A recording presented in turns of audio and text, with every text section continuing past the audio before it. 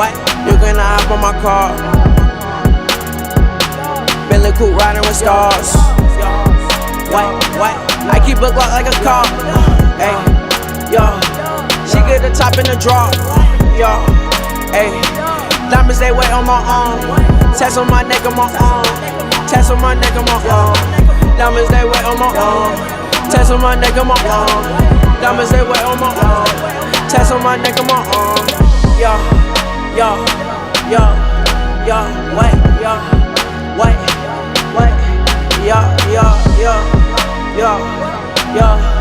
yo, tats on my neck on my arm, tats on my neck on my arm. Oh, and this bitch going crazy. Yo, I whip this shit like a baby. Yo, I fuck your bitch with my baby. Yo, I treat your bitch like my lady. Shawty been back like the Matrix. Place with the dope like the 80s. I'm in the kitchen go crazy. I just want me a Mercedes. Pull up, we talking 380s. Pull up, I send a location. Pull up, I send a location. What? You gonna hop on my car? Bentley coupe riding with stars. What? I keep a Glock like a car. Hey, yo, she get the top in the draw. Hey, diamonds they wait on my arm. Tats on my neck on my arm. Tats on my neck on my arm. Diamonds they wait on my arm. Tats on my neck on my arm. Diamonds they wait on my arm.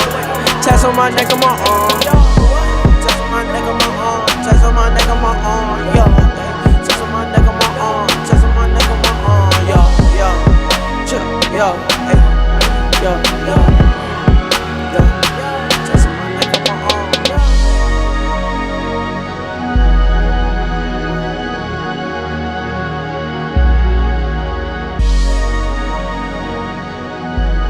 Taking it all, taking it all, taking it all.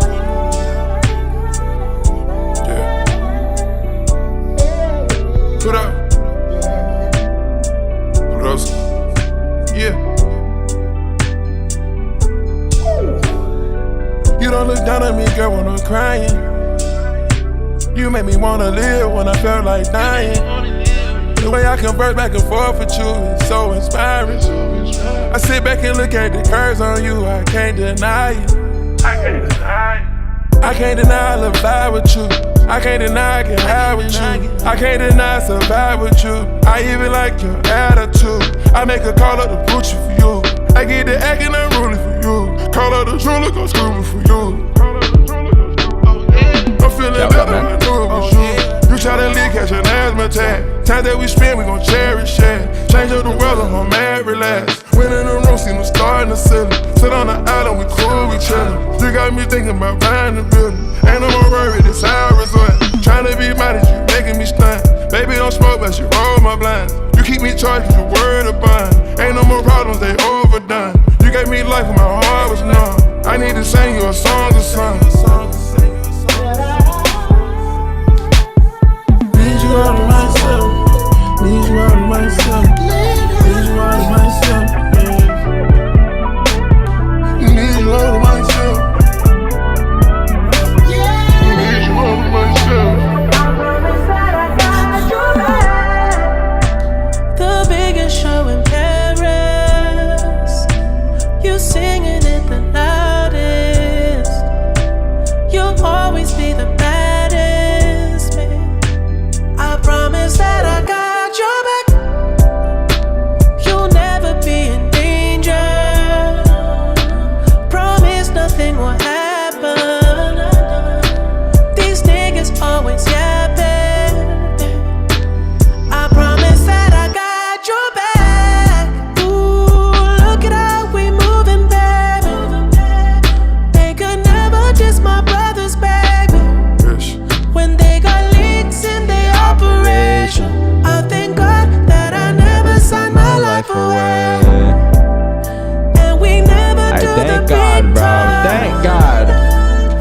shooters making TikToks. Got us laughing in the Lambo. I promise that I got your back. Need you all to myself. Need you all to myself. Need you all to myself. Need you all to myself. Need you all to myself. I promise that I got your back. Need you all to myself. Need you all to myself. Taking it all, taking it all, taking it all. Need you all to myself. Need you all to myself. Need you all to myself. I promise that I got your back.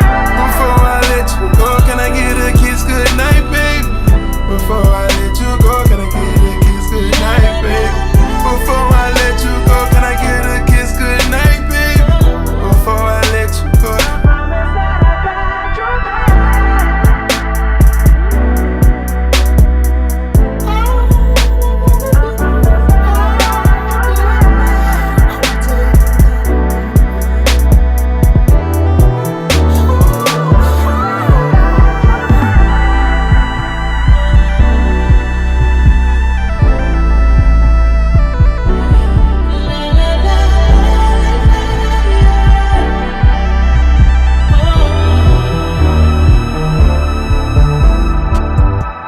Nigga been hating way too long.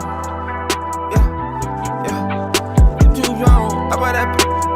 Oh, yeah. That's a good one.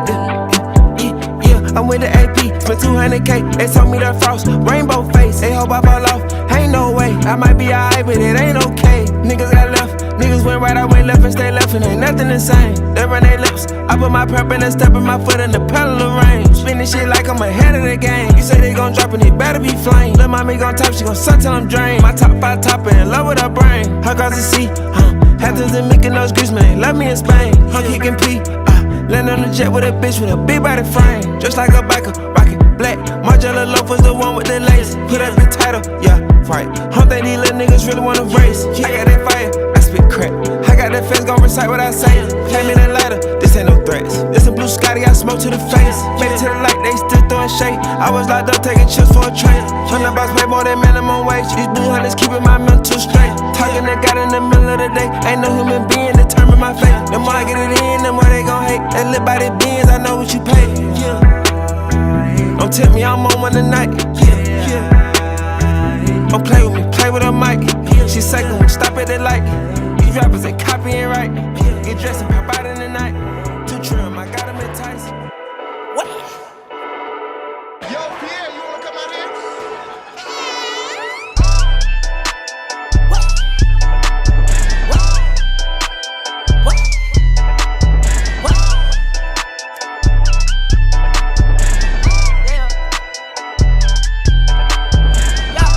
I'm thinking about dyeing my hair red, just to look like a pound of red. I like all of my cups so dirty, I been sipping that bloody man. I'm in zone of my pros and pro milk until I roll on my doorbell. I'm in zone of my pros and pro milk until I roll on my doorbell. Don't get close, baby, don't get too close. Don't get close, baby, don't get too close. But you don't know, yeah, gon' hurt cause you don't know. Cause you don't know, yeah, gon' hurt cause you don't know. I gotta eat, I gotta eat, I gotta eat, I gotta eat, I got some money. Shot it with me, shot it come see, shot it fancy. She wanna buy it, she wanna cut it, she wanna ride it in baby. She wanna buy it, I like these bitch, she wanna action, she wanna cut it. I got these diamonds, they blinking bitch. I love my phones, they ringing bitch. She like them niggas, they really rich. Her hands on my stick like a little witch. I told her I really don't do this shit. That money gon' make that bitch do this shit. Codeine on my cup, bitch, I do this shit. Codeine on my drink, bitch, I do this shit. You know that my body is full of it. You know that my shawty be full of it. You know that I'm happy, so I'm ruining it. I'm taking these chances and doing it. Take off your head and we move the bitch.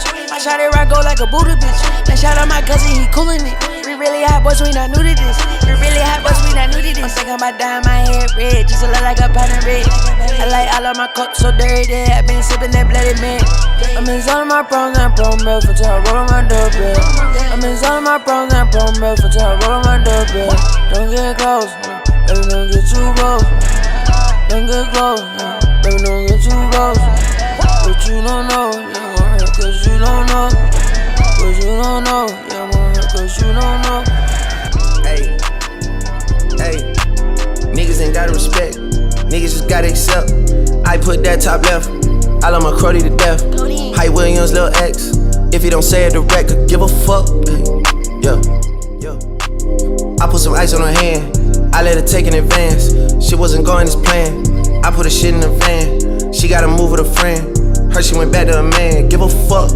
I just put a wagon in the driveway. You know I did. When I shoot my shot, it's the cold wild way it's going in. Me and Lil Sicko sitting sideways, breaking tens. Used to be an antisocial nigga, now I'm making friends. I just got a mansion, not in Turks, and it's a beachfront. If she bringing 4 friends, I know I hit at least one. What up, chat? What's up?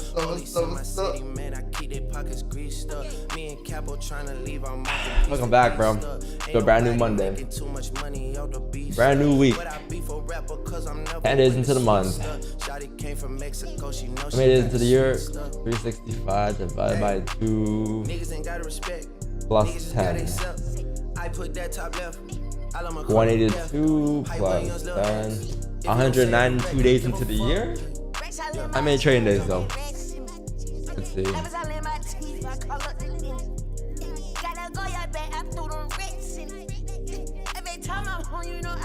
How many trading days is that? So like 160?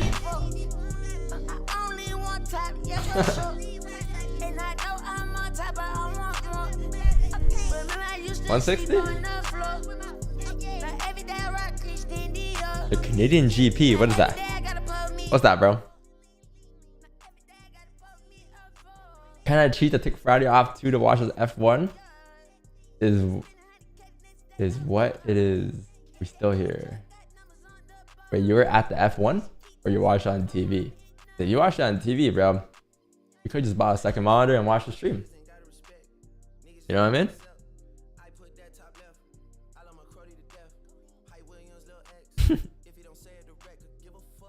I mean, shit, we got people doing that all the time. Man's be playing Fortnite while waiting for the charts. Oh, hold on. This is a certified heater, bro. Hold on. I thought fine shit wanted me, but she wanted rest. I can kick my feet or not. I can really relax. She gon' fuck the game for free. We ain't got pill out stacks. And my drip be out your lead. I just put on black. And I'm really drunk. I can catch the vibe. If she ain't gon' fuck, she can step aside. Max hit the blunt 2 times, now he hella high. I ain't gonna lie, peer pressure just a little. Every time I won't message you, I just pull up on you. Anytime you push up on me, stop telling what you gon' do. Why the hell you going to Trump? Why your fire on you? Why let Max don't get me drunk? I don't even drink. Is you really with me? I shouldn't have to think. Snake out everybody, we like what you gain. She thinks she can stay high, she can raise a cane. It's hard for me to fall in love, I'm like Major Pain. I hear Cyrus lick above, I see number rain. Florida's eyes, I got me geek, got me out my brain. She tryna act like she no freak, fine shit acting lame. No, we slide a 7 deep, better get out the way. I go viral every week, they just like my face. I got blue huntings on me, I'm at Matt's place. I'm tied down with that Twitch, this ain't my space. This ain't Airbnb, this ain't my place. I do shows every week, every Friday. Alright, for real, chat. The song trash? Bro, that song's a banger. Yo, you have to listen without listening to the lyrics, bro. Just listen, just listen. Hold on, wrong song, hold on. Now, you gotta hear it, bro. Like, you gotta really hear it, you know what I mean? Like, you can't, you gotta separate the artist from the craft, you know what I mean? You guys listen to, like, the beat, I don't know, bro, the vibe. Like, you can't even, I don't know how to explain it to you, bro, but you gotta separate the artist. How's it go? You gotta separate the Yeah, you gotta separate the art. No, the music from the artist. You gotta separate the lyrics from the beat. That ain't art, bro. This is art, yo. Hold on. You tell me this is not art, bro?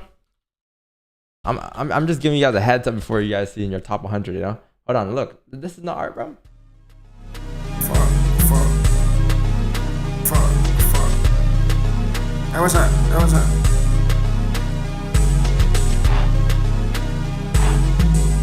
When we get done, they gon' play this back. I thought fine shit wanted me, but she wanted rest. I can kick my feet or not, I can really relax. She gon' fuck the game for free, we ain't got pill out stacks. And my drip be out your lead, I just put on black. And I'm really drunk, I can catch the vibe. If she ain't gon' fuck. Okay, bro. All right, bro. I guess you're right. What's going on, bro? What's going on, chat? Where's my camera at, though?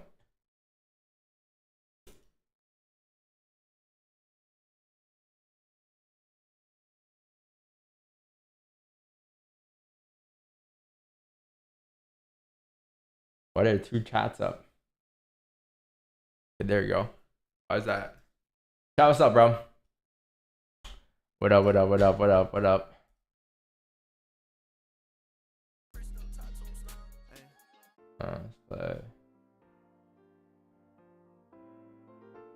Hey, chat, yo, should we stop playing copyright music, chat?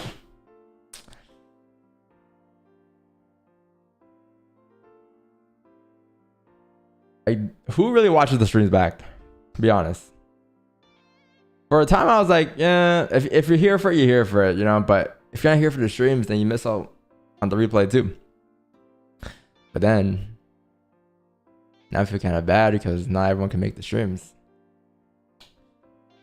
and the reason is we have copyright music. Yo, 5 months. Thanks for the 5 months. 01. Appreciate that, bro. What do you think about XAU? No, good morning, bro. Laughing is what we looking for. So I don't know what, that's a long name, bro. No, good morning. Yo, should you stop playing music, chat?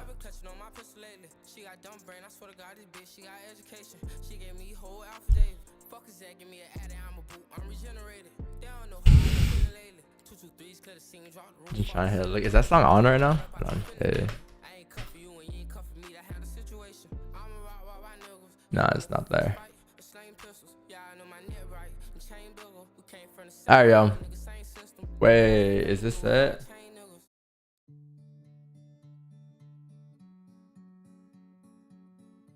What's on Spotify now? That's lit. Alright, yo.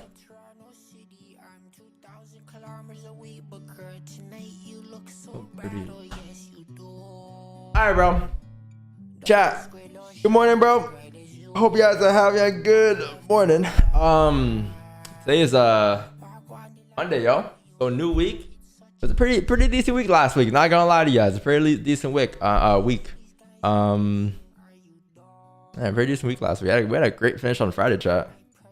It was like a W stream on Friday too. It was a W stream on Friday, bro. I think on Friday we did yo, I don't know who was there on Friday, chat, but at the end of the stream we did GME sells, bro. GME sells for 180 pips, chat. That was crazy. And there's no news today too. You are straight chilling. You don't have one single USD folder. Do you guys know that you guys have to appreciate these days? Not one single folder at all. Not one not even one minor folder here. You only have yen folder and you have Australian dollar. So tomorrow you have nothing as well, to be honest. Like 10-year bond auction is about it. Wednesday you have, oh yeah, true that. Wednesday you have FOMC. That's what it is on Wednesday. Wednesday is FOMC.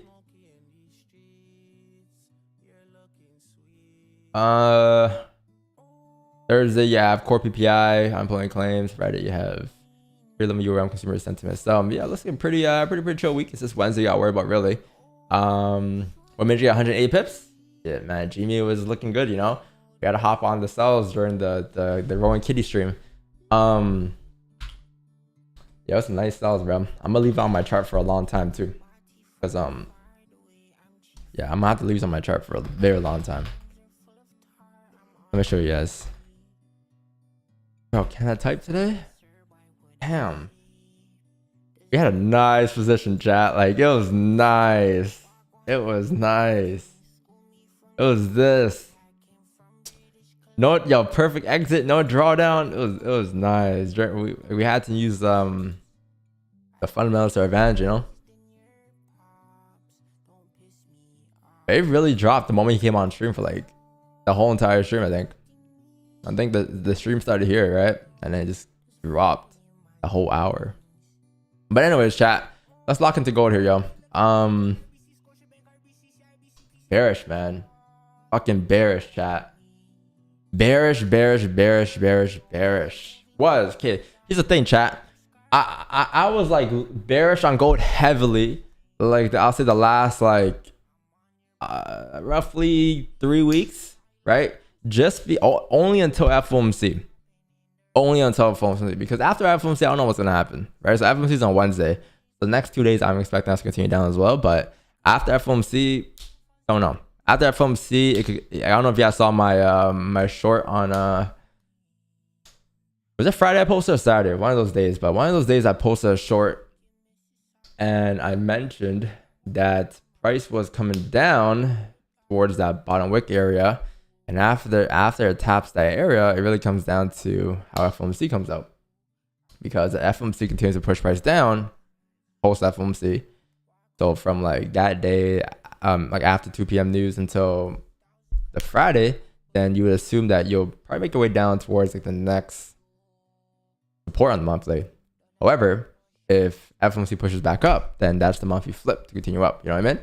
So it's gonna be an interesting Wednesday for sure, chat. It should give you like some decent direction for price for the rest of the month, I would say. But if it pushes down, then you have a straightforward direction for the rest of the month. So I wouldn't mind what happens, but I don't mind if it goes up or down. But really, like coming down would be a lot better because you already headed that direction anyways, right? So you don't really need much liquidity really to continue driving because your odds are highs right now. Let me just send my Zoom link and then we'll get started your analysis, chat. Let me just send the Zoom link. How you guys feeling today, though? It's a Monday, man. Monday, fun day. Let's get the week started right. With the runner? With the runner, chat?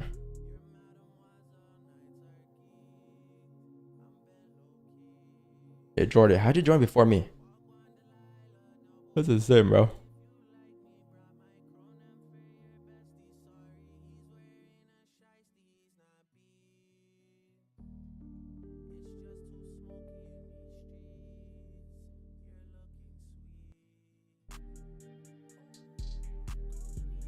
Music's good, right? I'm so cheesed.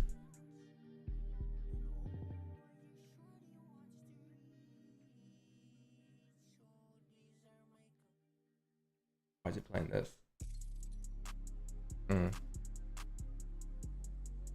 All right. Zoom's been sent. We're good. What's up, everyone? Okay, bro. So chat. Yeah, bro, I got no clue what's going on today, but we're about to find out. So monthly candle, chat. All right, monthly time frame. So first thing we see here is that we are currently coming down, right? So price started off this month, opened up right here, and then the second thing price did was then make its way up towards here, right? Made a high. I think until like, what am I saying? Yeah, it opened up here, pushed up, made a high every single day this month until last Thursday night Asian session in London, and then Friday's New York, and NFP dropped down, right? And this whole entire week monthly candle flipped. So it took 1 day for this entire candle flip, which is crazy, right? But overall for the monthly, that's what I was kind of expecting. I sort of wanted the bottom wick to happen first, because if the bottom wick were to happen first and you weren't to have a top wick, one, it would have saved us a lot more time in the monthly, because then the monthly has more time to flip, bullish, and drive. But then now that it's done this, right? The question is, like, is this going to be a bottom wick for us to flip, bullish, and drive? There's still a possibility of that happening, but to be honest, like, the possibility of that happening is a lot lower, because usually when you make a high first like this, especially filling like that much into the wick, right? The wick fills like this, and you filled half of the wick, you can start to see like this is potential resistance that's being formed and structured here. Now, if that's the case and you come down for a bottom wick, who knows? Maybe this might not even be a bottom wick. This might just be a continuation down, right? But the next destination that we have here is going to be the breakout low, chat. So this is what we're looking for at the beginning of the month. We're looking to see a price make its way down towards the breakout lows before flip bullish driving up. So you still got a little room left. I know we're pulling back right now, but from what I saw, the daily has no bottom wick, right? Yeah. Tripping. The daily today has no bottom wick, I'm pretty sure. So at some point, you would assume you'll come down for a bottom wick, and that bottom wick is the current low. So what is the difference right now between the opening on price and the lows? 190. Which reminds me, I gotta open up Twitter here.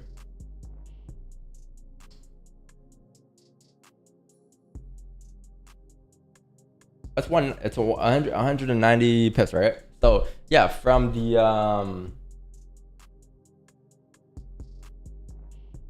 so just making sure it's not muted. Okay, so from like where price is right now to the breakout lows, which is the daily flip, right? So just imagine this is the daily flip. It's gonna be 109 pips, so it's not too bad. The question is like how we're gonna flip it, when you're gonna flip, if you're even gonna flip, right? But so far, that's the information we have in the monthly. The monthly came down, tapped this minor support to the left there, started to reject. Cool. Your next major level is down here. This is your next minor level, right? But so far, you can kind of see you're starting to print some type of resistance, right? So this is some type of range. You can kind of assume that we're sort of breaking in right now. And once you actually close bearish on the monthly, it'll be more structured, because then you have an official resistance being formed, right? In 18 days, you can still flip bullish and drive up and close above, right? So I wouldn't count it out just yet, but like in 18 days, especially if you close bearish back into the ranges, then you have an official resistance being formed. It should come down to create support somehow. But yeah, that's the monthly. Overall, we're still bullish. But the weekly chat, if you look at it, you have the late candle. Sad to say. Sad to say. Now, late candle isn't always gonna reverse and reject, right? There are times where like the leg candle doesn't play out, but from what we've seen, right? I don't know, chat. I'm asking you guys because like you've been on stream with me too. What are the chances of leg candle playing out? Like 80%, 85%. It's only been like maybe once or twice where I didn't see it play out really on any given time frame. So the chances are low. There's like a 50% chance, 15% chance that the leg candle won't play out here and you continue down here, which is what I want to see. Preferably, but this is a leg candle, so you are sort of expecting this candle to just continue to pop back into the range like this week. But FOMC is on Wednesday, so maybe I can turn things around and change things up. But the bright side, or the good side, the good thing, sorry, is you actually close below the range here. So you actually close below 22.99, which indicates that you have a break below support to come down towards the next support. The problem is now though, is that enough liquidity, right? So like for the first problem is like, this is the leg candle, right? So no bottom wick, huge top wick, closing below the range, that's a good thing. But looking left, you have clean traffic down. But the question is like, is that enough of a top wick, or where is that top wick going to potentially be? Looking left, we don't have any traffic. All we have to the left of us, chat, is just this. This is all we have because we're all-time highs, right?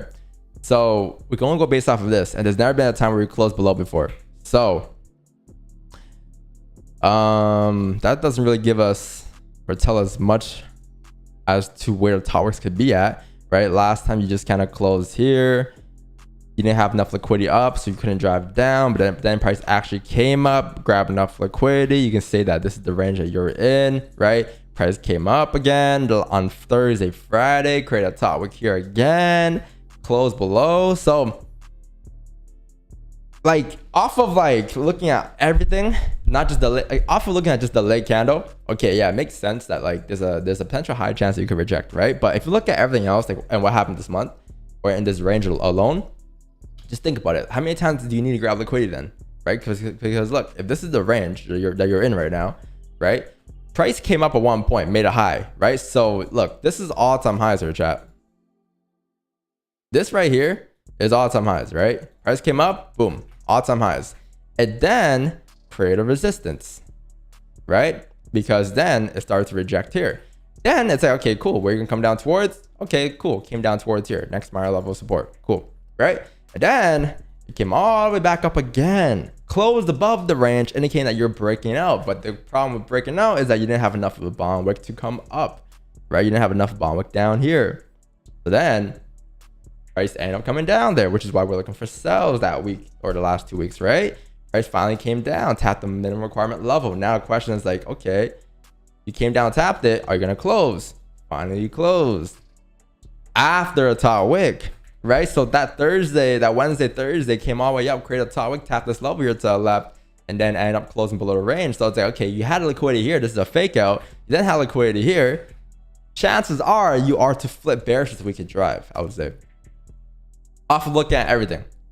If you're looking at just one thing, which is the leg candle, then no. It looks probably shows that there's a higher chance you are to reject. There's like a 65-7% chance that you are to reject to continue up, right? But looking at everything, it does show that probably shows that it is going to continue down and flipping bearish, right? So if it comes down to the smaller time frame, as the week goes on, you have a much clearer direction. Again, it is FOMC Friday and what am I saying? FOMC Wednesday. So like in the past, there's been times where the week of FOMC you would range until FOMC. Let's hope that's not one of those weeks. But the good thing about this is that you have some big ranges, right? So, well, look, let's drop down to the smaller time frame and see what's up, because this small time frame will give you kind of everything. Which just occurred to me that you haven't had a bond wicks here, chat. So think about it this way, chat. I know the weekly shows the leg candle, right? But off the rip, usually you would reject and drive up. But like the thing with this is like dropping down to the daily. Usually when you reverse on price, you have to fill the ranges first. You have to, right? You have to. Like I would say 95% of the time, whenever you do reverse on price, unless there's like crazy news that comes out, you would usually fill the ranges first. Because to reverse, like to actually reverse, not just like a 4-hour pullback that we're in drawdown in for, like an actual reversal continuation of trend, right? You see how Thursday was a continuation of trend? It was because you didn't fill the ranges yet. And that's why we're so heavily bearish. So look, you had this to the left here, right, chat? This was the range that you were breaking back into. This is your support here. I'll say right here, right? This is what I was looking at in terms of a range. Now, when price broke back into the range here, chat. When price broke back into the range here, right here, right? You see how it never came down? Like before this happened on Thursday and Friday. Let's just imagine this didn't happen.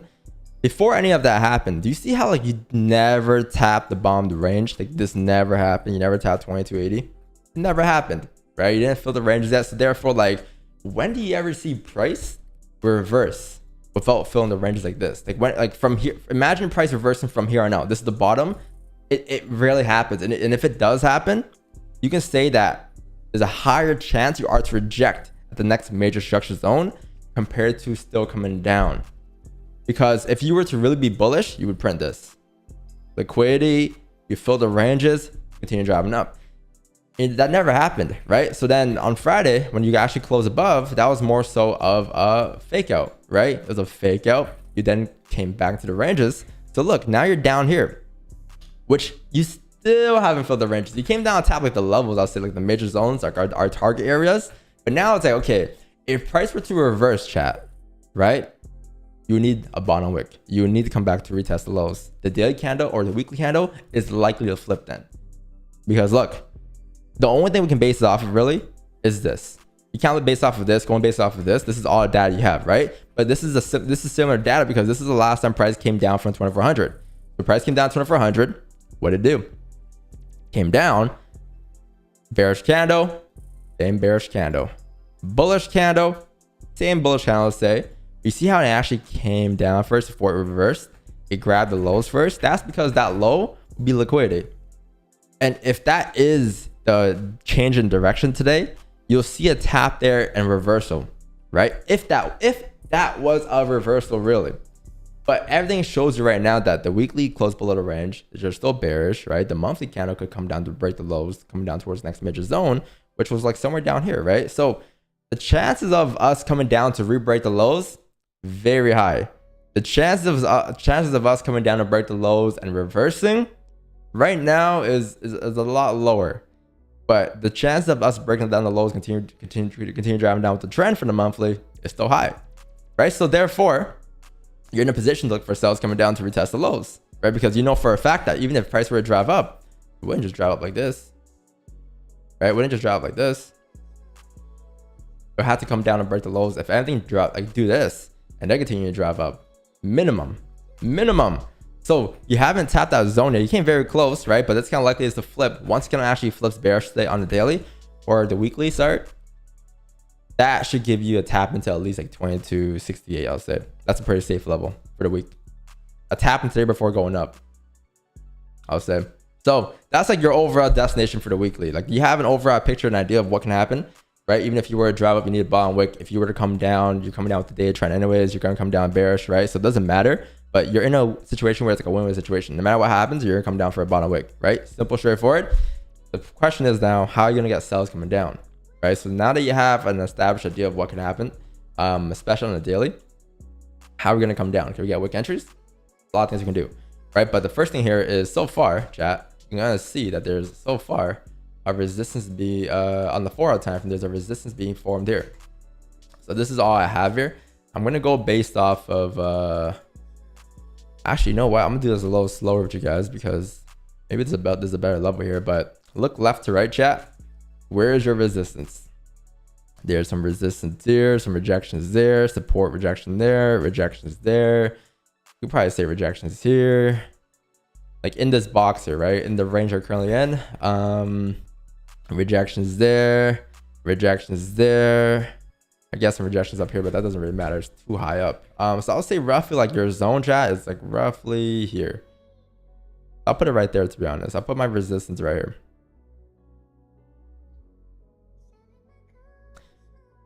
I put it at 2306, right? So what that means is that, like, okay, right now, that's the 4 hour count that closed, that's been closing below the ranges. You can kind of see right here, all of these counts to the left here, chat, right? This one, since it closed below here, has been respecting 2306, which means that if the 4 hour candle were to close above 2306, the chances of you flipping bearish on the 4 hour candle is obviously a lot lower, right? You would probably want to see the current 4 hour candle flip bearish. The problem is you only have 31 minutes left into the 4 hour closure, chat. Because in 31 minutes here, if you close bullish above, then it does indicate that you are breaking above. Now, the problem with that, though, is if you were to drive up, you see how you're missing bottom wicks here? You're missing bottom wicks in these areas. You would assume that even if you were to drive up, the 4 count would be able to come down for a bottom wick before drive it up. You need liquidity. Even if you don't break the lows, at least tap into the next amount of resistance, which is where? Where's your next amount of resistance in this range here? In this box here, chat. Where's your next amount of support if you were to come down? It's like right here. So like, even if the 4 count doesn't come down, to tap into that actual tap zone at 2285 for a bottom wick on the weekly and on the daily, you're going to see a minimum tap on the 4 hour count towards next amount of support before going up, which means that you're going to see a tap into 2297, right? So that was coming down towards there is great still, and that's a minimum requirement. So now that you broke it down from find a direction to breaking it down to where clean traffic is, the question now becomes, how are you going to get entries coming down towards this though, right? So it's a 96 pip range coming down. 2297 is a pretty key level. So let's go ahead and leave that right there. Drop down to the smaller time frame today. Again, there's no news chat. There's nothing going on today. It's just straight up price action. Unless something random comes out and it comes in this section. But until then, you're chilling. Yeah, any given point, the 4 count could flip. You still got 29 minutes left. One thing about this though is that you do have small time frame closures above the ranges, right? So the 30-minute count starting to close above here. So right now, obviously no buy or no sells just yet. The 1 hour candle did close above the range too here. I'm looking at, like, there's a resistance right here in the 1 hour time frame. You closed above there. I would say, chat, to be honest, what we can do right now is if the 4 hour candle comes up towards the top wick zone, which is right here. I think this is a 1 hour zone as well that I'm looking at. Yeah, 2312. If you come up towards 2312, chat, 2312, we can probably look for wick entries down. If price comes up towards 2312 before the 4 hour closure, because you would assume that the 4 hour candle, even if it were to close bullish, you're gonna have to pull back and leave a top wick at some point, right? So you know for a fact at the end of the 4 hour candle, you gotta leave a top wick because that top wick will pull back for the next 4 hour candle to continue up, right? Top wicks are usually they happen quite often.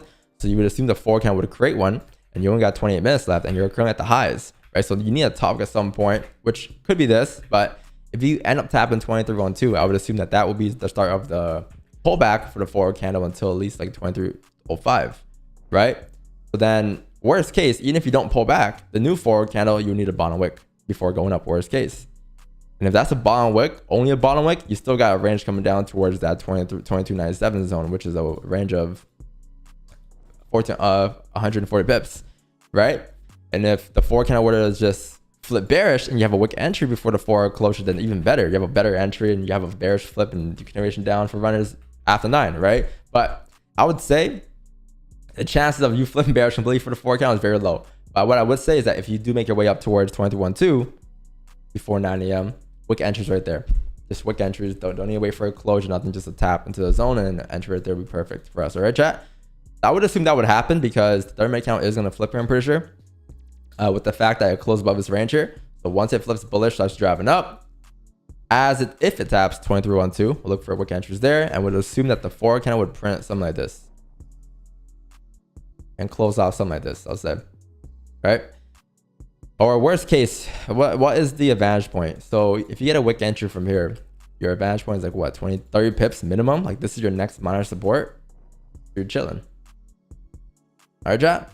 That's the planner, I'll say, for pre 9 a.m. After 9 a.m., things may look a little different, and that's when we will do another analysis.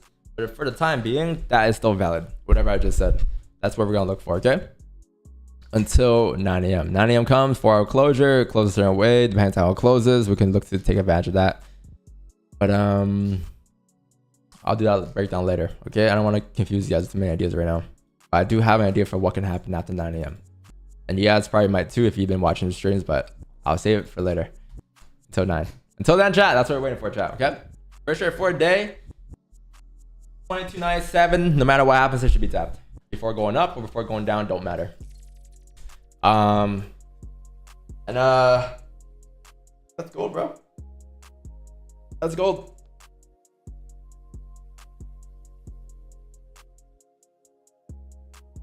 Let's go, chat. So let's just hope we get entries before.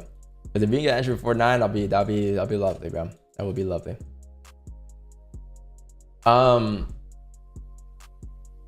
Need more coffee, yo.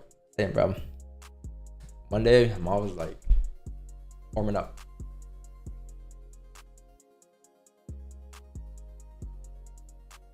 What that mean? Yo, who watched the Boston game?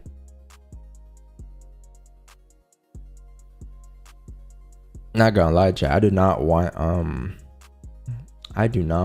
the Celtics to win, bro. I ain't gonna lie. I need Kyrie to win a chip. I didn't care about the series when it started because none of my teams that I wanted to go to the finals made it. But now that I'm seeing how things are, bro, I did not want Boston to win. That's not even fair, bro. Boston has the Patriots. They got the Celtics. They got the Bruins. They got the Red Sox. They have every single good sports team. It's not even fair.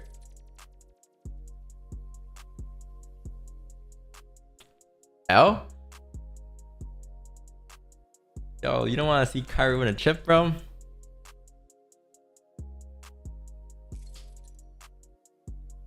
I'm pretty neutral. I was neutral at first too. I'm like, it doesn't really matter, but yeah, I want Luka and Kyrie to win. But I did get flashbacks though. I think because Boston was going crazy last night after they won game 2. I'm like, yo, chill. Job not finished. And last time I saw that was the Knicks. The Knicks against the Pacers, I think. They were up 2-0. Josh Hart was going crazy. The same way Drew Holiday was going crazy. And then next thing you know, they choked. And Boston's known for choking. At least the Celtics, so.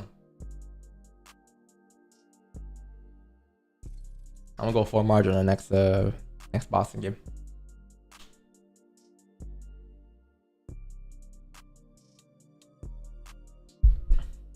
Kyrie story? What's the Kyrie story? He's like one of my favorite point guards though.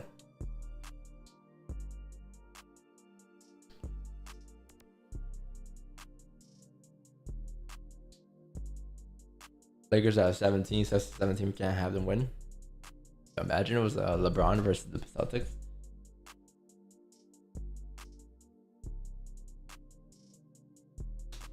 Flat earther though.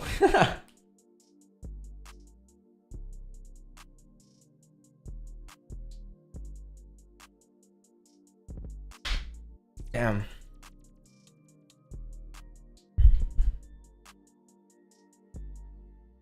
McDavid? Oh no, I don't really care, bro.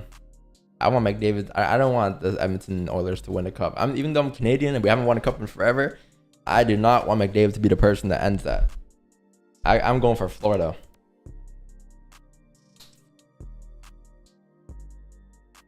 If it's not the Leafs, no other Canadian team deserves it, man. I'm sorry.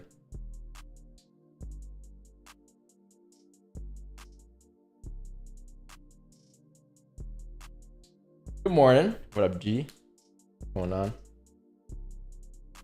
Why not take buys to 13.11? Because there's no guarantee of a tap to 13.11. I was gonna cover that earlier as well. Yeah, I was gonna say, like, in case you guys are wondering, I'm not looking for buys up towards 13.11. I'm looking for a tap there for sells down because there's no guarantee of a tap to 13.11. Any given point, the fork can still flip bearish, right? So a tap in 13.12 only indicates that you're gonna reject there towards 23.04ish. So we're looking to catch that range down, and if the fork ends up flipping, then it ends up flipping in our favor, right? But to come up, there's no guarantee of that. You have a 30-minute closure above the range. You have a flip that could drive up, yeah. But in terms of like the forward candle alone and with everything that we did today, we're in a better advantage if we take sells down because of you need a pullback at some point. Like if you come down a pullback now and then you flip bullish like this, then sure, yeah, that's over with. If you tap there 22.97, you flip bullish, I wouldn't mind buys up, but you need a pullback before coming up at some point, either now, before, or after the forward closure. That hasn't happened yet. That's why there's no buys for me. For me, at least, you know, if you have buys, then you have buys, but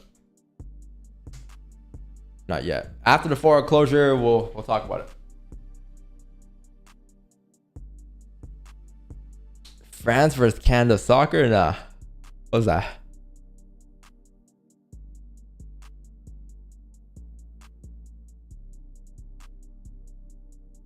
Chat, we really deleted the losses on Thursday, huh? It's wiped out now. Deleted them off the M25. I guess Raja was right, man. I guess he was right. We delete losses.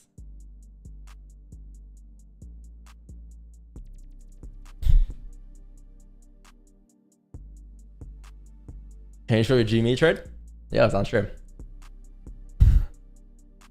We didn't actually, we're just trolling. We didn't actually like take the trade. We like trading view took the trade for funsies. We don't even trade GME, but just to show people that like price action works on any market. You know what I mean?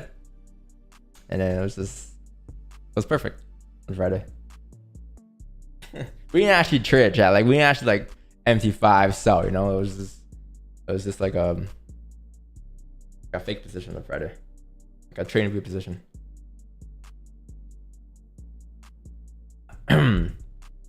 But yeah, we only got gold on Friday. This is Thursday, and then this is Friday onwards. Let me delete trades taken though. Update the record, chat. Update the record. That was 3 wins on Friday.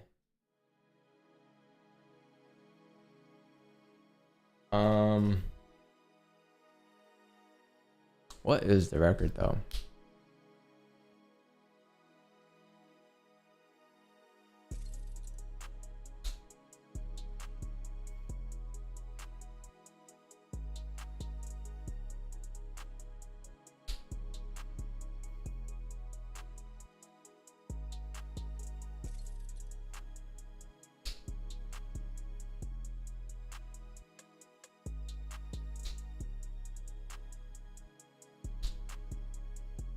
What are we taking the Friday? We took the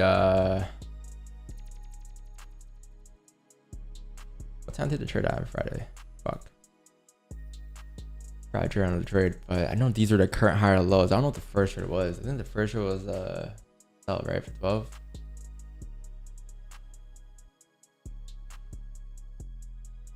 I don't know, but I know it's 12, 54, Do I have it here? I don't have it here either, but so it sells. Let's see. I don't know what time frame we got. I know it's full though. Yeah, we actually stack on stream on Friday, chat. 2 trades on Friday, like when on the sales at the end. Let me just check what time it was sent at, and hopefully I'll fix this bot over the weekend.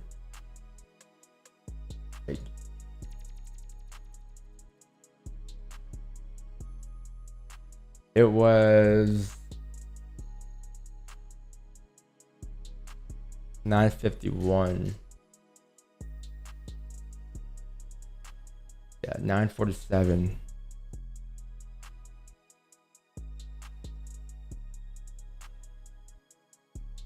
And then it was 9. Stop activated at 9:49. Nice, nice. And the first trade that day was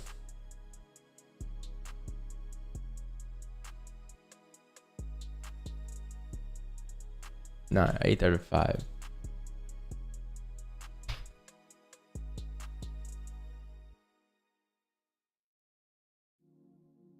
Cool. 35, 47. 8:35. 9:47. 9:49. Yeah, we had 2 positions on Friday. We had like yeah, we actually had a stack. It wasn't the exact price point, but it was like a sell market execution, and then we had a sell stop afterwards on Friday. So like, it was a stack, I guess. Great stream, American music producer living in Australia. Tell me if my beat is fire or trash, bro. All right, let's hear it. Where is it? Send it. Send it in the if you're not in the Discord, bro, join the Discord and then send it in the I guess you can send it in the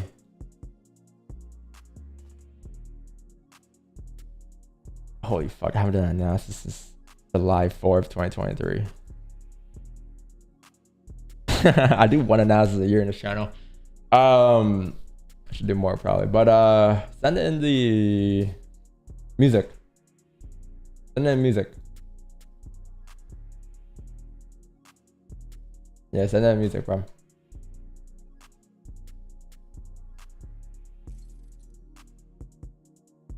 Or react. I'll freestyle over it. Yo, chat. If we get what's something achievable we can get? Okay, yo, if we get 20,000 viewers today, chat live, I'll freestyle on stream. Or 10,000 likes. Either one. Where I think those two are very achievable today, to be honest. 20,000 live viewers on stream, or like 10,000 likes. I'll do a freestyle on stream to his beat. That's achievable, no? 20,000 viewers. How many viewers you have right now? 2,700. Yeah, that's super achievable. Super achievable. Just need 17 more thousand viewers. Gotta believe to achieve. But about the stream, no. It has to be real viewers. It has to be real viewers.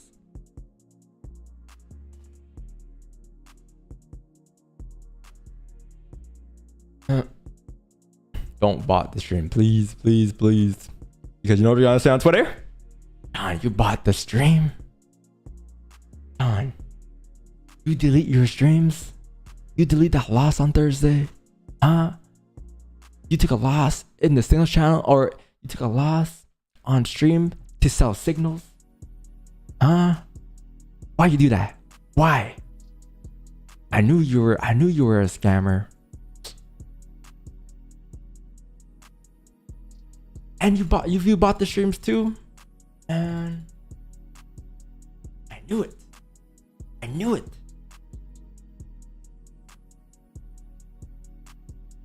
When you buying a Skyliner? When you but yo, does the R34 have a left seat driver? It's all right side of it, huh? There's no left seat for the R34s. Am I tripping? Act like he ain't bought it already. Yo, bro, these are real viewers. I would never.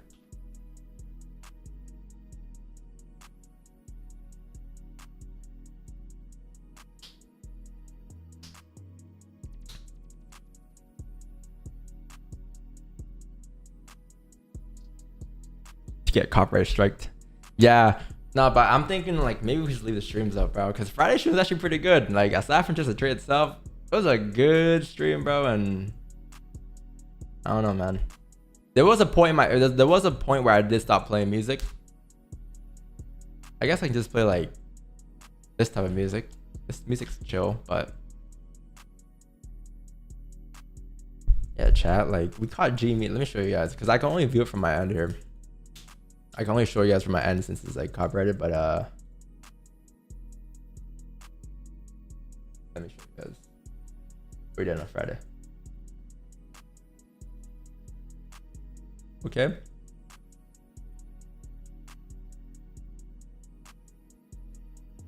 So see how this is blocked? It's public, right? It's not private. It's not unlisted. It's not members only. It's public, which means that that's the only option I can have for you guys to see it. But it says blocked. Contains copyright material, as has always been blocked worldwide. And this is a winning stream too. People are saying on Twitter, Don, you delete your streams? I wouldn't delete my winning streams as well, right? I'll leave my winning streams if anything, but unfortunately, that's taken down too, and I can't unmute it. And it's usually a couple of songs. Like I don't know. Yeah, like it's one of these, like with the eyes. But sometimes some songs are allowed. Like in this case here, you had like a lot of songs played, but they're all fine. None of them were blocked, or they were partially blocked. But yeah, man. But this is Friday stream, chat. Oh shit. So I think we caught. Yo, we got. Where is it? Here. This is the Run Kitty stream. And I think we got. By the way, I think we're waiting for the 4-hour closure here, chat. I don't know if we're gonna get that tap in 1312. I think it's just hovering here. It looks like the 4-hour closure for us. If price opens up without the bottom wick, that'll be perfect. But I'll get into that once the 4-hour closes. But I think it was over here somewhere. Let me just turn the volume up.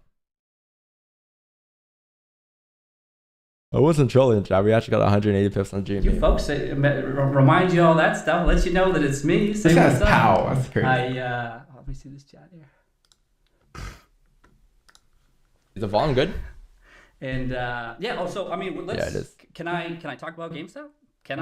What can I say about GameStop? I mean, the funny thing is that I have a lot of the same feelings about everything. You know, it's you kind of. I mean, I've talked a lot about GameStop. Oh my how I feel about the situation. gosh, this and all is dropping, that. bro.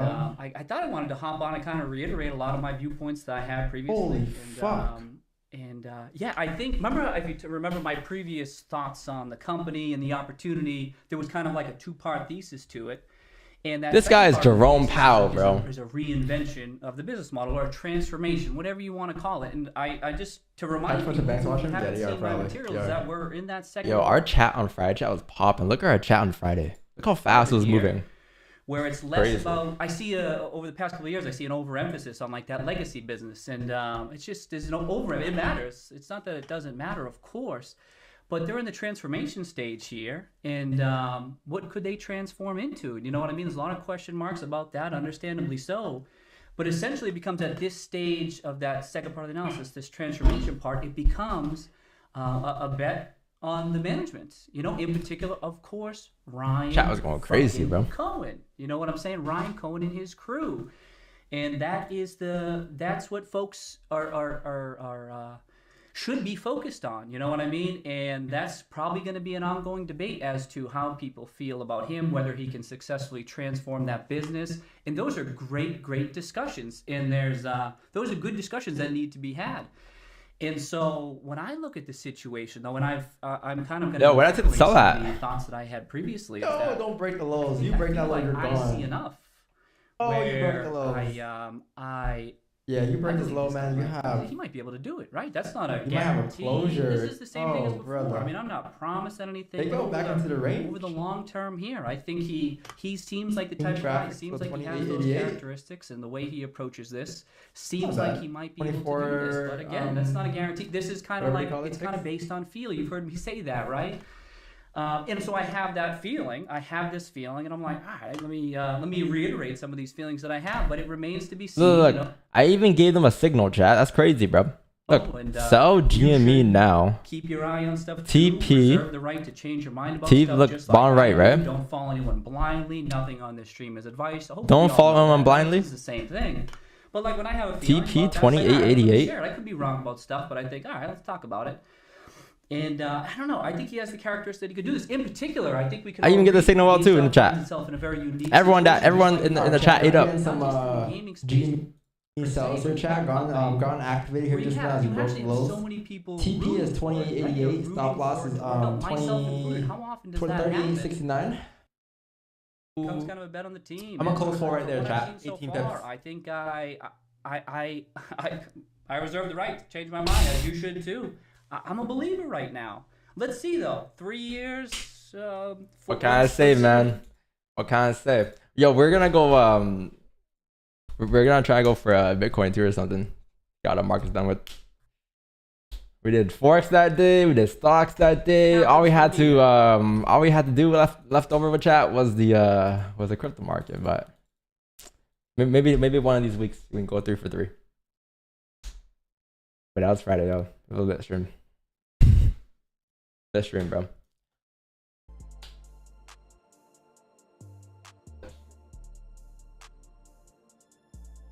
So is anyone actually in GME? How much you started with? How much did you backtest and forward test your strategy before you started trading? How much did I backtest and forward test my strategy before I started trading? 0. I started trading just because I thought I can be rich within the day or within flipping the account. So no, 0. I blew my first account. But to give you a better answer, backtesting and forward testing never ends. Like you should always be doing that, no matter how far you are into your trading. I have to do it as we speak. But that never ends. You continue to go because your level of profit will change over the years.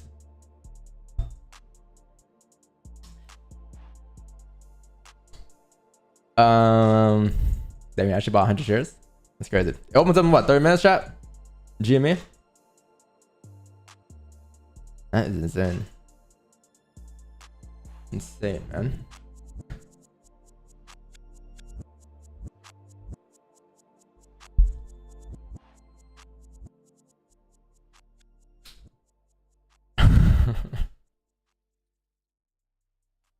I don't know why people hype that clown up. He's a goat, bro. You don't feel his aura through your screen, bro? Melting through your screen. Run Kid's a goat. I mean, shit, bro. Yo, he showed his MT5 chat on he showed his MT5 on stream. It was at $300 million, or he was down 200 mil that day or something, but it was like 147 mil floating balance or something. When he shows MT5, his MT5 is crazy. That's the biggest MT5 I've seen. The second biggest MT5 I've seen was like I think 20 mil for someone. That was the number one biggest MT5 I've seen. Yeah, his MT5 was crazy.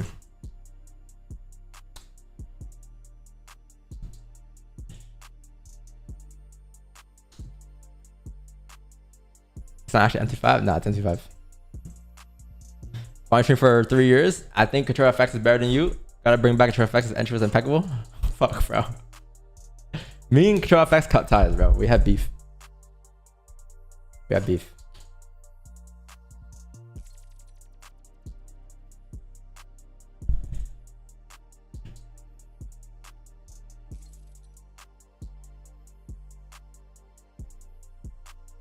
$300 million?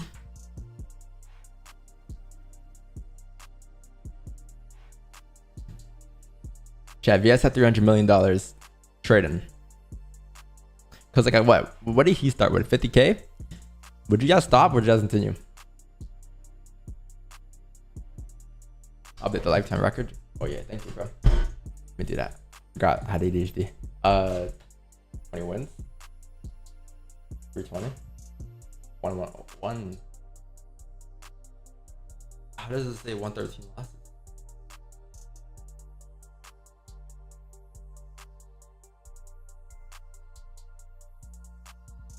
Or 113, 111 break even.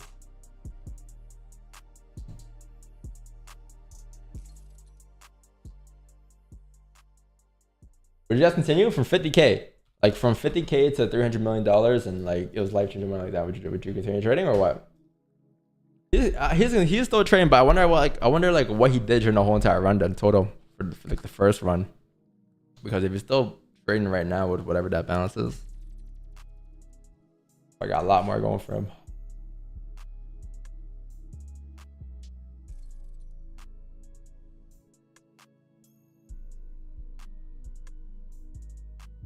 If he's to continue greedy.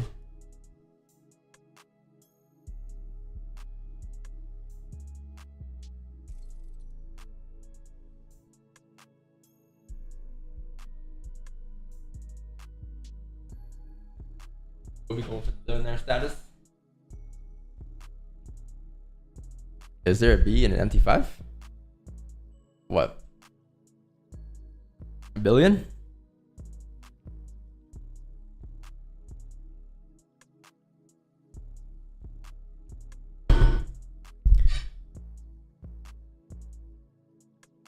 Started with 54K, then reached 600 mil, but lost around 250 mil last week. But like during the first run though, when that like I don't know if he showed his MT5 during that time period, but like well, not much he made then. But it's crazy though, whatever he did.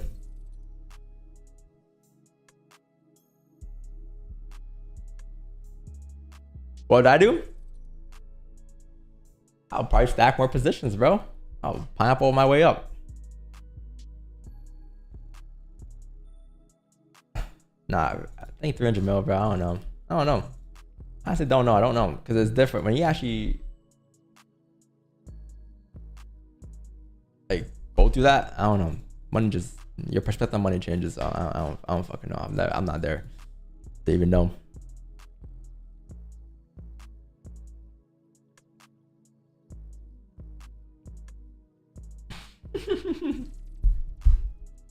Chat, I'm in it for a forward closure. I'm gonna do a reanalysis and then we'll look for positions, okay? But looks like the forward count's gonna close bullish here from the looks of it. Now, I think there's the resistance level that for us to close bullish and drive up and continue to stay up is a lot higher. It's 1307. But look, this is what I'm basing that off of, right? I'm basing it off of the highest resistance, which is gonna be like there's levels here, There's also levels here, there's levels here. I'd rather base it off of here because if you're looking for more buys up, you want to see it close above the resistance, right? Otherwise, you can still reject here and come down.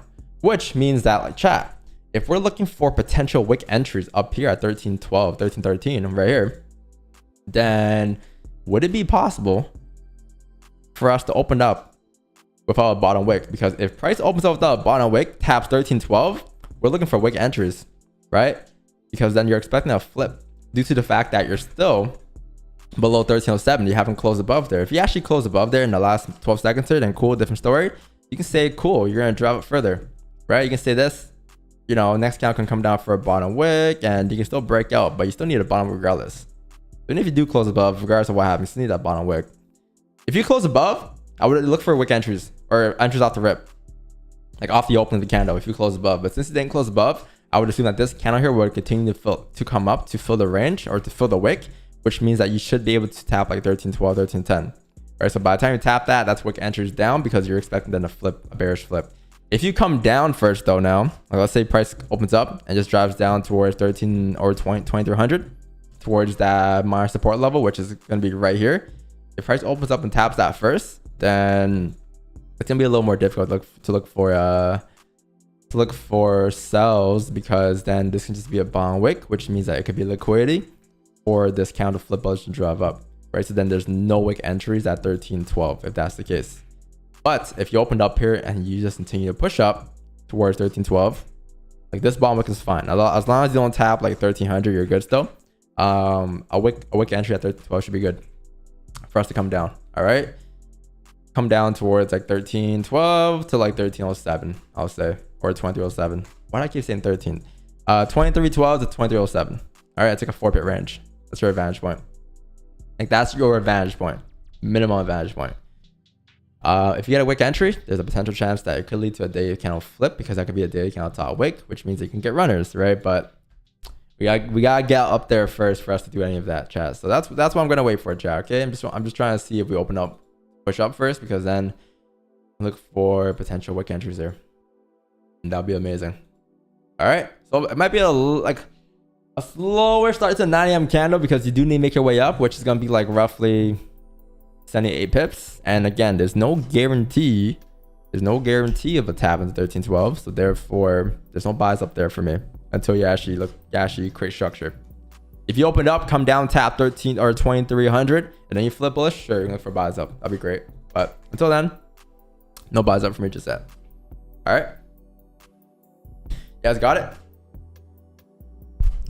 You're a fraud? Wow, yo, chill, bro. Damn. What did I do?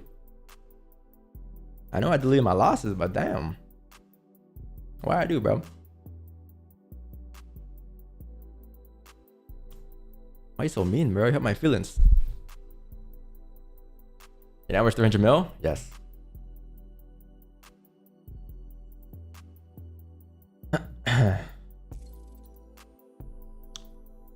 It's low-key kind of mess up Don dudes kind of hate. Hey, bro. We got a lot, like more than we're like, as we spoke about on Friday, bro. We're under a magnifying glass. It's a good thing though. You're doing the right thing when that happens. You're doing the right thing. But I don't know, man. On a free stream, bro. Don, I wake up with you today. What? I wake up with you today means same time? What does that mean?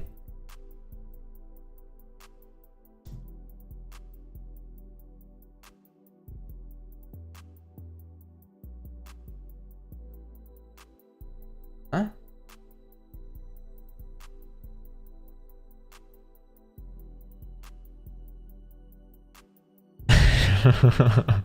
What?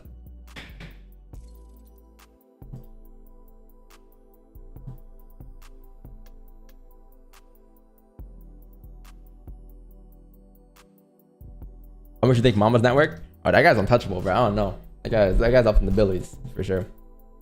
I don't know. He's in a different league. He's in the higher ups.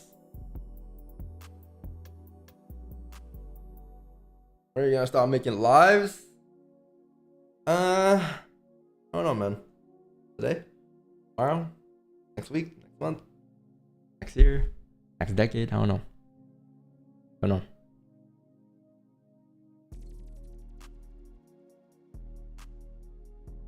I don't know. I don't know. I'm just going with the flow right now, man.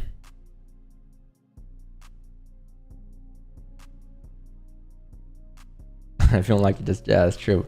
It's funny because like people tend to forget, you know, like I get we live stream now, but like at the end of the day, I'm just taking my positions, right?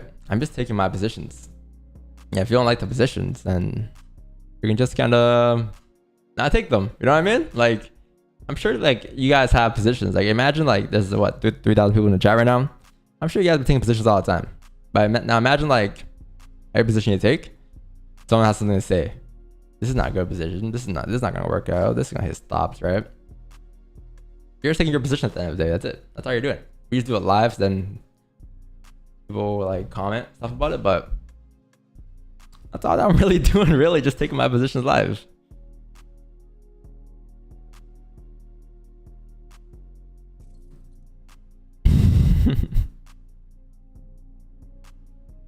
Like breakdowns and positions, right? Does the pressure of your audience influence you in trade? What do you think? I don't fold. No, I wouldn't say so. There's never been a time where I've been like, yeah, maybe I should take that. I just stick to my playbook, right? My playbook, because I know that's what works for me. And I know that I've been training long enough to also know that everyone else has a different playbook as well. But like I'm never in a situation where I'm disagreeing with someone's trade, right? I may not like agree to take it, but I'm not like disagreeing because that's their own playbook, right?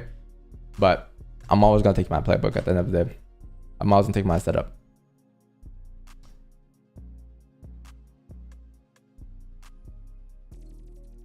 Always, always, always.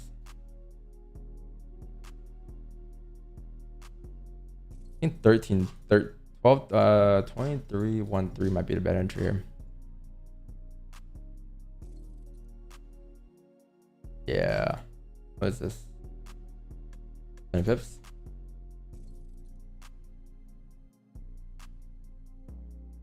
I saw it's nice, so strong psychology. Well, here's the thing. It's like, would you rather learn off of someone else's mistakes or your own mistakes? Right? The way I've seen it was like, it's not about being delusional. It's just about being strict, right? Like, trust your process. Like, I'm not gonna trust anyone else's process. You know what I mean? Because I don't know what they've been through. I don't know how they got there, but I know how I got there. I know what I've been through. I know what I need to work on, right? So like, if the whole universe were to tell me that my position is a bad position, I'm still gonna take my position, because even if I lose a position, I gain value from it, because then I actually know for myself that doesn't work out, right? That's how I see it. Then we can adjust. I can adjust to that. I'm always gonna adjust to my own flaws, not someone else's, and that's how you should approach it as well. Always adjust to your flaws, not my flaws, right? My flaws might be have a big stop. That could be a flaw to you. To me, that's not a flaw, because in my past, I've done so and so to come to that conclusion. I didn't just wake up one day and say, today, chat, I'm gonna have a 5% stop loss from now on going forward, right? It's because I went through steps to get there. I didn't just make that up, right? Just like you guys. You guys might have, I don't know, maybe you guys have a thing that you went through in your career where it got you to a point where you're looking for smaller stops now, right? Like, off of your own journey is the best way to learn. That's how I see it. So like, people can tell me that what I'm doing is wrong for all they want, but at the end of the day, until it gets to a point where it actually affects my trading, until it actually affects my like my trading actually goes downhill because of that one flaw, no, like this, it's still highly profitable, right? So that's how I see it. Like, always learn from yourself and not anyone else. Always, bro. Always. How to maintain that routine every day? What routine? Like, get into the right mindset of trading every day. It's hard. Like, at first it's hard, but after some time it gets a little better because you're just used to it. But I don't know, sometimes I do come to the streams and yeah, my mind's at the sharpest compared to the days where I am sharp off the bat. Just, I don't know, coffee. Just need to drink some coffee, wake yourself up. If you've experienced that many times in the past, then your job should be working for ways to adapt to that. So if you know for a fact that, okay, usually on Mondays you're a little slower, start the day off, okay, maybe chill up for the first couple hours of the day. Maybe wake up a little earlier, start your day earlier, do something to like get yourself in that mindset. And then you might not do it off the bat, but as the second week goes by, third week goes by, fourth week goes by, fifth week goes by, you get better and better and better with it. So everything's just about adapting. Everything. If you can't trade on a Friday because you're scared of this, just adapt to it. Learn to adapt, learn to improve with that. If you can't trade on a Monday because you're still groggy in the morning from the weekend, then learn to adapt, learn to adjust to that. Just make small adjustments, try things out. I don't know, music, take a cold shower, take a hot shower, leave your towel on the other side of the washroom, so when you walk out the shower, you gotta walk there cold as hell, work on your mental psychology. I don't know, something, something small, like anything, but it's all about adapting, really. Everything in trading is about adapting.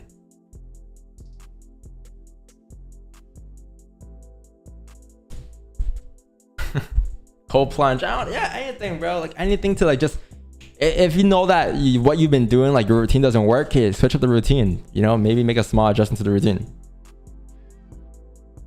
It's all about adapting, though. That's it. Adapting to your own, and not to your mentors, or not to someone else's that you look up to.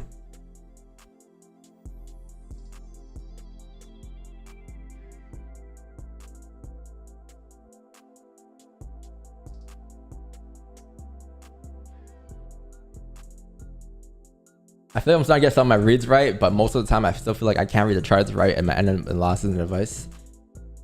That's normal. Like, you're starting to get some good reads in the markets, but most of the time you still feel like you can't read the charts. You have to figure out why you're reading the charts on days where you could read the charts. What's the reason? Take screenshots. Like, maybe it has to do with the markets. Like, take screenshot pictures of the market situations on days where you could read it versus days where you can't. Sometimes it's not even your fault. Hey, chat, sometimes it's not even your fault as to why you can't read price. Sometimes price doesn't show you anything great. It just doesn't. And there will always be better days. Like, you won't realize it until the next day. Because that day you're looking for concentration. Like, why? Like, what's wrong with me? But sometimes it's not even you.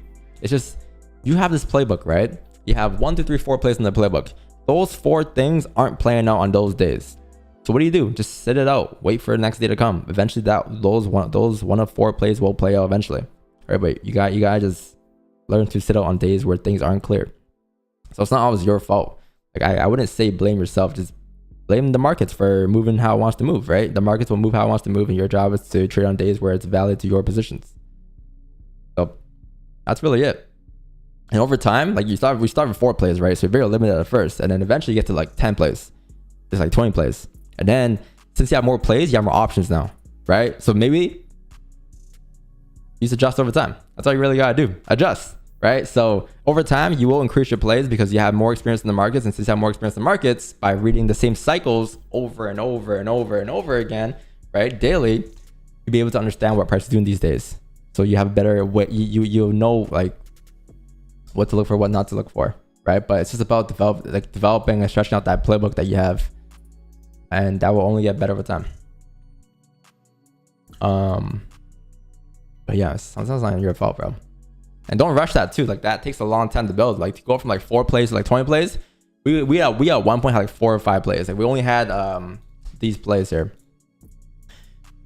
At one point we've only had maybe like breakout, fake out, onion. That's about it. 3 plays. And now we have like this plus like these. Like there's a lot of mix and matches now that we have, but it just naturally happens. Like it will happen naturally.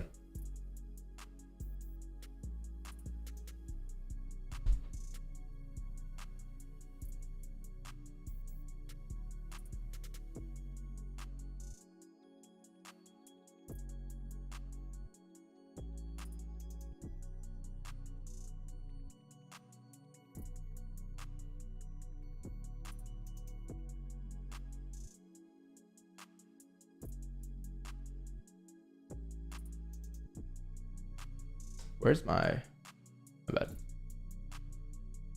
live chat?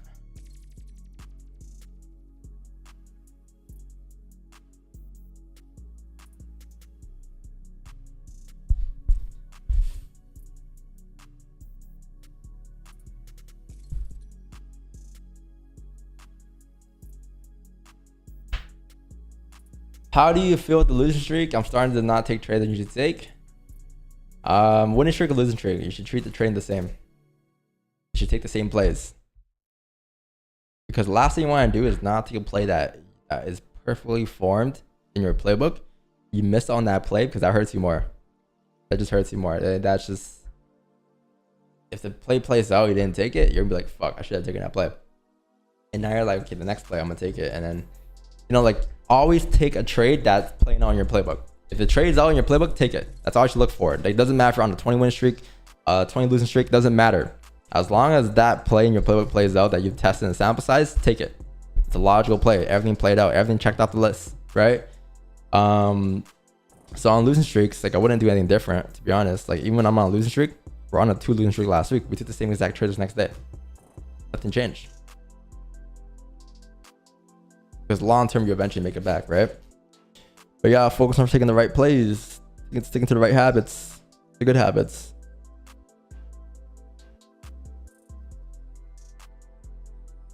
Yeah, markets are slow right now, chat. Like I'm just chilling, but the markets are a little slow right now. I ain't gonna lie to you. But look, we know what to do when price taps 13.12. If it taps 13.12.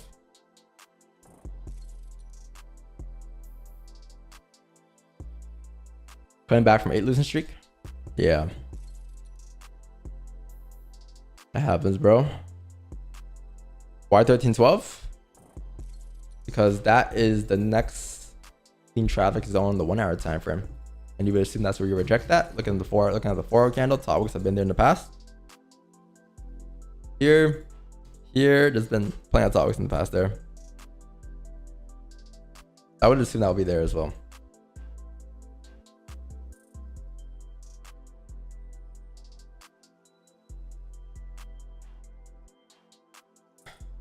$23.13, yeah.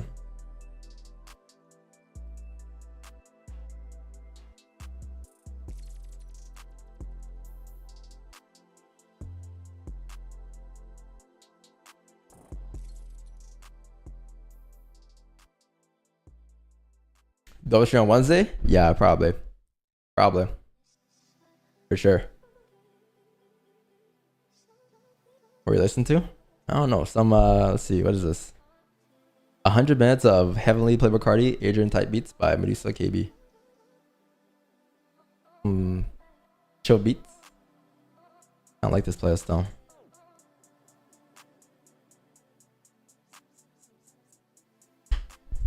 Next car is Ferrari? Nah. Next car is a twin turbo R8. Well, it's the same car, but a twin turbo R8 and an R8 is a totally different car.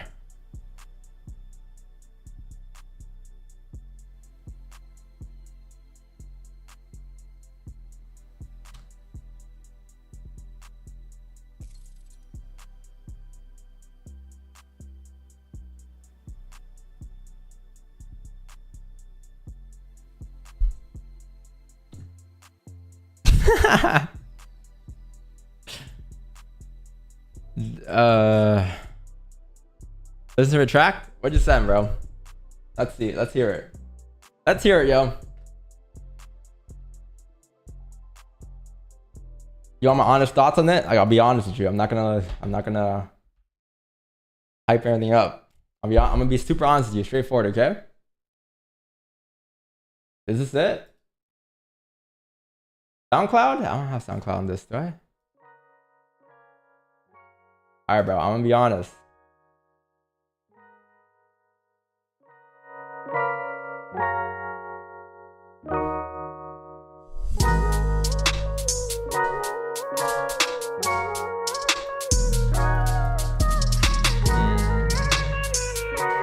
Yeah, you rap on it?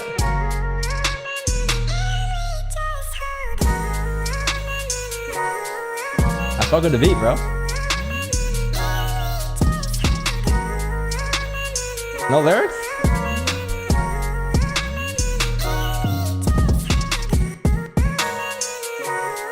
Yo, this is hard.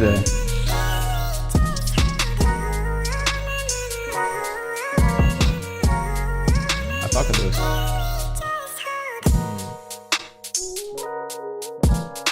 Oh, I can just imagine like Central C rapping right now. Hold on, let's see. Yo, let's see.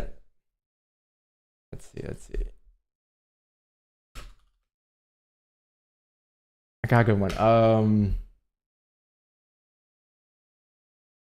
Watch this.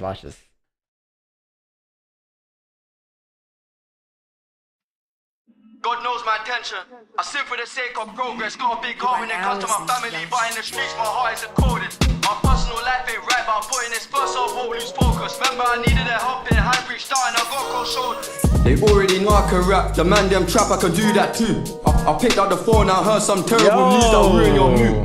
They made some change and forgot their roots. I made some change, I picked up the young G's, took them shopping and caught them shoes. This hoe forgot she got fucked, you need a reminder you're not brand new. I should've kicked that one to the curb, there and them on. That's a W, bro. That's a W. Alright, bro. Yo, I need a mixtape for the stream now.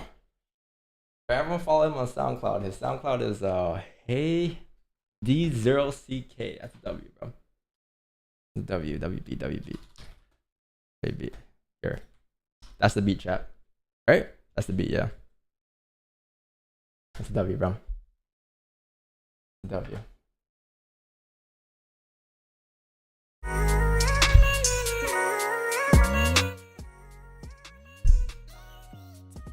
Oh, bro. You make music too? Alright, let's hear it, bro. Let's hear it, yo.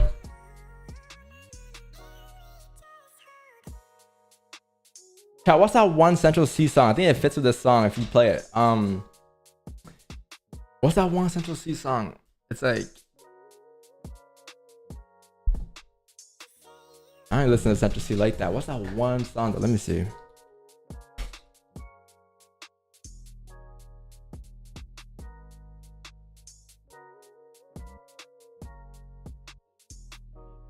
When it's burning low, like less of a man 'cause I'm feeling depressed and stuff. Let go.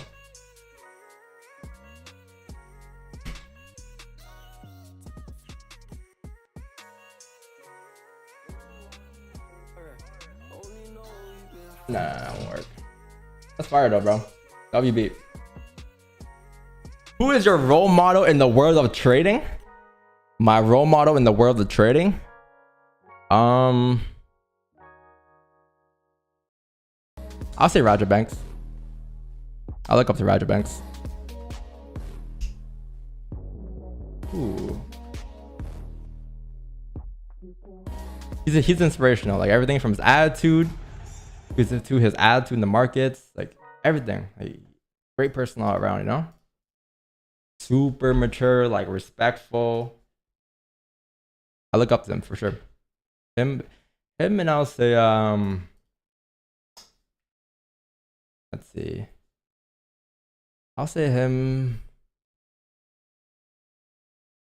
I'll say honestly just him, to be honest, bro. Might be just him.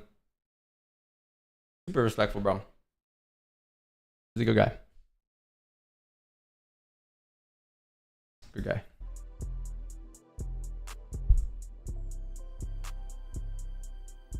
Good guy.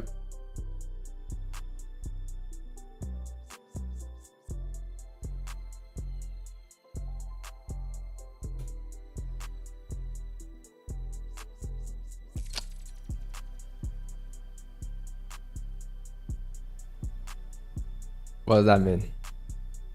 Your thoughts on Swagger C? I honestly don't know about Swagger C because like I think he was around, but like he was like props to Swagger C though. Like he did start like making those like YouTube videos first. I would say like he was like in 2021 when no one's really making those YouTube videos. He was the one that was kind of making those YouTube videos, even before Mamba, I think even. But like I don't know much about him, to be honest. Like, I don't like I haven't followed him for too long. I don't know.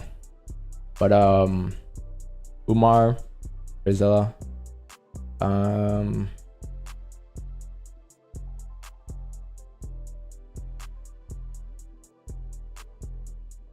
look up to a lot of people. Rajamex mainly.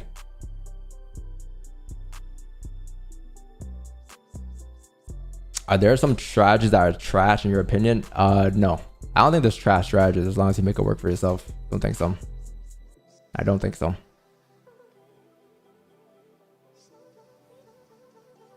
I don't think so.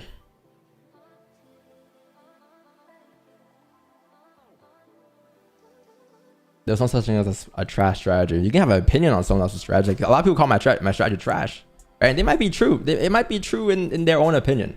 But if I've been doing it for however long now and it works for me and the numbers show that it works for me, like, you know, it can't really be trash because as long as it works for you. But everyone likes to say that as long as what you do works for you. Everyone likes to repeat that same quote that they hear 1,000 times on Instagram, the generic quote, right? Everyone that's cosplaying to being a forex trader, everyone says that quote. But when it comes to this, it's like as long as it works for you, then. But all of a sudden, but you have a negative RR, so like invalid. It's like what? As long as it works for you, bro. You know. Umar's the best, yeah, for sure. He's up there. I respect him. I respect him. But you can tell though. You can tell who's cosplaying to be a trader and who's not, because you can tell by the way they speak about trading. If you know what trading is, you know these principles, right? But there's people who are just cosplaying being a forex trader, trying to dress a certain way, trying to speak a certain way, right? And I get it. There's a market for that too. But like, damn, bro, there's not many, I'll say, like real ones in the industry.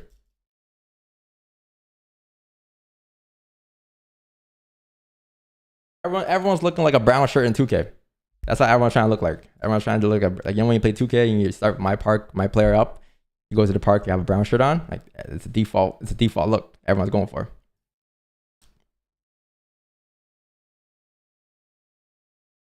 But you can tell by the way you speak, child. You guys know this too. Like if you've been around like for a long time, right? You can tell like who's kind of really doing it versus like who's really not doing it. Who's trying to look like they're doing it.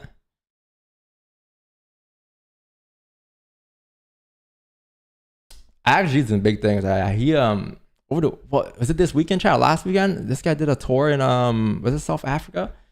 They went in South Africa. They went in I forgot where else, but they did some crazy. I don't know what he did, like some type of on stage event. It was packed.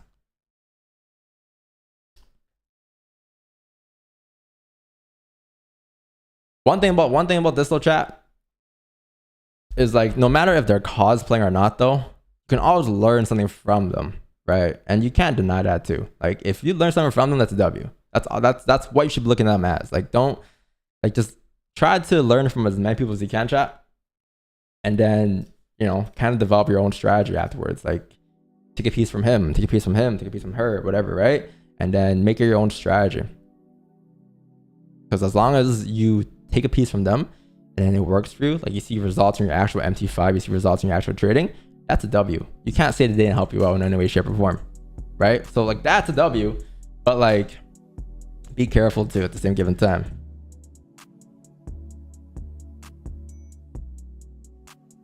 Yeah, take bits and pieces from everyone. It's all valuable, right? Especially on it, like when it's free too, like all the live streams you watch, all the free courses that gets leaked on YouTube, like it's all free value at the end of the day that you take advantage of. Or if you pirate some courses out, that too, it's all free though. But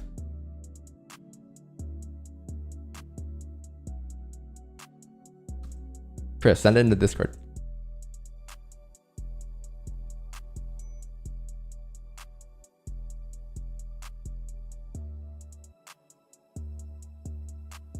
What's the 1 hour count? Yeah, I know it's coming down right now, but like you tapped the, you didn't even fill the wick. I think you came up to like fill half of the wick. It's coming down right now, so which means that like if you come down towards like 22.98, which looks like it may, chat, if it comes down towards these areas there and then it creates a bottom wick and it flips bullish, the bullish flip or anything above 23.08 could be good to go up towards like 23.13 next. Because if you get a bottom wick first, you can say that's for a bottom wick. Technically the 4 candle should continue driving down, right? But for some reason it doesn't drive down past 22.98.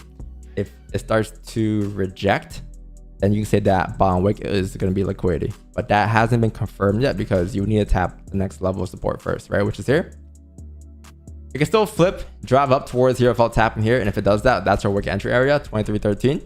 But until then, there's so much we're going to do right now, chat. Because we're waiting for players to pick its direction, right? How much does this drop though? This drop is 30 pips. Yeah, NYC open is coming right now. So in about 19 seconds, you have NYC open. You might have a 30-minute closure of no bottom wicks. That might be interesting to look at. Might be a leg count, to be honest. Actually, no, it's not the leg count. The leg count will be a deeper wick, but that is going to be a potential no bottom wick candle. Potential no bottom wick candle. No bottom wick means that you have less range to come down. Therefore, potential chance for us to get a top wick entry still at 2013. But yeah, no bottom wick in that candle closure. So let's see what happens here. Let's see what happens here.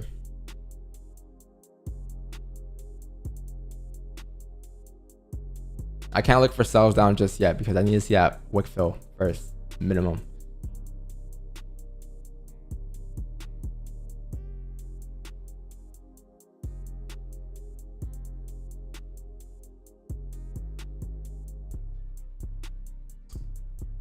Been seeing you go for 8 pips, 100 pips off stream, 5 pips on stream. What's the deal with that? But you probably come like every 2 straight streams, don't you? We caught 80 pips on Friday.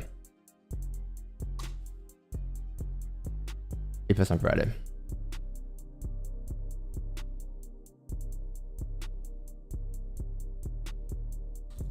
But our off-stream position has been roughly the same too. Aside from this position that we caught in the singles channel, but it's been up there.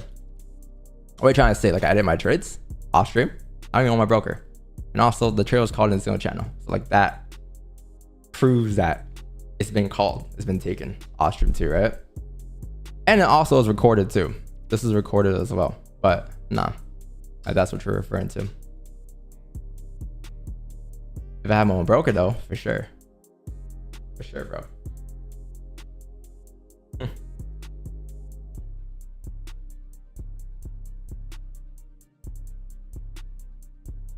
Friday was a great day.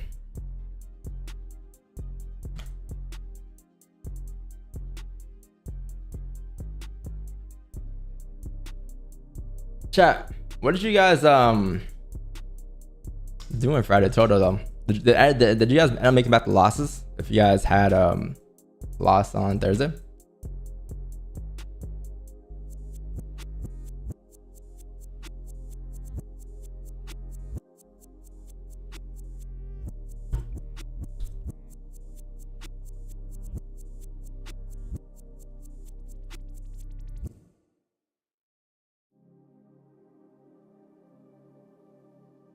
$7K drawdown. Energy at 5. Now you have to try it since it sounds like a Thursday. Dying trading community. I'll get that to that later. Cover losses Friday night, Thursday night. About the streams wins, what you on Friday though. W. So what do you guys net right now since Friday? For the month, you should be up though, even if you took Friday's trades, right? Or should be around break even for the month. And is in.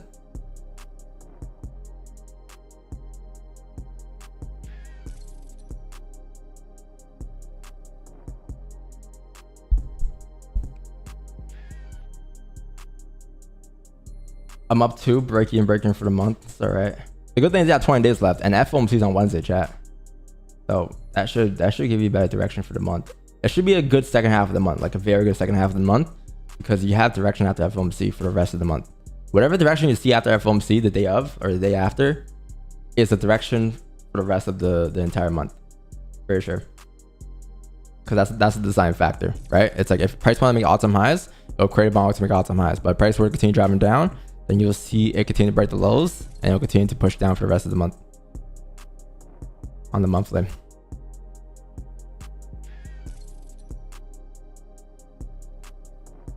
So like it should be a good second half of the month if it wasn't really a good first half.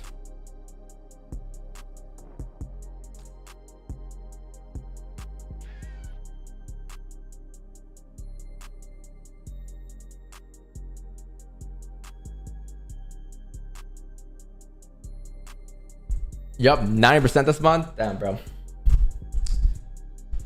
Damn.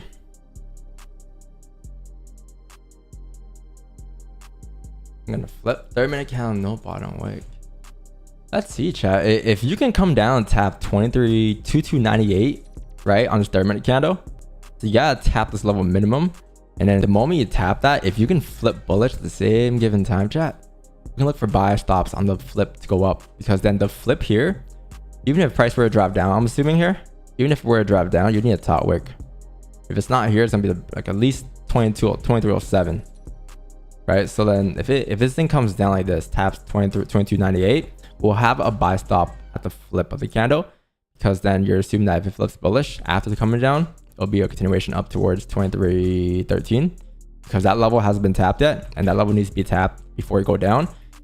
So if it comes down first, flips bullish, you're assuming that'll be the target, and you will look for buys in the flip up. Okay, there's potential for buys too. It's just I would like to see this thing come down first, then flip. The reason why there's no wick entries for buys is because this could be a 4 or fake at any given point. This can be a daily candle flip bearish at any given point. That's still the main idea today, and I would love to get sells down, but I don't see sells happening until you tap 1313. So that's why buys up in the flip would eventually take you there.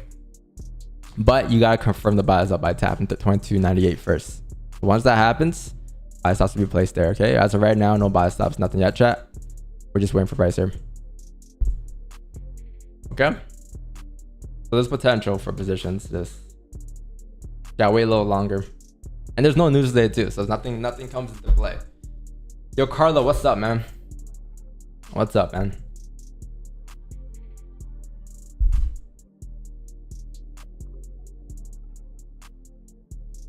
You don't put a stop loss? Yeah. You know what's crazy, chat? A lot of traders, they don't like the fact that we have a big stop loss, but they're okay with the fact that someone could not have a stop loss. All of a sudden, it's like, oh, you have no stop loss? Oh, you're a brave guy. Congratulations. None of our are? You're a gambler. You're a risk. No risk management skills whatsoever. Like, but when you don't have a stop loss, it's just like eventually I'm gonna get to that point where I just have no stop loss. Just manage the trade off of the closures. But that's how it is in the industry. It's like, oh, you have no stop loss? Oh, damn. You know what you're doing, bro. Yeah. Your stop loss is too big? Oh. Negative RR. Gonna be me. You don't have any risk management skills.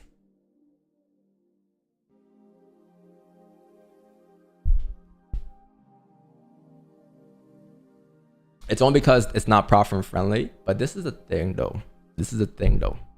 I'm not trying to create a strategy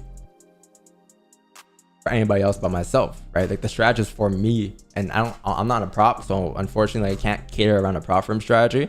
It only works for me because I trade on a live market, right? Like I don't trade prop. There's no restrictions, no rules like that for me, and that's what I kind of did over the years because that's the only thing I knew how I trade, right? So it's hard. I can't really. Does not say a lot though. I'm not doing things to market. I'm doing things for myself, right? And that's where it is. That's what it is. Look at this. Look at this flip, by the way. How close did you come to making a bottom wick? Oh man, 25 pips. How much was this push up, chat? 25. Wow, that was nice. Not bad. So this is interesting now, chat, because like this is that you're starting to get some volume here. So pay attention. Look at the 15. Look at the 5. This 15. This 5 will still flip bearish in a minute and a half here. If it flips bearish, then I'll assume you'll make your way down towards bottom of the range. But if this thing closes bullish above the range, if you get potential bottom wicks here and a closure above 2307, then there's potential for entries for buys up still. But this I wasn't able to grab because you didn't tap into 2398, and that was the level I was kind of looking for. Looking left, I think that was based off of this major zone here. So let me go ahead and mark that up again. It was off of this major support here. I was looking to see you can tap that and then bounces in the flip, and it was off of that level. Which, is there any other levels there on the way down? No, that's about it. Pretty valid there. But what's good about this though is that you're starting to get some volume, right? So whenever you're in a range, chat, it's about liquidity next, right? So like if you look at the small time frame, like the 15 for instance, this is a 5-minute range or 15-minute range, right? And you'll see volume the moment you start to like either tap the top of the range here or you start to break the lows, right? Because that will lead to liquidity. So now that you have this move down, you should start seeing more plays come in. So just be prepared, because this is when the session really starts. You'll see volume coming now, and you'll see direction for a fact.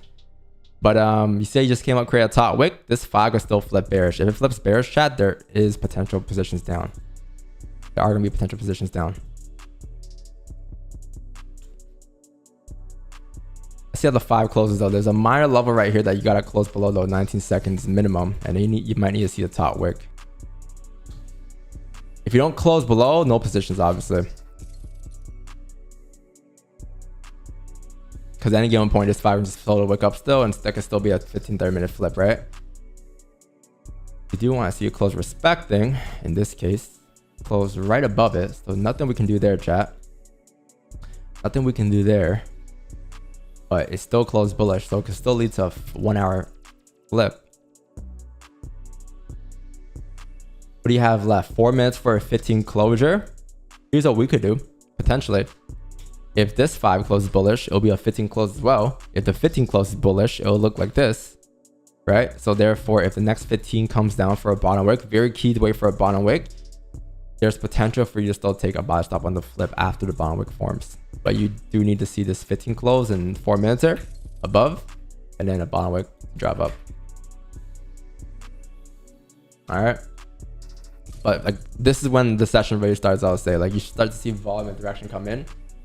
It's drive range liquidity, right? You had to drive this morning, like earlier the day, I think around 7, 8, and then you're starting to range. Next up is liquidity, right? After you get liquidity, you should have continuation of direction.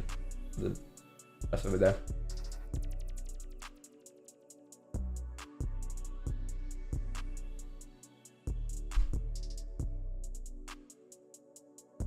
We're gonna play GME again.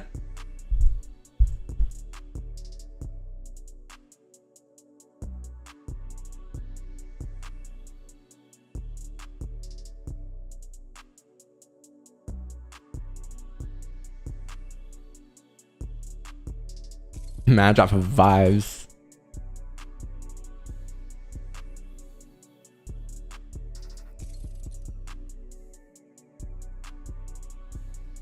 Yo, so search for likes. Chat, let's get to 1,000 likes today, chat. It's been a pretty chill session today. Like we haven't had any trades yet, but It's been alright so far. Probably learned a thing or two today.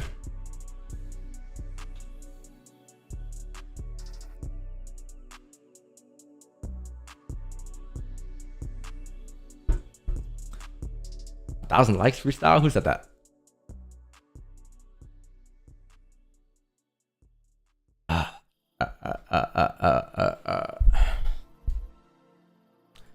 This is a deciding factor though here, chat. This right here is very key. This should be a deciding factor as to what happens the rest of the day. I'll be back in like 2 minutes though, before the 45-minute count closes.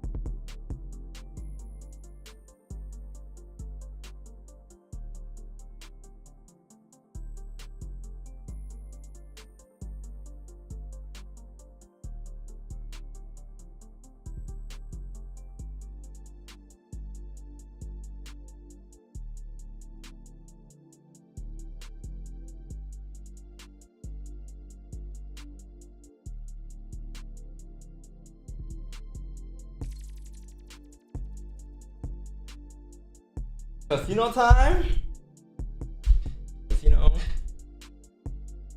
Casino time. Yo, chat. This 15 close respecting that 2303 level. Interesting. Third minute has no bottom wick still. You created a top wick already, right? But this thing is coming down here. If it taps 2299 or 2300 here, we have a bias up on the flip because there's still potential for the 1 hour flips though. You have 13 minutes left. Not a lot of time on the 1 hour candle, but there's no reason as to why this count should flip bullish at all. This thing should continue down, right? But if it does, you know what to do. That count should flip and drive up towards 1307. And that'll be the trade we're looking for here. So get ready here, chat. There could be potential buy stops at 2304.265. No wick entries, okay? Everyone understands that. No wick entries right now for buys because any given point that daily could still flip here. And you are expecting a day flip overall for the day. But before the day flip, you are also expecting 1313 for the day. So as of right now, at least, as time goes on, we gotta adapt. If that 13 doesn't get tapped at like, let's say 10, 15, 1030, you start to close below 22.99, and you can look for positions down afterwards, right? But as of right now, as of 9:47 a.m., that is the ideal. If this thing flips bullish, all right, there's no guarantee of flipping bullish, so understand that. And that's why there's no buys right now until you actually flip, okay? If you flip. But yeah, potential here, chat. Potential. Be prepared. Potential. Like if you start to close below like 22.99, like at the next 1 hour closure, especially create top wicks, then you're gonna continue down, right? You can say this fake out back into the ranges, and that's gonna be the sells that takes you down towards the flip. I think that's the day flip, right? Well, yeah, around there. Day flip is around 22.93, around there. But look, you came down, tapped 2300, right? So there may be potential buy stops here, chat. Be prepared. I'll check it out later, bro. I'm looking for idea positions right now potentially. So I check out your beat in a second.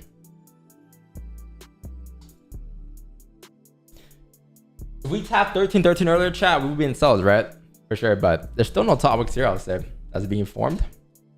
And it's not like obligated, required to form like 100% guaranteed, but price action would ideally form that 80% of the time.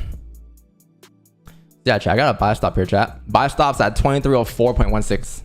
That is the buy stop. Stops in this case, you can probably use the... What could we use there? You can probably use this low, chat. Let's see. What is this? Is this structure here?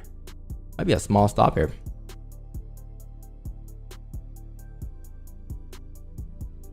Let me just go on the trend view because it looks a lot better. This low is where 2309. Yeah, I'd say that'd be good. Like, let's see. Our buy stops here, right? 60. I go right here. 22.95 chat for stops. For the stops in this case, TP is gonna be roughly 2307, potentially 2313, but honestly, 2307 you may reject before or at the end of the 1 hour candle if you were to pop up here. But that's the third pit range of as your overall vantage point. But yeah, buy stops here, chat. I have buy stops at 2304.16 here. Okay. If this candle doesn't activate and it comes back down to re-break the lows, then at that point we're gonna delete the buy stops, because then the chance you reflipping bullish again is very unlikely within the same 1 hour candle or 15 candle. All right, chat, and break even might be quick. Well, actually, I don't know if it'll be quick, but break even, just in case it is quick, break even is gonna be roughly like here, like 2305. So this to here is like roughly 10 pips. You'd be break even by 1305.168, because that is a minor resistance that price can reject off of. Just be prepared for that. Understand that level. So you don't gotta think about it when you're in a trade. You can plan it out all now, right? Everything that you do in trading, you want to plan it out all before you take the trade even. Because by the time it taps that level, you don't want to be sitting there like, what should I do here, right? Like, you know what to do the moment it taps that zone. You're break even automatically. But can you flip here? Can you flip here?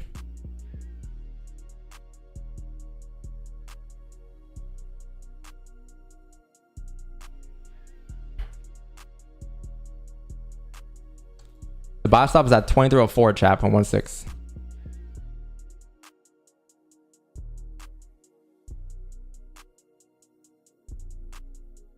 Damn, that wick was like 35 pips.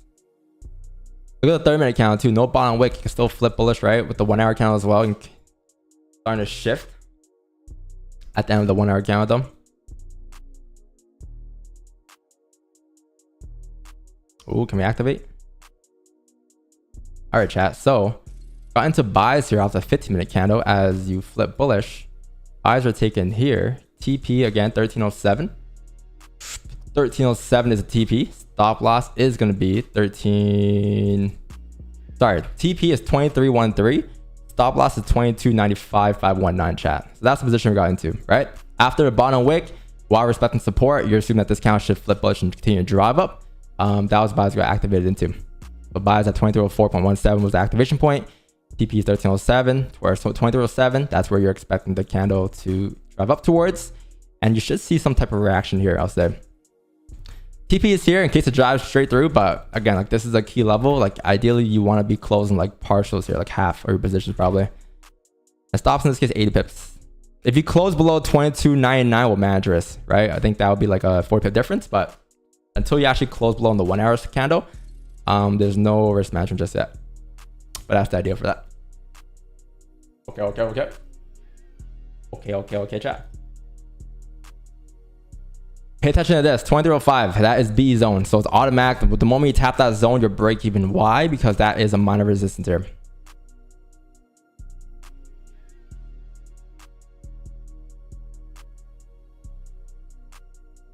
$2304.17. Which is a little higher. 17's right there.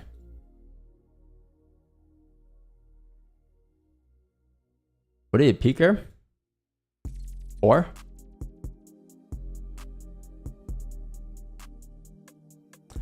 Yeah, 15 closure in six minutes as well.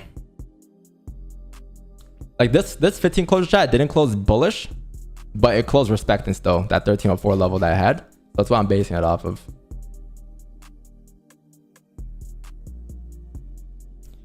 Can we tap 1305?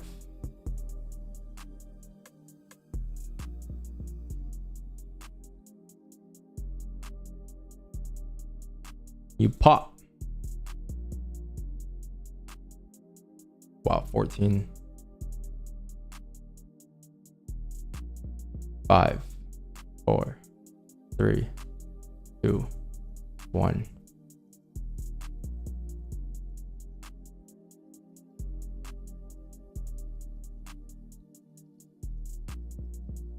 this send double order? No, I didn't. Okay, cool. I fixed the bot, the Discord bot chat, by the way, I think. It's been sending like double orders, but I think today it sent only one.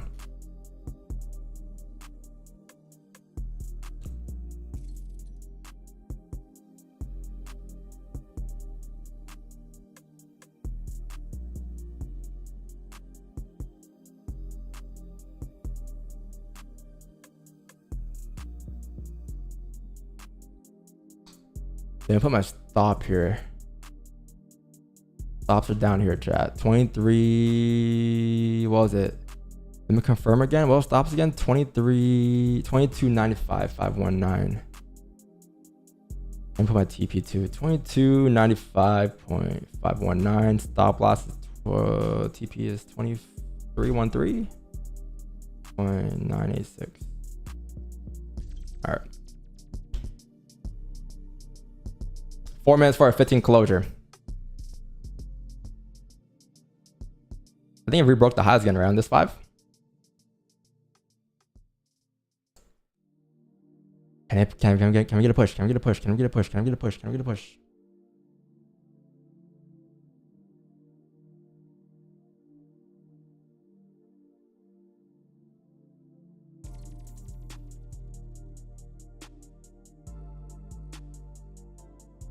The good thing about this is that like the 1 hour candle should be able to close respect in 2004, right? And if it doesn't, look at the 1 hour candle. There's nothing here.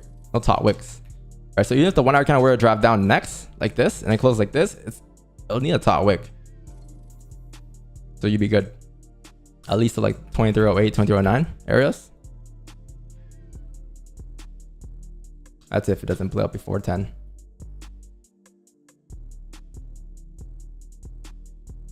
And you have no news today too. Nothing going on too. Like you have nothing till 7:50, which is yen news, right? No US dollar news till tomorrow. And tomorrow you have NFIB Small Business Index and 10-year bond auction.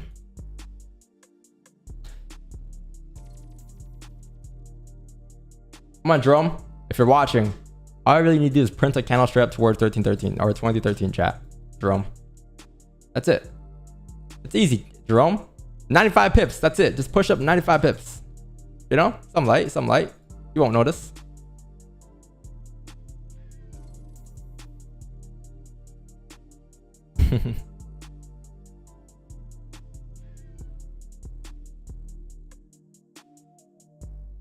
All right, chat. So this is gonna be a risk-free trade. Again, you came up, you tapped that zone. Keep in mind, this is a drone. This is a level of rejection, potential rejection. So what we're gonna do here, actually, I'm gonna close half my positions here and let the rest run towards TP. All right. For now, we might end up closing at like 21.9, 21.8, you know, but closing half my positions there. This is, be mindful, you know, this level isn't just a round area. It is a level of potential rejection. I said potential rejection, right? Because it is a resistance here. It doesn't mean it's automatically gonna reject, but the best case scenario here, stops break even, because if it were to reject, then it'll flip. If it flips bearish again, it could likely close below the range, which means that the next candle could likely continue down, right? So you don't want to be in that situation.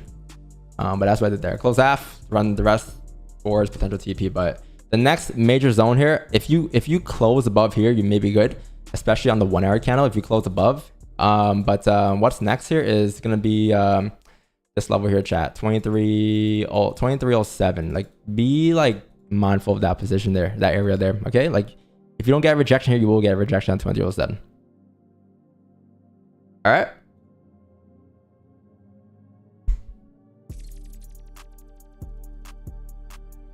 All right, chat. Can we get a pump though? I want a runner. We close half at like what, 12 pips? We get an actual continuation one.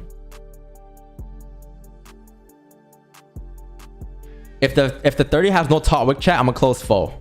If this 30-minute candle closes no top wick like this, I'm gonna close full, because then the chance of you rejecting next are very heavy.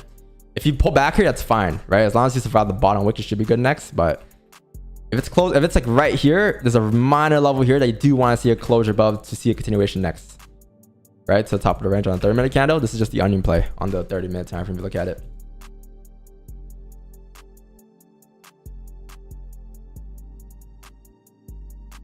Can we get a runner? Can we get a runner? Can we get a runner? Can we get a runner? Big man. We gotta wait for the closure first. Let's see. You have 30 seconds left. How do I close half? Just click in the position, enter half the lot size, and close.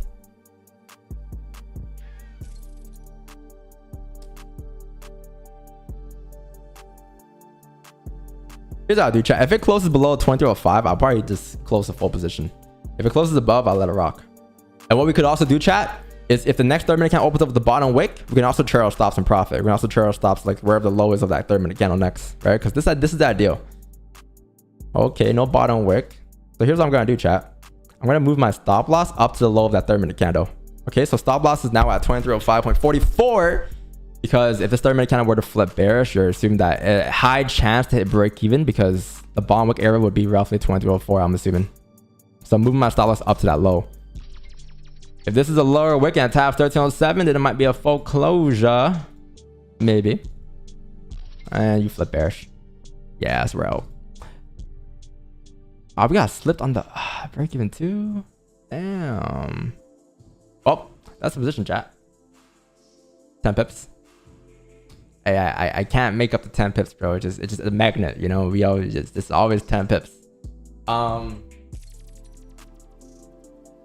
Yeah, that you need a steeper bottom wick. If you had a steeper bottom wick, you could have ran a lot further off the open of that candle, but no bottom wick, you're expecting a bottom wick, right? And the thing about this too, chat, it's not just about being 10 pips in profit or whatever pips in profit there. It's about price action, right? So think about it. If you print a bottom wick here after closing respect to support, if your entry is in the middle of nowhere, which is here, it's not a wick entry, it's a high chance that level is going to be tapped, because this is your next support. If you need a bottom wick, it's likely going to be in these areas here. You're looking at this, you're looking at this, right? So you know for a fact the moment you flip bearish, you're gone. So therefore, that's why I did there in that situation. And if it came up and tapped like 1307, I would have closed full likely, because I would have expected a steeper bottom wick, but it didn't even tap. It came up to like 2306.58. That's my position, chat.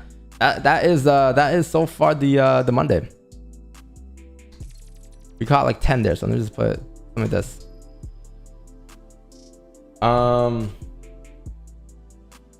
Gold sells or gold buys. What am I saying? Gold buys plus 10 pips. And we got slipped a little bit too on the break even, but it's fine. It's long term, it's not gonna make a difference. You know what I mean? Like in this case, like yeah, you could have made an extra, you know, like I'll say 2 pips, but it doesn't matter. It's part of being a retail trader. We are retail traders. But yeah, chat. Not bad. I think what's next here is looking to see how price reacts at 1307, because if you like close above there, then there's more potential for you to drive, right? Our position here was just assuming that you'll come up for a top if you were to rip down for the 1 hour candle, because you have pullback. And if that 15 came all the way down there, it flips bullish, it should fill the range up roughly, right? Which it did. But now the question is like, okay, is the 1 hour candle now going to continue down to fill the rest of the wick? Or is the 1 hour going to come down to fill the rest of the wick, flip bullish for a second position later? Or are we just going to come down, create a bond wick at 1303, and then come back up and close about 1307 for more buys up? Or are we just going to continue down from here on out? The good thing about any of that happening, chat, is we'll be able to see it. So if it closes below 1322.99, you know for a fact it's coming down for the rest of the day. If it comes down towards 2300, it flips bullish at 2305, you know where it's going for the rest of the day, right? So there's enough volume right now to give you like potential ideas next, but we can't really do much until you actually come down, tap like 22.99, I'll say. But look at that, chat. We would have came down, hit break even if you didn't like close half and trail stops, right? So I think we did a pretty good job there in that situation. Pretty good job. Pretty good job. I think I've seen some people ask about the 5-minute time. Are you worried about the 5? I wasn't worried about the 5 because the 1 hour candle and the 15 were the 2 time frames that you're mainly looking at here, right? The 15, there's no reason as to why this candle should flip bullish, right? So our buy stop is there in case it does flip bullish, and it did, because it respects the support, right? That was very key. Respect the support. So if it flips bullish, you have volume, momentum to drive up, but there's no guarantee of a flip there, right? So that's why our buy stop was here and not entries here. Even though this would have been a better entry, like pips wise, would it have been a more confirmed entry? I would say compared to the flip would be a lot better.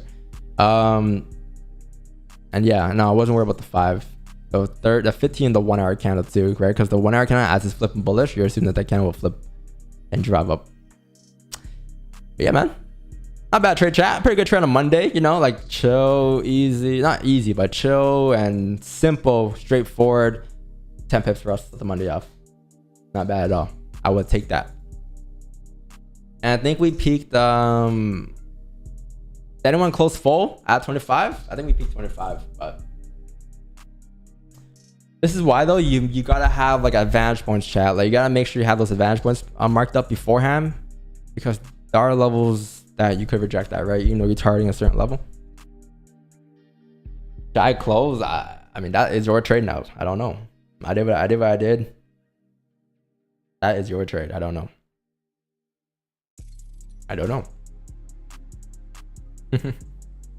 I give you my positions, my setups, my potential closures, my potential break-even zones, right? And whatever you do, your position is all you do. Your position. I don't know.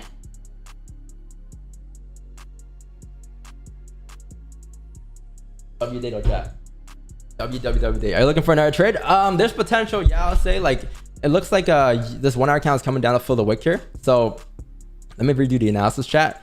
There's a level right here being respected at 2304. So same situation, same situation as the 15-minute candle. The 15-minute candle closed respecting, right? You're expecting a flip. So 1 hour candle did the exact same thing here. You close respecting 1304.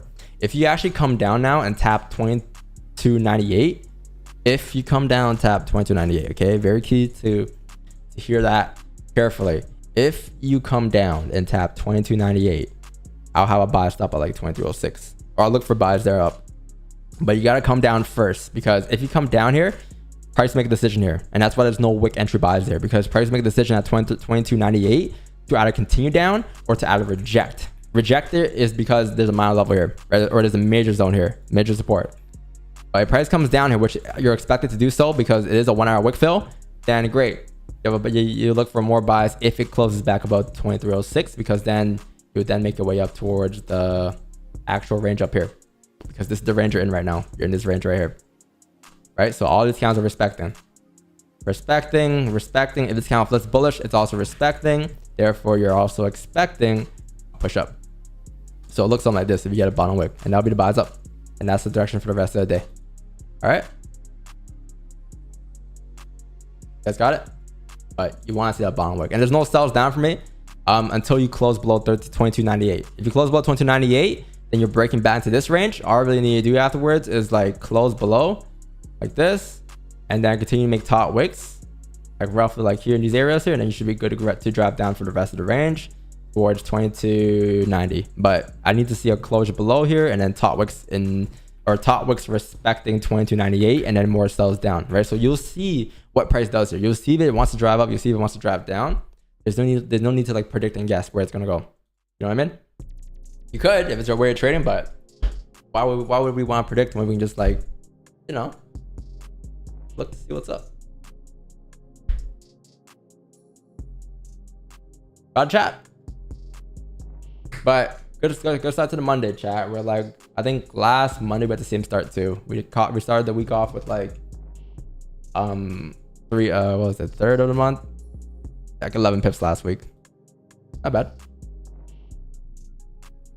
I'll see we caught 10 there, right? $23,000 around 10.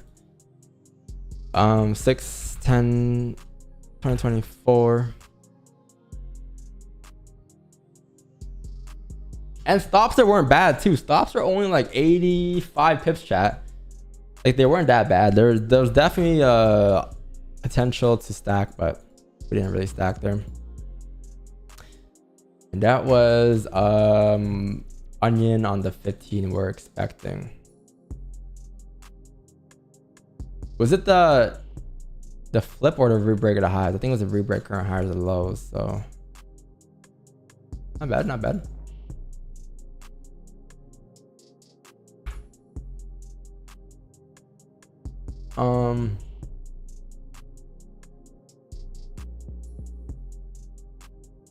$9.51. Buys onions off of the current higher low. What up, Huss? What up, man? I mean, lots to use. We use a 30 lot in this situation. Well, my regular lot size 30 lots.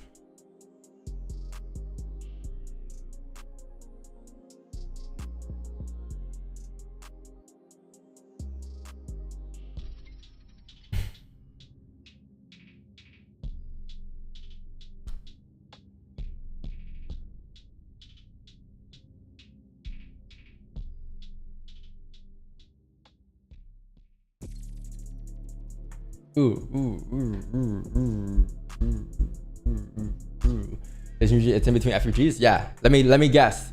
FVG number 1 without even know what FVG is. FVG number 1 1311.84. FVG number 2 on a dot 2297.04. Let me know if I'm right or wrong. If I'm off by a little bit, let me know. I guarantee those are FVG levels. I don't know what that is, to be honest, but I know for a fact this is all the same shit. Form resistance, right? Because you gotta tap here, or you gotta tap here before going either direction, right? That's where the levels are roughly. Let me know if I'm wrong. But like usually someone would say, yo, Don, your levels look like FVG levels.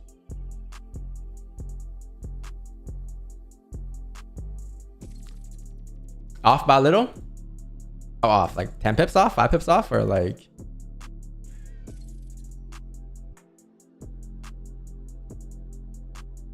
What the fuck? No! You can't use FVG. You have native RR.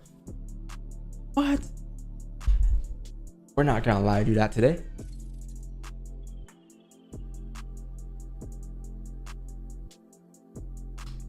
No! Who gave this guy permission to use FVG?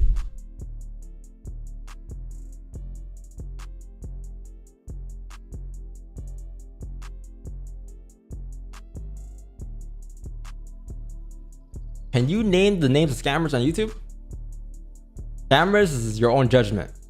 And people throw the word scammer out there very lightly nowadays. So like, I wouldn't say scammers, but maybe like less valuable, more valuable, right? But it's all personal preference. Rat, thank you, bro. Claudio Jimenez. I don't know if I pronounced that right.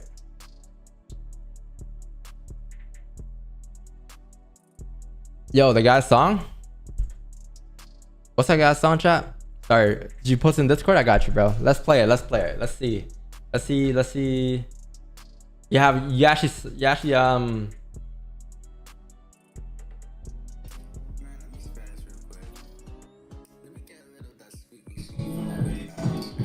right, chat. Do I be honest here?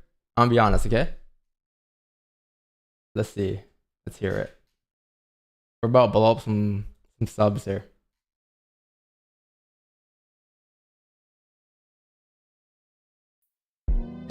Man, let me spaz real quick. Let me get a little of that sweet from that belly bounce. You mean this? Yeah, just that. Watch this real quick. They be like, yeah, they be like, what's your name, what's your name, what's your name?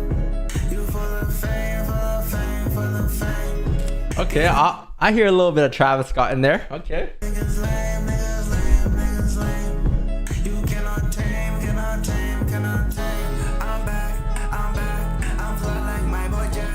I stack, wait, hold up, run it back. Counting stacks.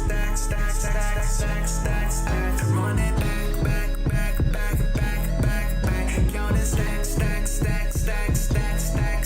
That's a fact. Counting stacks. Okay. The second version.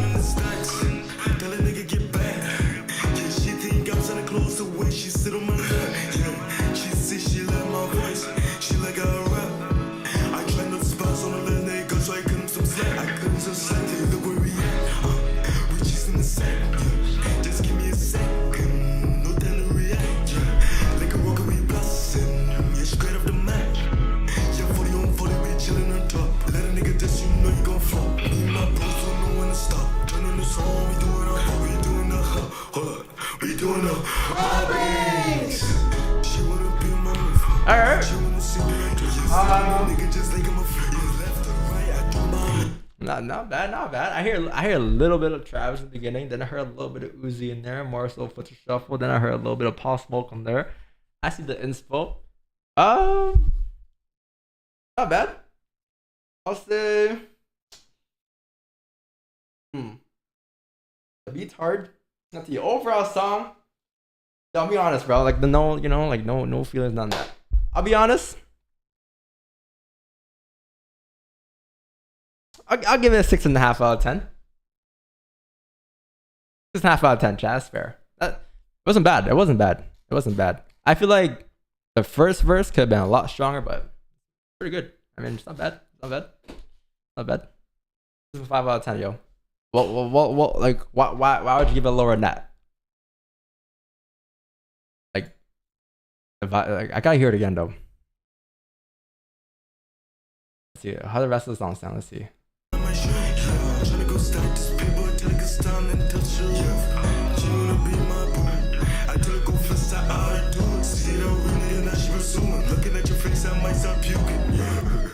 You're 40, baby. Yo, is that his actual voice? Though, be honest, bro. Which one is you? Were you the first guy or the second guy? Or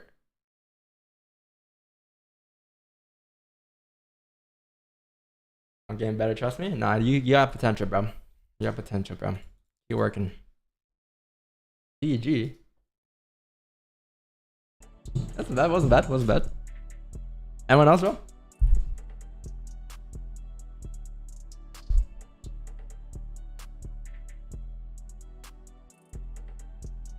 You have a Playboy Cardi verse saying yeah,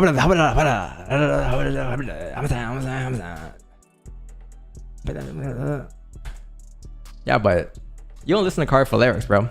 What do you listen to Cardi and say, oh, I mean, compare it to Tupac. Okay, Unc, settle down, bro. Probably don't say anything, bro. It's just the vibe, you know? Just the vibe. Doesn't really say much, to be honest. They support. For those who don't like it, trust I'm getting better. Yo, prove me wrong, Chris. Just know I believe in you since the start. I'm just being honest, though. I'm just being honest, okay? Yeah, I believe in you, bro. Just know that. Let's hear your next song, though. Let's see. Next time you have a song, send it.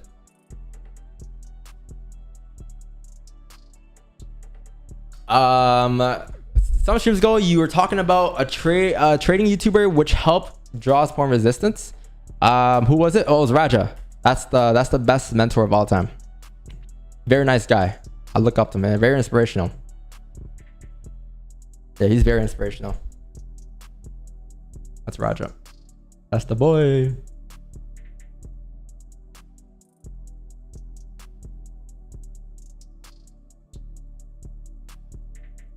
You don't like my music? All right. Everyone got a preference. Collab with Raja? Yo, tell him. Like, I have no bad blood with Raja, bro. All I want to do is drop a free chat. What's so hard and bad about dropping a free in person where the community doesn't have to pay anything to join in? It's just like me and him one-on-one, like a dual free in person course, you know? There's nothing bad about that. Like, that's a W. The whole community be like, yo, that's love. But he wants to charge, bro. He wants to charge. He would never want to do it for free. I get it. He's a businessman. He's a businessman. But sometimes being a businessman, you gotta do stuff for free sometimes to get, you know, more attraction towards your audience. But hey, I'm too young, and I don't got. Since I'm too young, I don't got the right idea, right?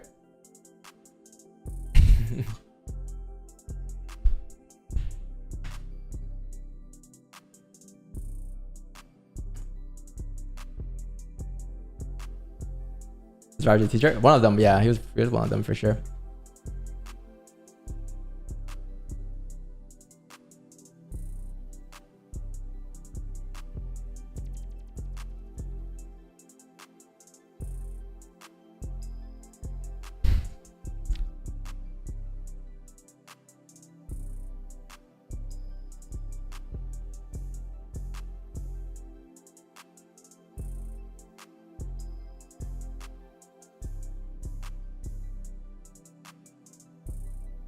Status.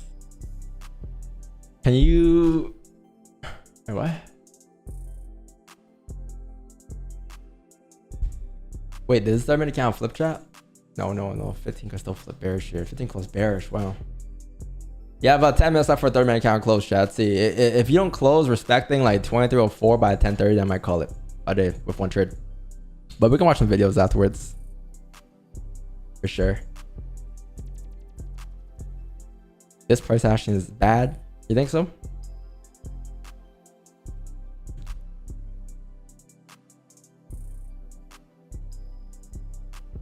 Is selling better in this situation? Depends what you're looking for. Like, if you look, there's no such thing as better or worse as long as like you look for valid positions, really. But like below 22.98 isn't a bad day for sells, but you need to see a close below 22.98, and then you need to see price create top wicks, because you still don't have top wicks here to say that like you're good to go down with for the rest of the day like this. Like if you got this, sure, or at least a break of this 2309 mark, sure, but you don't have that, right? So you want to see that happen either here, or you want to see some type of resistance happening over here. So like what that means that you want to see like this, and top wicks being respected here, right? Like this, respecting the zone, because then that will indicate that you're not going to push back up. After you get those top wicks, boom, sells down towards the rest of the range fill, great.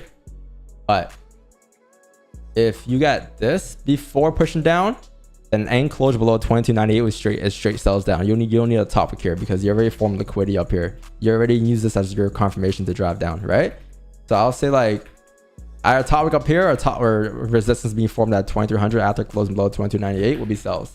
Until then though, any given point, that top wick could be formed, and that's why our buy stay was bearish, but before being bearish, you need top wicks. So we're looking for buys up to create a top wick to come down. Does that make sense? But yeah, that was the idea. Yeah, man.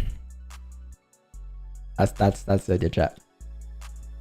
Is the 15 considered no bottom wick? What do you mean? The current 15? I mean, the 15 kind of closed bearish here, right? It closed bearish back in the range, so this could just be top wicks being printed, which means that yeah, you could start to develop ideas for sells down. But I would say for me to be safe, anything below 22.98 would be a lot better here in this situation. The 1 hour candle could still flip, right? Yo, thanks for the $2, Robert. German music, Luciano Baddies. You want me to play that?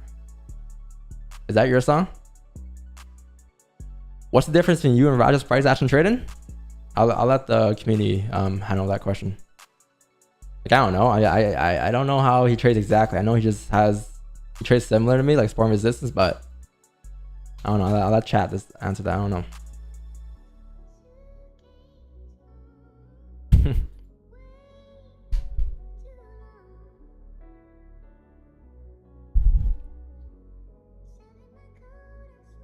How much you make on YouTube? Like less than 10 pips a month.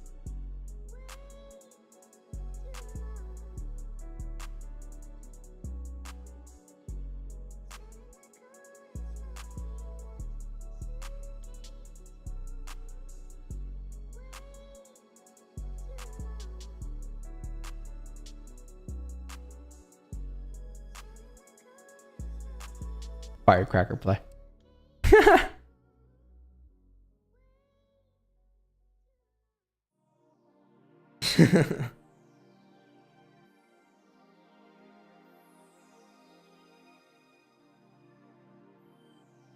All works, chat. Anyone that you watch or pay attention to at the end of the day, as long as you make it work for yourself, it all works, right? Look at this guy, happy about catching GME. Oh man.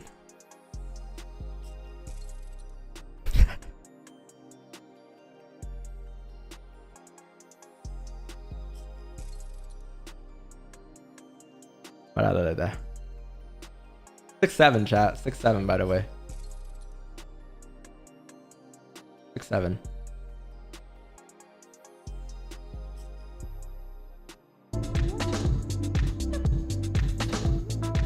I can't believe he had 600K live viewers, chat. 600K live viewers is nasty.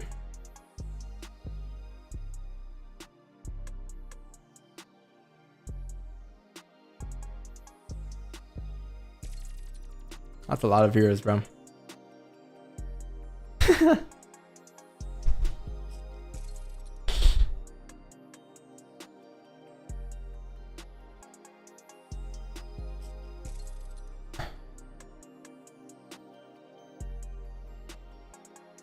I'm gonna look for another trade. I want to see how the 30-minute closes. So after that 30-minute closure, we'll be able to determine what happens. Like if you close below 22.04, then probably not. I call it a day, or I'll call it a trading stream. We'll move on to some other stuff. We'll react to some videos. Chat, send your reaction videos. Like send what you want me to watch right now, so we can get them ready for when we actually start. Okay.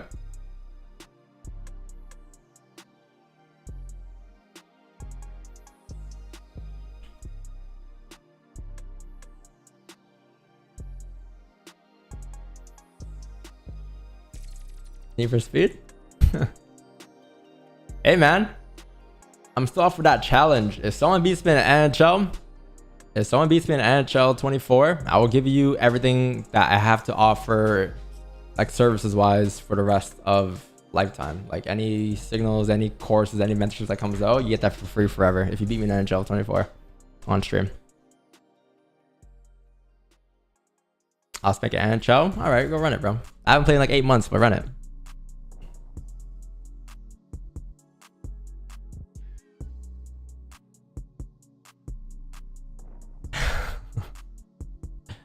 Swear to God, yeah. Like if you beat me in NHL, I will give you lifetime services forever. Only one person though, because the rest of them might get mad at me. Yo, Don, what the fuck, bro? I didn't know you're this ass in NHL. NHL 24, PS5, or yeah, I think they have crossplay, right? Yeah, run it. can play after stream.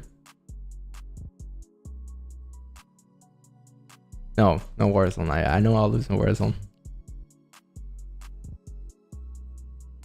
GJ? GJ looks pretty bullish, yeah. I think Cam was talking about this on Friday. He was talking about this fake up onto the range. Yeah, this is clean to go up until like I'll say 23 or gold. 200.718.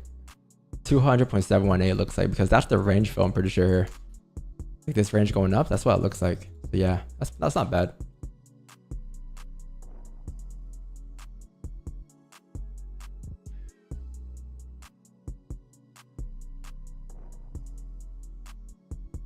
It's 3 minutes left, chat. See how it closes. You say 2K? I used to play 2K, but I'm terrible now.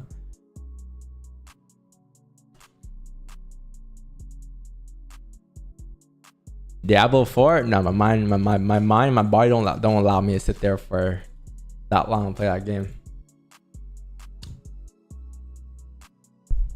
Why do you set your stop loss so high? That's what it's come to after 4 years of trading. I have a video, you know what it's called? How to keep your stops under 10 pips. But yeah, that's what it evolved to. It might get bigger over time, actually.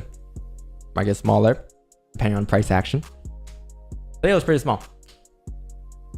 But I don't decide that big of a stop loss, right? I'm just basing it off of logical price points according to my experience. That's it. That's the best way I can put it. Yo, chat, be honest, chat. Did you guys like this video that I dropped on like, be honest, bro. Did you like this video, chat, that I dropped on Saturday?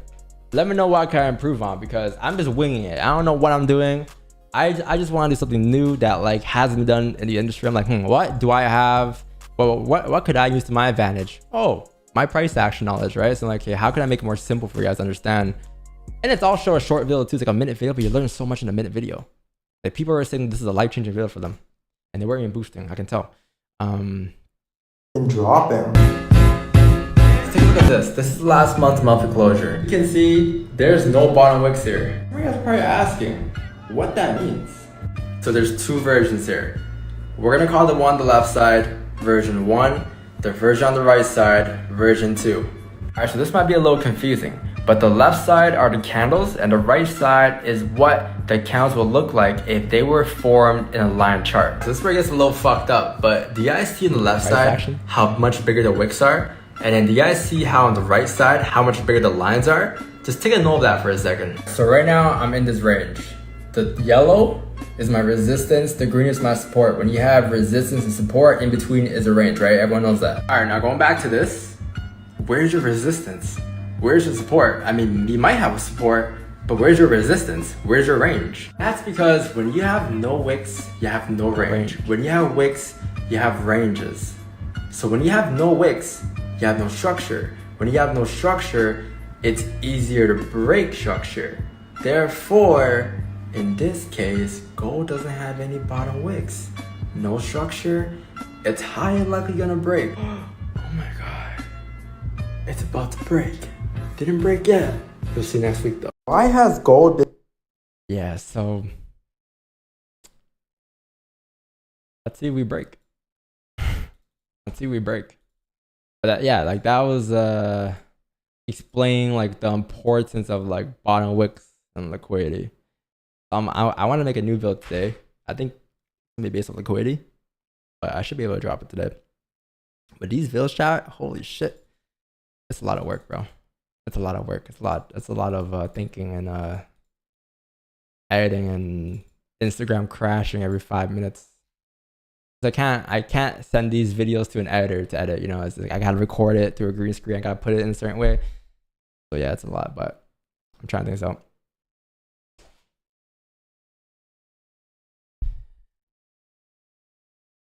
Good village, just fix your microphone. I suggest a microphone that gives soothing voicing. My video, yeah, I have an Echo in my room. I bought the Apple Air. I seen this, like, people are starting to use those Apple earphones with the wired. I think Luka Doncic was wearing it the game too yesterday. But I bought those. So I'm trying to see if that would sound better.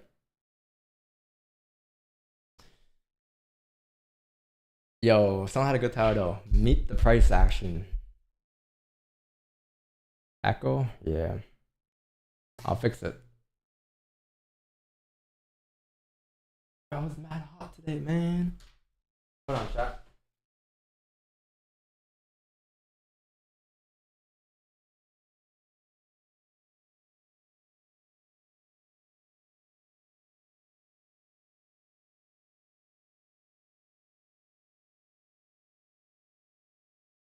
On? The heat was on. No wonder it was so hot. Chat, I think we're done for a day, bro. I think trading wise we're done for a day. I think like this 30-minute count closed below the range here. It closed like right at support, I'll say. But overall it closed below the structure point. So like in this case here, if it was to be a fake out, this 30-minute count should have gone up. Because this is a count that closed back into the range bullish. So that you're expecting this count to drive up. This count decided to close back to the range here. So therefore I believe you might range for the rest of the day. I might be wrong, but I think you're gonna sit in this range for the rest of the day, to be honest. Between here and here. I don't think you're gonna break out. I could be wrong, but I don't think you're gonna break out until tomorrow. Or Asian tonight or London tonight. But not bad. Like for what price did today, chat, catching 10 pips is a great feeling. This price didn't really move much. There wasn't really any strong direction. It was more so a range today, but we were able to grab a piece of it. And that's a W to start the Monday off. And now we move on to Friday. Or what am I saying? Now you move on to tomorrow, Tuesday. And then FOMC's on Wednesday. Okay, chat? Not bad. Not bad. But what do you guys want to watch now? Chat, can we get to 1,000 likes though, chat, please? That's all we ask for. Just 1,000 likes, chat. We have currently 765 likes. If we can get to 1,000 likes, I would appreciate that very much, chat. We have 100 more likes to go. 101 more likes to go, man. What do you guys want to watch, though? Watch the rest of the roundtable? Yo, shout out to Riz, bro, for shouting us out, chat. Shout out to Riz. Let's see. What else can we do today? Where the music at?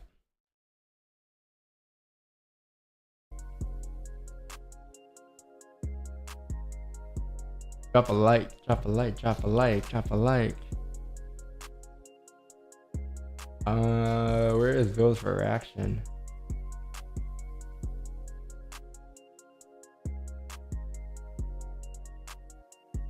What's in here? I lost 50K in signature. I think we watched it on Friday, I think.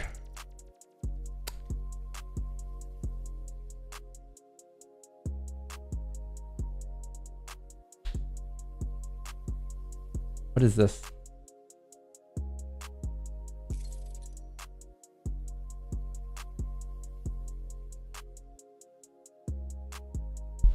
I'm not a GeoGuessr. Let's see. Okay. I'm gonna put myself to the left-hand side though.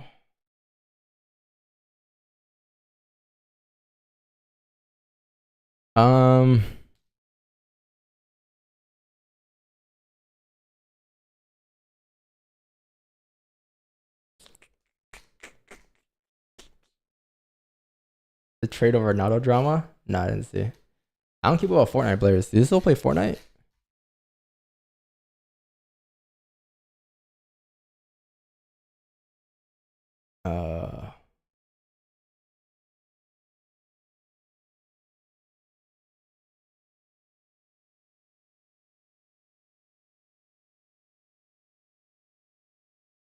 You watch this chat? The comment, if I was a newcomer, I just want to learn trading. I'm not into the social media bubble. I don't know the names.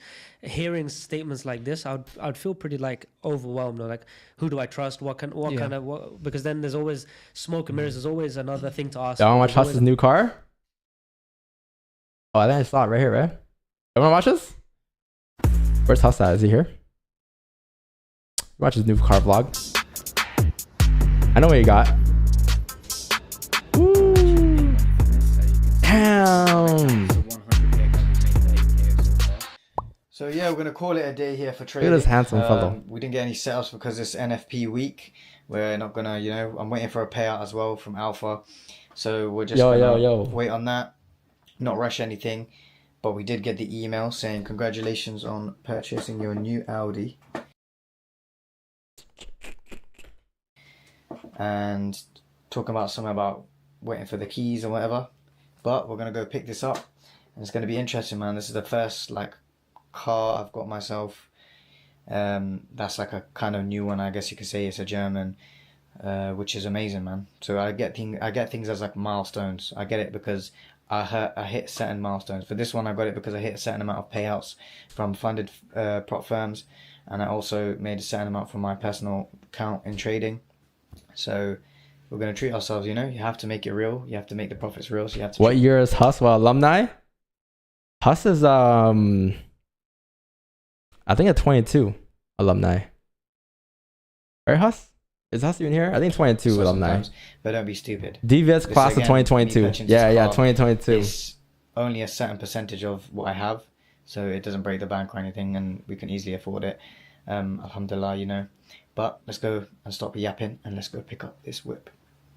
So unfortunately, the guy who was going to do the handover for my car wasn't actually in yesterday, but we're going to go collect it today. Now this is a different day. Today is the 6th of June, as you can see, and we just made 2.5k on my funded account. As you can see, it's a real funded account. This ain't no scammer shit. This is real. I'm not like those demo fake traders online. I actually made money from this. As you can see, this is on one account. This is a 100k account. We made 13k so far. Ooh, the fake demo traders online, Huss. Yeah, I just got my last payout as well on the 3rd of June. And I can show a screenshot of that here. Was it 3rd of June? I don't know, but it was something like that, and I'll show a screenshot of that payout here. But, you know, alhamdulillah, good day, we made more money. You know, when you think about money in abundance, you always tend to receive more. So that's amazing, and we'll go collect the car, and I cannot wait for this because it's a big milestone. I need to pick up a car. No. Yeah, they just called me. Okay. So there's a big boss. You got an M4, bro? Oh, an M4.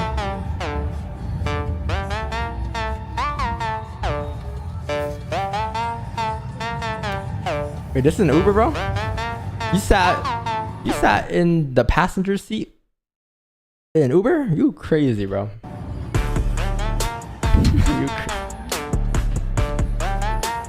Who's this? This is a Uber?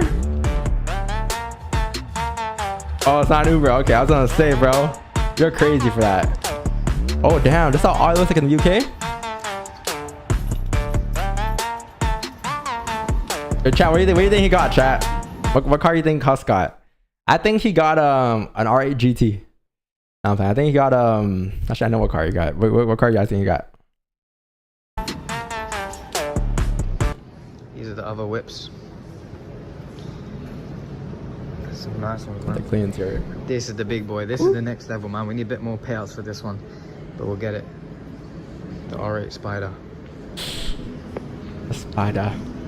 This is serious whip. Sick interior. My boy Donvo's got this. Man. It's the next level. You'll see me in the supercar, don't worry about that. It's one step at a time, man. We can't be stupid with our money. We need to invest first. When the investments pay for it, then we'll get this. Beautiful. That's a sick car too. The RS. Is it the RS8 or RS5? I think it's RS8. That's RS5. It's a little smaller, right? I don't know, but one of them. I'm good. I'm already paying for it. Nah, I'm good, man. Oh, you got scammed, didn't you, bro? They charged you $5 for air too, bro. Whip. It's the Audi A3 S line. We've got tinted windows at the back. Tinted already? You already spoke about it. The inside's quite nice. It's like a dark grey colour. That's a W. S-line. But yeah, man, this is my starter kit for my starter car for all the Audis. Obviously, we'll keep upgrading. Yo, I know you're not into like car, like into it yet, like to the point where you mod. But once you mod the fuck out of this car. Oh, you're gonna fall in love with it, bro. As we get more payouts, as we get more money, but this is good for me, man. Jeez. You might end up keeping the car forever, bro. In the Audi, fam. Let me put this volume down. Ooh, so we've got the virtual cockpit here with the S line. What year is this? A nice steering wheel. We've got all this. Listen, I need to get used to all of this, man. I used to drive that, fam. I used to drive that manual car for how long, man? What's wrong with that car? And then I used to have a Corsa, like a really beginning Corsa before that as well. It wasn't crappy at the time because it was, you know, I worked for it. German. Beautiful, man. Push to start. One thing I hate about the Audis, I hate on my Audi too, is the fact that you have that the wheel. I hate the steering wheel. You can get a wheel replacement, like I'm getting used to it. A carbon fiber one. Boom. We've got this this $1,000 cockpit here. Listen, I'm not gonna do some cringe thing and say, oh yeah, I came from this and that, but genuinely, I actually had minus £1,400 in my account at uni, and then I grinded, got into crypto, made some good money from crypto, and I still didn't upgrade my car, I didn't upgrade my lifestyle, I didn't upgrade anything. I just went on maybe a few more holidays, but I stuck to the plan. I reinvested everything, made more money, started trading, like day trading, and then obviously, alhamdulillah, that's paid off without scamming, without, you know, taking the shortcut. I had countless opportunities that I saw that I could have scammed people, I could have done things and done that, but at the end of the day, God sees everything, so we don't do them things. And you know, we've got morals. Congrats, so I worked the hard way. So proud of you, bro. The hard way. I'm gonna cry. And I'm still, you know, progressing. We haven't made it yet. Just because we're in a nice car doesn't mean we've made it. We've got levels to achieve, things to do, but you know, we have to look back at times that, and look back at things that we actually did to get here, and we just keep doing that, the same thing, right? So I learned how to trade, all the hours and hours, I'm telling you, thousands of back tests. I did live tests, then we did the funded accounts, I got paid from them, got 2 shut down on me, went back to 0, started again, and you know, now we're obviously doing really well, 6 figures, which is a blessing, but in this world, day and age, you need more than that, so you need to keep grinding, back to the charts, back to everything, back to us being disciplined. Doesn't mean anything crazy, but it's just a good milestone. I like to get things at milestones. Like I said, when I get watches, cars, anything, I get them as a milestone, and I don't be stupid with my money, because I could go for the premium spec, even more than this, but it just doesn't make sense, because I need to reinvest at this stage in my life, you know, and keep building. So that's it, guys, and whoever enjoyed this video, please drop a like, subscribe. I make content all the time on my YouTube channels, motivation, trading videos, self-development, all of that. If you guys do want to learn the way I trade, I don't really push this that much, but I've got a Discord, a VIP Discord in the description, or you can join my free Telegram. That is completely up to you, bro. And I'll catch you guys in the next video. Let's get back to work. Peace. Who's the guy? This Huss. This is a Huss. This is he's been on the streams. If you don't know him, then you're probably new. But yeah, Huss is been around since like 2022. Alumni class of 2022. I'm proud to say that. That's one fellow DVS member. That's W, bro. No more gold. Relax. No more gold. Okay. No. X. Just YouTube. Just YouTube, man. Okay. The Monday. This YouTube. That's W video though, bro. Congrats, Huss. Very proud of you, man. Very proud of you. Yo, what else you guys want to watch, bro? W first video. W first video. What's it like to live in a Maybach? A Maybach. A Maybach.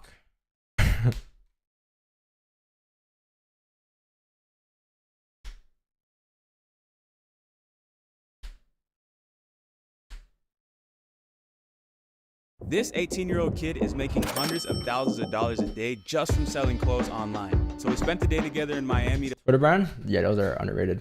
Those pop off like crazy. Watch ICT yapping? Send it. Yo, chat, if you guys want to watch a video, send it in the video for reaction channel on Discord. So join the Discord server, send it in the video for reaction, I'll watch it. We've been watching videos there like for the last like week and a half, 2 weeks.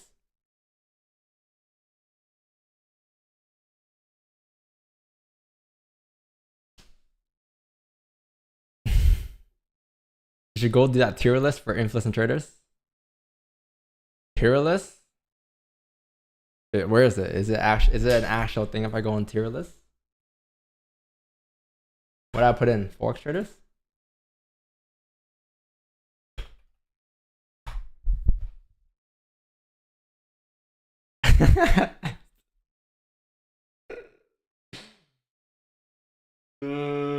Fuck, bro. I just see the list. That's a little outdated. I need a new list. Forex gurus? Okay. Yo, should I do one? I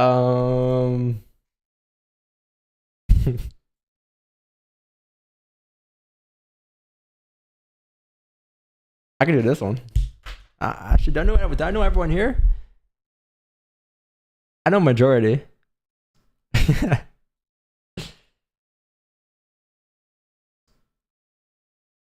All right, bro. Let's go. Who is this guy? Who is this?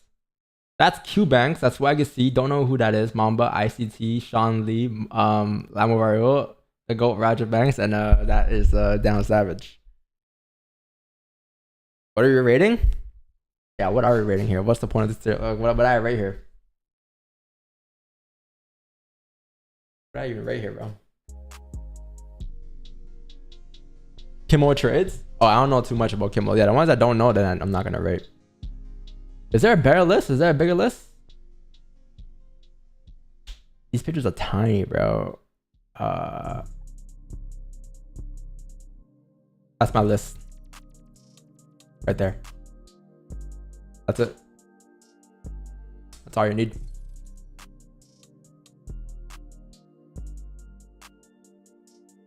That's good. Done. S tier. I mean, haters will hate, but S tier. Is there a better list?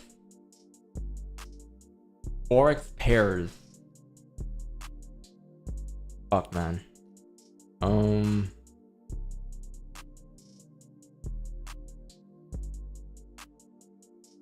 What the fuck is this? Forex brokers.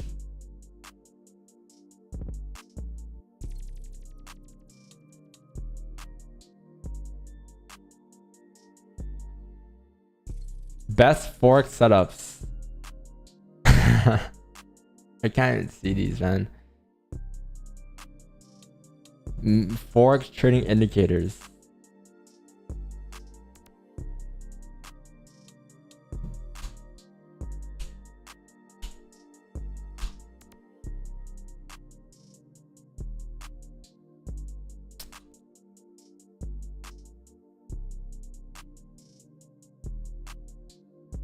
No, there's not much on this list. I need like a newer list, new updated list. Send me a link to a newer one.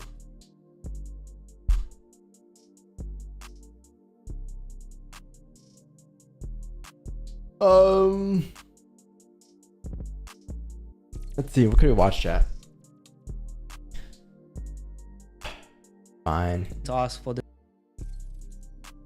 Guess we'll watch this. There's always another, but show me this, but show me that, but show me this. And then you'll just never get started. You'll just be like, okay, I can't, no one fits the criteria I need. No one's doing everything that I need. There's always an element of doubt. And then you'll end up just screwing yourself. Yeah. Eventually, you just got to pick a credible person.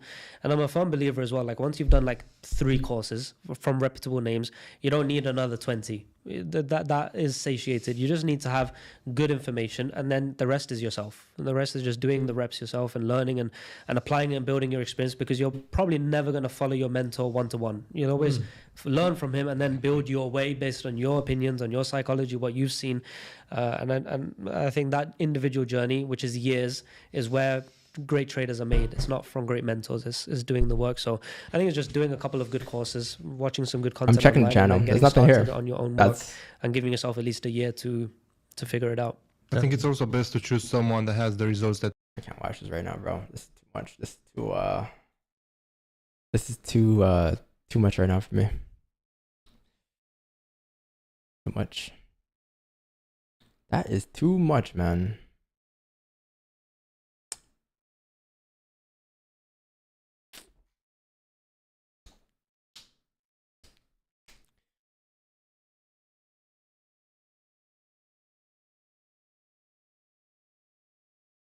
My position won't close. Oh, who is this guy? The FOREX Beginner Podcast.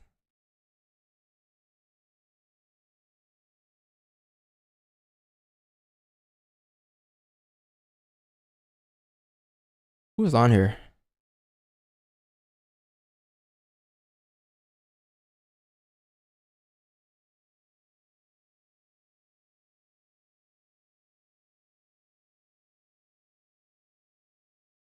One thing I'm curious to know, Q, is that how do you handle emotionally scaling up in terms of your withdrawals and your profits, right?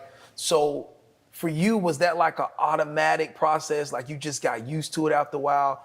Or was it like, okay, I've been hitting this certain number for so long, let me try to scale my lot sizes up? Or was it like literally just, okay, like this is a trade, I see it, I think it's gonna go, I'm gonna double down here, and then boom, you have a big day? Because for me personally, I just want to share where I'm at. I've had some good days, right? But like, what's a good day? Okay, yeah. So for me, like a 3 to 5K days, Okay. right? Yeah. But my goal is that 10K a day. Like, Fuck I wanna goals. hit No 5 goals, days in a bro. day. You don't need I've no been goals in trading. seesawing with it a little bit. I mean, but like, what pair are you trading? Like what's Okay, your lot yeah. size? So I trade AU. I trade USD Chef, Cam? Euro USD, and sometimes I dabble with GU. Okay, so for one, all those pairs suck. Really? Damn. Talk to me. AU is my starting pair. Obviously, this can happen on AU, 20 pips. It doesn't make sense, right? You're playing with slow money, technically. USD Chef, a sporadic pair. Very, very sporadic. It doesn't really have too much consistency and that kind of stuff. I traded that pair for a couple weeks, wasn't really impressed. AU, I traded for an entire year until I got consistent, and then I went to UJ. So I would personally say I would recommend you, or even like look into UJ at least, because that pair is a little bit faster. It pays you a little bit more also. So the same amount of efforts that you're actually putting with AU and to analyze AU and GU and that kind of stuff, you can put that same amount of efforts into UJ and make a lot more money. So like I said on like this webinar that I did like last night, like I had said, it's not that you're a bad trader. Nah. You're the trader. A lot of them yap, but like Q, he says some facts. This says a lot of facts. Pair. I wouldn't say he's yapping. You know what I'm saying? Yeah. So like some of them yap though for sure. Like some of them, like you can see here, like they're trying to cosplay, bro. It's like, oh, what did I hear on Instagram today? That sounds good in a podcast. I can probably say that. Risk management is the #1 tool that you need. You know, it's just okay at one pair, but then you go over to a next pair, and then you can do an insane. Yo, Zoom, I'm gonna end the Zoom. Because even like whenever I had transitioned into say AU to UJ, UJ to I think GJ or XRP, then XRP to gold, and gold to US 30. Over time, you have to kind of like make that transition to like, you know, get on a pair that's a little bit faster. And I feel like that's very, very true. important to actually time, because if you don't time it right, then that is true. You will find yourself like in like on a slow pair for a couple of years when you could have been making a lot more money, you know, analyzing a next pair. Yeah. So I'm very, very big on trying to force yourself to level up. Even if you're making like 5K days, like is it 5K days with one trade or like? Yeah, just one trade with multiple positions. Okay, yeah, like one trade setup, but multiple. Okay, so like that same concept with a different pair could make you that 10K day. Put it that way. Like if you're trying to actually do that with AU, it's not going to really happen no time soon, because there's not really too much moves on AU to the point that could actually make that happen. Yeah. With the kind of losses that you're actually using. Yeah. You might have to actually scale just up. 5. What's the best podcast that you've watched in trading?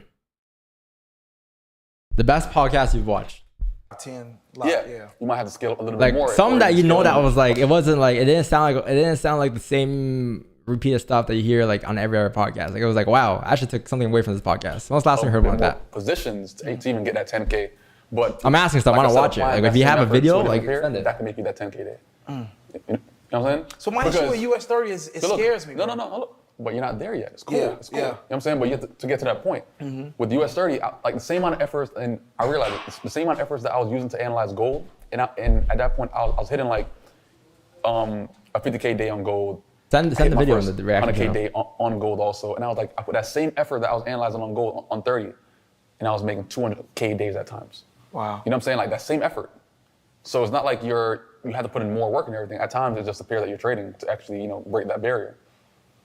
Like at times, like 5K is the barrier for AU, but like that 10K trade could easily be done on a different pair. So I need to switch pairs. Umar, this is valid. As a day trader, our main focus should be I to respect this guy.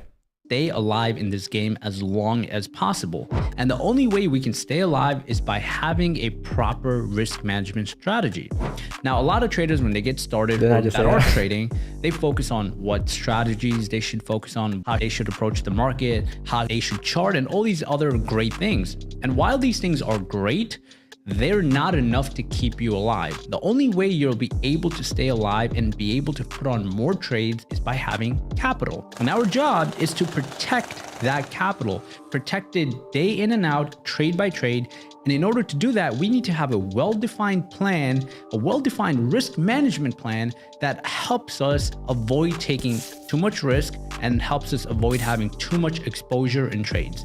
And in this video, I want to talk about my risk management plan, how you guys can build a risk management plan. I'm going to talk about position sizing, and I'm going to talk about R multiple. Now, I'm talking about things that most traders don't like, that isn't amazing, that isn't, you know, a shiny object, but this is important, guys. So please stay through the whole video, take down notes, pay attention to the important parts, and understand that if you want to make it here, 20 minutes chat, you have to have a good risk management plan. So let's talk about the first component of my risk management plan, which is every trade I take, I have an idea on how much I'm losing and where I am exiting.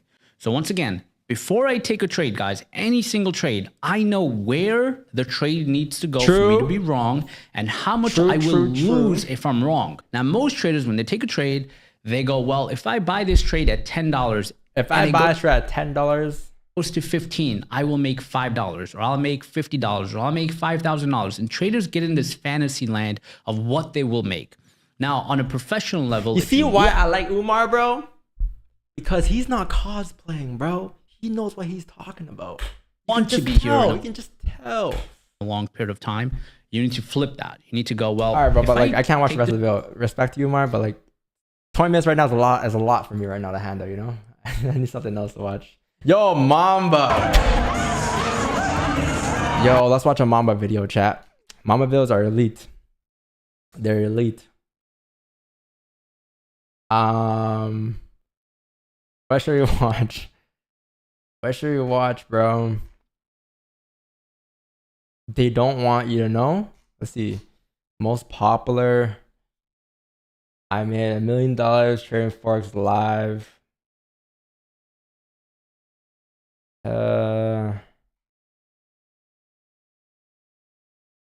I made 42K in 24 hours during every Forex session. Okay, let's see. Welcome back, guys. In today's video, I'm gonna be breaking down how I was able to make $42,000 trading Forex in just 24 hours, literally less than 24 hours actually. It took one trading day. 3 Forex pairs, 3 different sessions, back to back to back. How I did it, how it's done, and how you can do it too is what you're gonna see in this video. I'm also gonna break down, show you guys it was a live account, show you guys the withdrawal, and show all the proof, everything you need to see. We're gonna get active. I love you guys, I appreciate you guys for coming back. Let's get right into this video right now. You didn't hit the like button yet. I can't even start the video if you don't hit the like button, so hit the like button. Like button hit, you scroll down, hit it. All right, cool, we can start the video, let's go.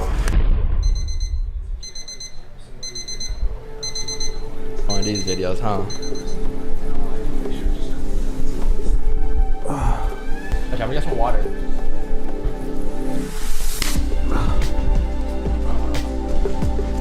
I'm gonna get some water, be back in like 2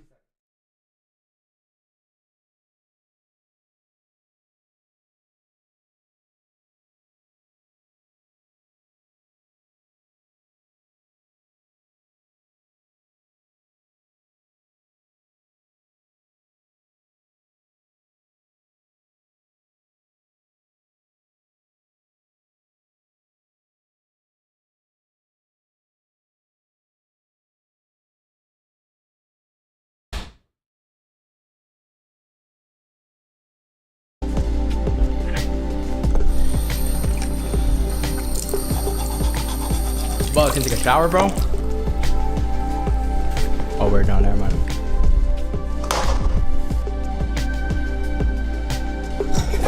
This guy really B-rolled his shit. That's crazy. All right, bro. Okay. Under that, we have Nas 100, $16,000 profit. And then we have CAD JPY, $4,799 in profit. You really got to look at the other stuff. Obviously, there's still a lot of wins, and I made a lot of money.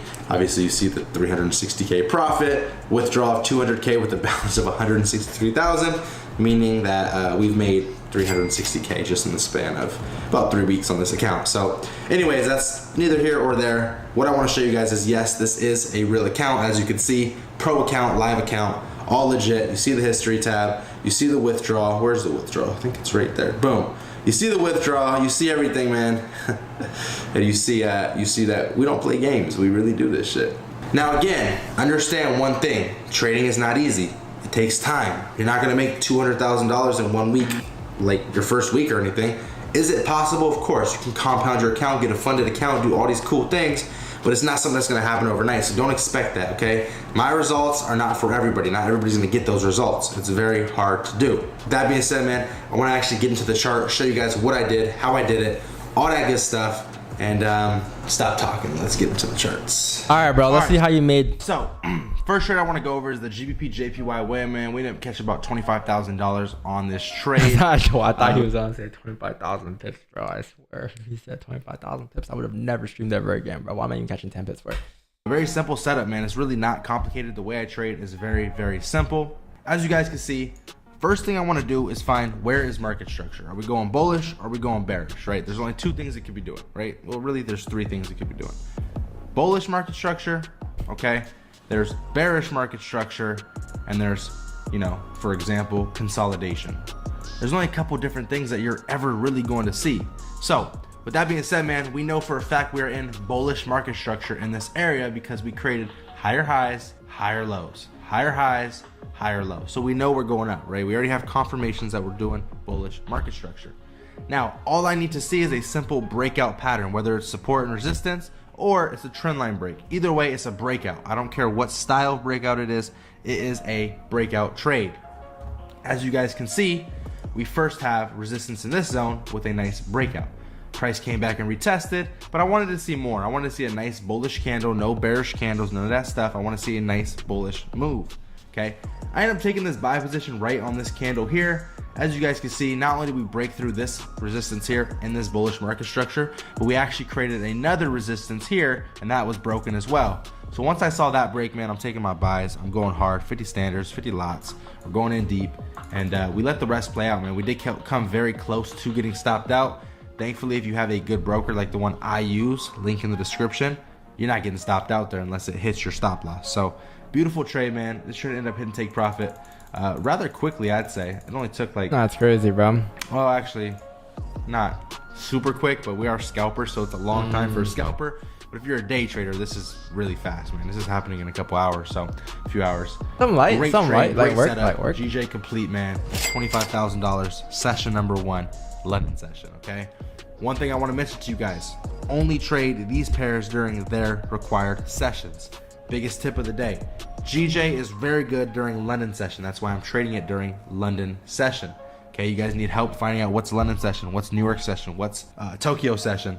Well, guess what, guys? You can simply go to indicators and search up kill zone. Oscars VS. Oscar VS. Click this one right here, and guess what? You now have kill zones activated. This is going to tell you what. Say word. Kill zone? What's up? I never knew that. Hold on, I'm about to. Chat, what can we do here? Kill zones? Yo, we about to go crazy. Now they have the kill zone. Kill zones? Kill zones, Oscars VS, right? Oscars VS. Huh? Oscars VS, Oscars VS. Where the fuck is Oscars VS? Kill zones. My bad. Space. Oh, yo, how come no one told me about the kill zone, yo? No one told me about the kill zones? Bro, I need to know when New York ended. I didn't know it ended at 11. That's crazy. This whole entire time, chat, I could just use this to my advantage. We haven't been using this the whole entire time. It even shows when NY opens up. 8 a.m. Wow. That's crazy. Damn, yo. We can use it tomorrow, chat. Guess what? You now have kill zones activated. This is going to tell you what zone you're in. London session started right here. Guess what the red is? Tokyo session. That's when we're going to trade CAD JPY. I talk about this in another video. It's the indicator video. Okay, CAD JPY. Guess what this one right here is when it starts to turn gray? New York session. It tells you, it shows you. This is the best indicator I've ever used in my entire life. It's free. I'm showing you guys it, man. So go click it, download it, and trust me when I say you guys are gonna really have a lot better time trading using this indicator strategy, because it's gonna show you what session you're in. Are you in New York? Are you in London? Or are you in Tokyo session? And I'm gonna tell you guys what pairs to trade in those sessions, and I'm showing you the proof. So do it. Just trust me, listen to me, practice it, and you're gonna thank me later. Trust me. Now, GJ during London session, that's our first trade. We woke up late that night, 12 o'clock at night, my time, took this trade, made our 25K. Now, we're gonna go to sleep. We're gonna wake up around 7 a.m. my time, right? 7 a.m. my time is when London session starts. Well, it actually starts at 5 a.m., but I like to give it some time to kind of move, do its thing. And we're gonna trade NASDAQ, right? NAS 100 is just 100 stocks based in the US. US moves the most during New York session. That's why we're going to be trading it only during New York session, and we're going to look for the same breakout strategy to occur. It's that simple, man. Let's go to it, and I'll see you guys tomorrow. Okay, so kill zones, chat. You guys take notes of that, right? Kill zones and breakout so far is what we're going to use again. 7 a.m. All right, moving on, guys. We're looking at our NASDAQ trade. It's currently, in here about 7 or 8 a.m. my time.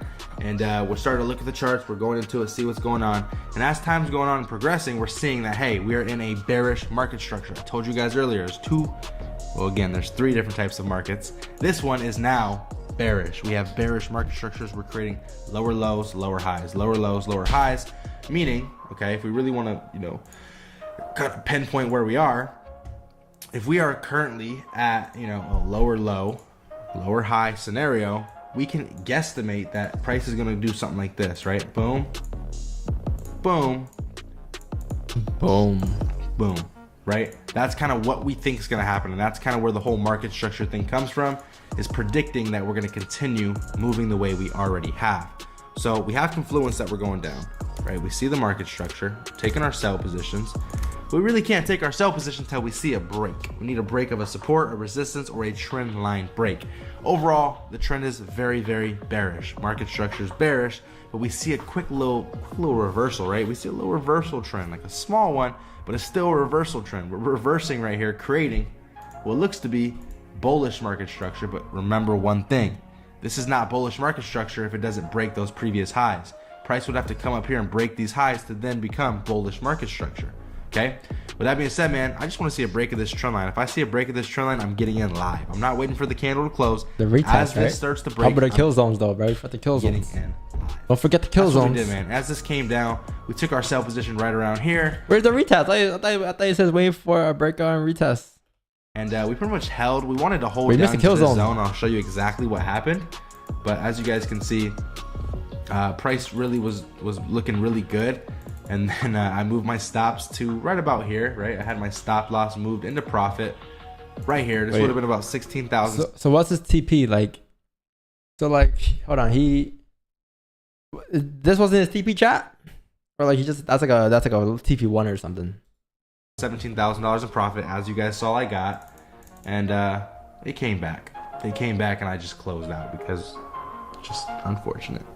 And then it came back down again. So we could have caught a lot more pips, ended up closing maybe a little bit too early. And maybe that happens to you. It's gonna happen to you. It's common, but unfortunately we move on. It's a new day, it's a new trade. Just forget about yesterday, even if it was a loss. Forget about it. It's a new day. So that's what we do. Anyways, man, this is trade number 2.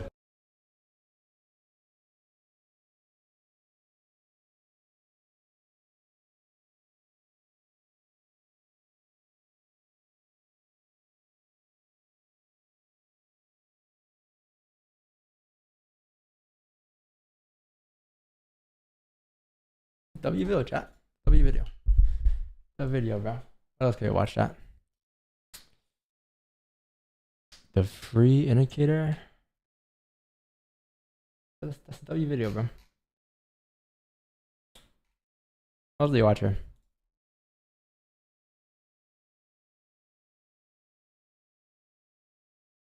What is this, bro?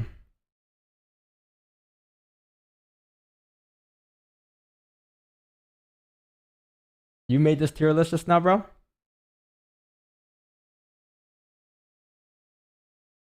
I already told you, bro. This is the fucking tier list. That's all you need to know.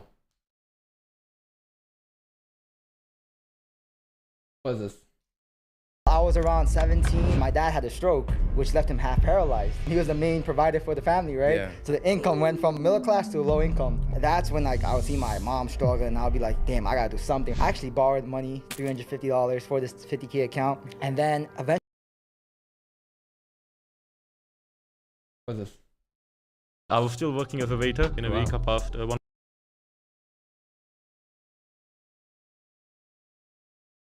Oh, let's watch to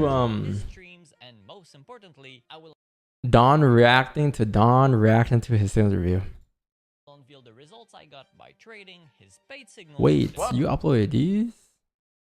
More Don Vo. Damn, you quick at this circle. Oh, these videos are popping off. Holy fuck. What the yo, that's crazy. 6.3, 2.2, 2.7. These videos are doing good numbers. For this channel, chat, 3,000 subscribers on this channel, that's a W. I didn't take this in. Wow. Because look, it was like 800. Like before I started reacting, it was like actually 800 viewers, like 1,000 or less usually. But now it's, hey, this is a W channel, bro. That is a W video, bro. A W channel.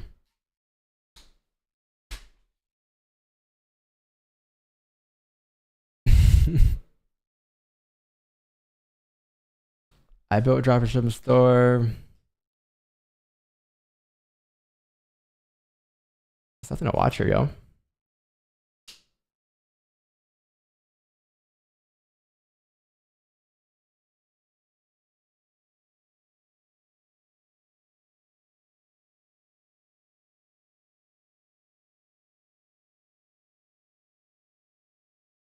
Check out your series. What's your series, bro? Yo, do you guys watch what's that? Bernie? Burn D? Do you guys know Bernie has a course or no? A prop from FTMO #1 trader. This guy's insane.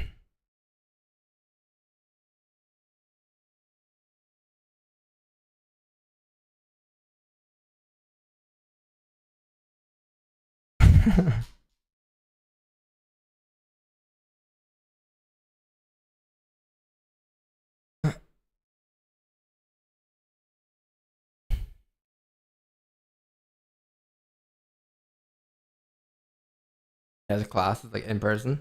Oh.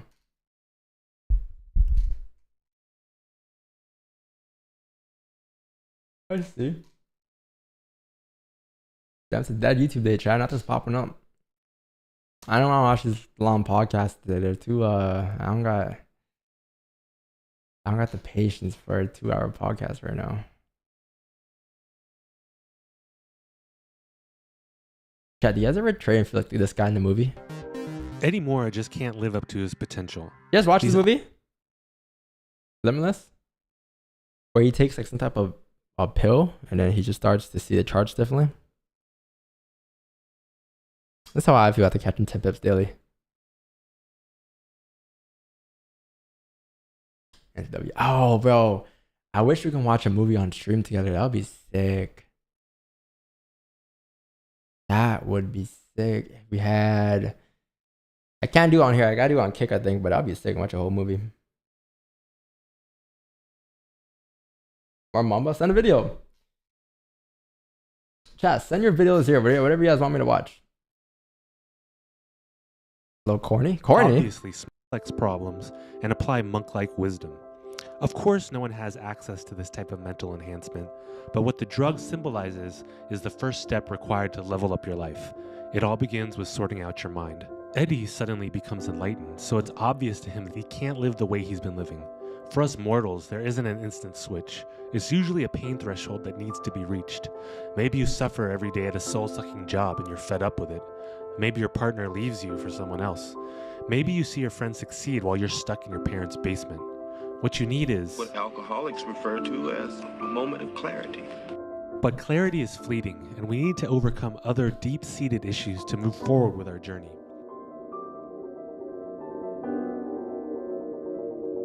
The two most common mental obstacles that limit our potential are past trauma and bad conditioning.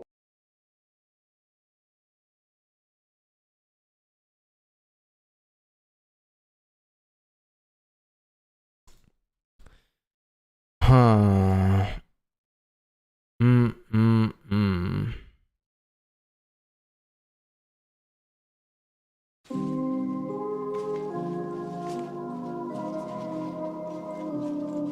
I think I found the video.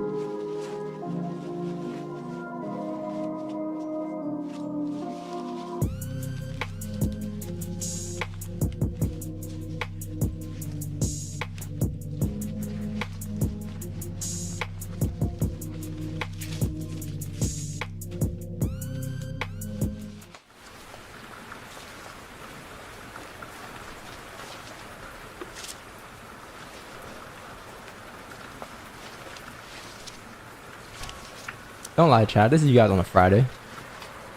After training for the week. This is you got the NFT Friday last week.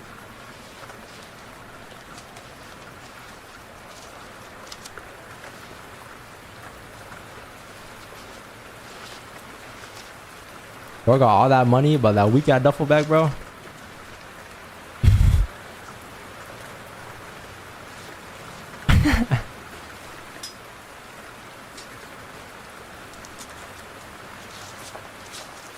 Damn, just put 100 and like you buy a bag.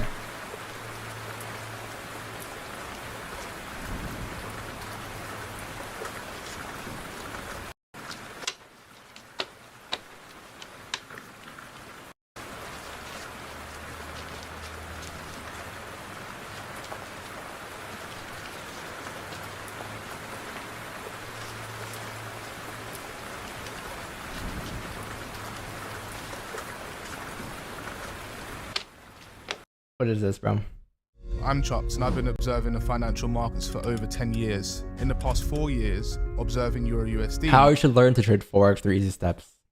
I've implemented these 3 processes that have allowed me to excel and succeed within these financial markets. In today's video, we're going to cover these in detail, and I'm going to pass over to you what has helped me achieve success. This is a good video, bro, or what? Don't lie to me. Better not be a sleeper. What is observation? Observation is a method of collecting primary data. Observation is defined by a systematic or selective and purposeful way of watching or examining and even listening to what is happening in your natural setting. And what we want to do is document that. We want to use observation as a method of collecting data. This data collection process will help us study, understand the ongoing processes and behavior of price. When I think of observation and how it's impacted me, to help me better understand each move, the phases of the move. Is price moving slow? Is price moving fast? Am I following this? Am I confused? Do I feel any emotions?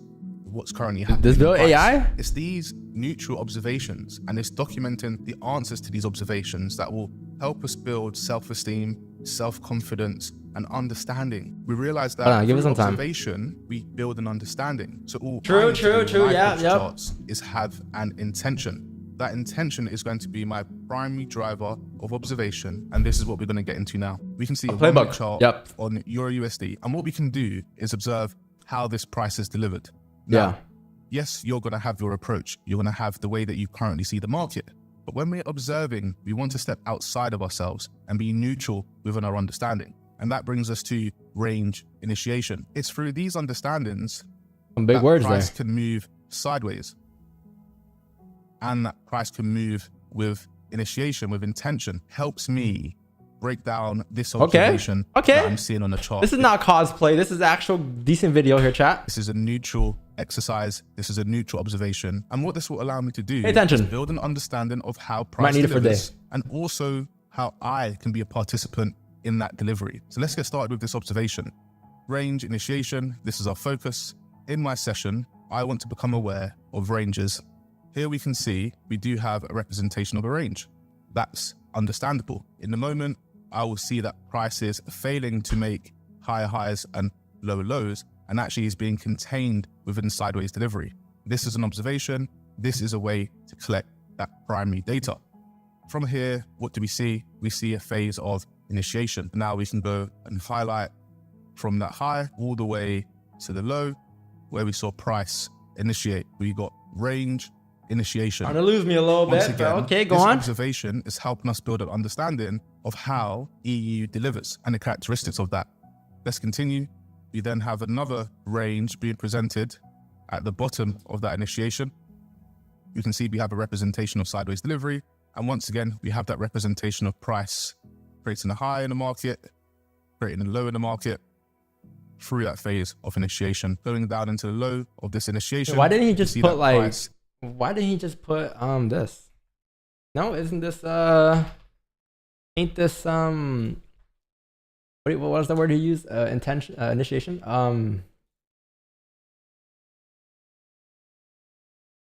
Initiation?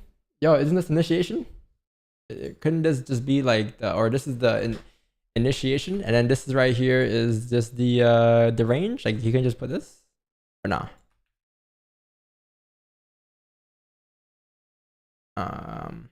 Let's see. Started to range, and then we got initiation out the range. Continuing with the observations, we can see that price continued in that sideways delivery. You can just make a life. After that initiation to the upside, we see that can price you just like down. do this? Boom, boom. Close below, and then you continue down. No, like I don't know. Maybe he has something else to see. Price came up, and price came down, and we can see that with that observation over time, price hasn't changed its state. So observation needs intention. What are we gathering? What are we searching for? We need to know. We can't just observe everything on the chart. Well, we can, but that is going to delay your route to success. What we want to do is have a targeted approach. We call that a weekly focus. And it's within that weekly focus, I will observe those characteristics. What we always recommend to our new traders is to focus on ranges. This is a resin video, bro. Reza, you scripted this video, bro. You scripted this video, didn't you? Lead to understanding, and that this is your channel. Traders' self-esteem, their understanding, their confidence in reading the correct market intention. So now we know what observation is. We have an understanding of what observation can look like. We can move on to execution. Execution is all about the process to entry, the steps we utilize to be able to click, buy, or sell. It's very important that execution has a process to your entry. This should be repeatable, it should be understandable, and we can call this your model. Okay, I like that. I like that. That's good. That's actually pretty good. One entry process. The main importance here. What the fuck? I'm gonna let the video play. God damn, bro. I thought I was reacting to the video. Is to keep that process repeatable. It must follow a repeatable process that leads you to the same decision.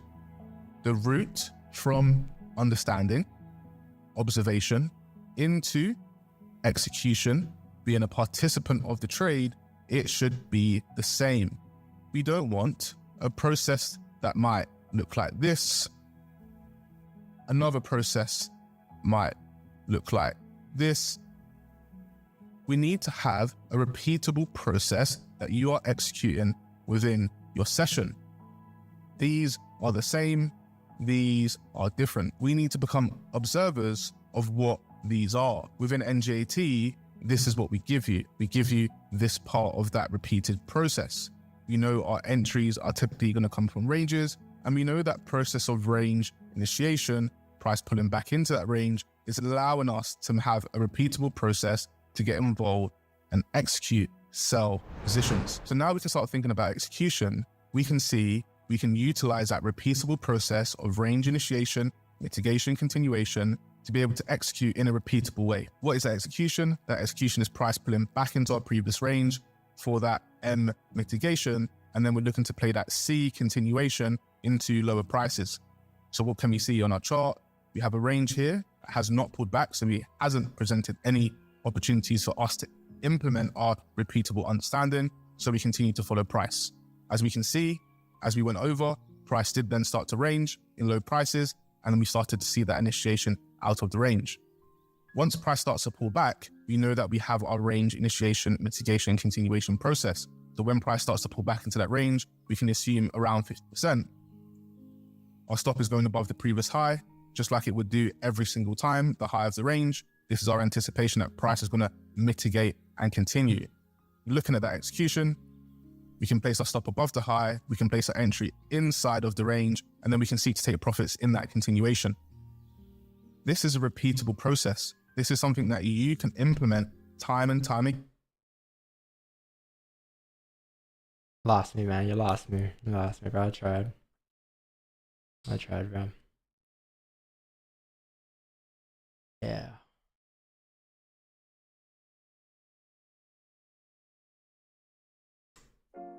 How much time do you waste per day? Just 10 Estimate minutes, a number. bro. Just did. Now, the interesting... God damn. What is this?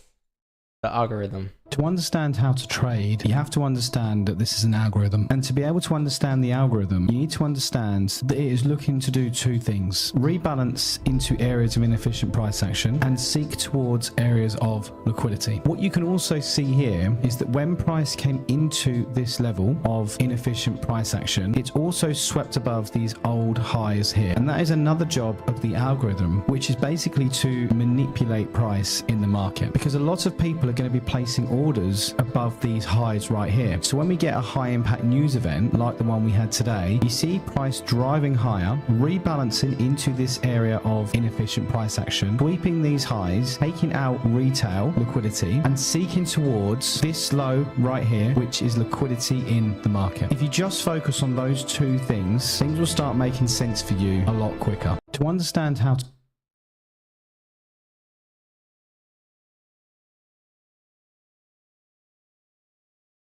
It's like driving to work. You leave the house on schedule. Not this video, bro. This is the whole video one seating, please. It's like more or less is the sandbox we want to be playing in every day, and it doesn't change all that much. And so if you go to the left, no, this is too long, bro. This is too long. I'm sure he's probably, it's too long. God damn. Smart money manipulates your trades. And I could get a stock like RIM for maybe, that might cost me 15, 20 million, Annie, to knock RIM down.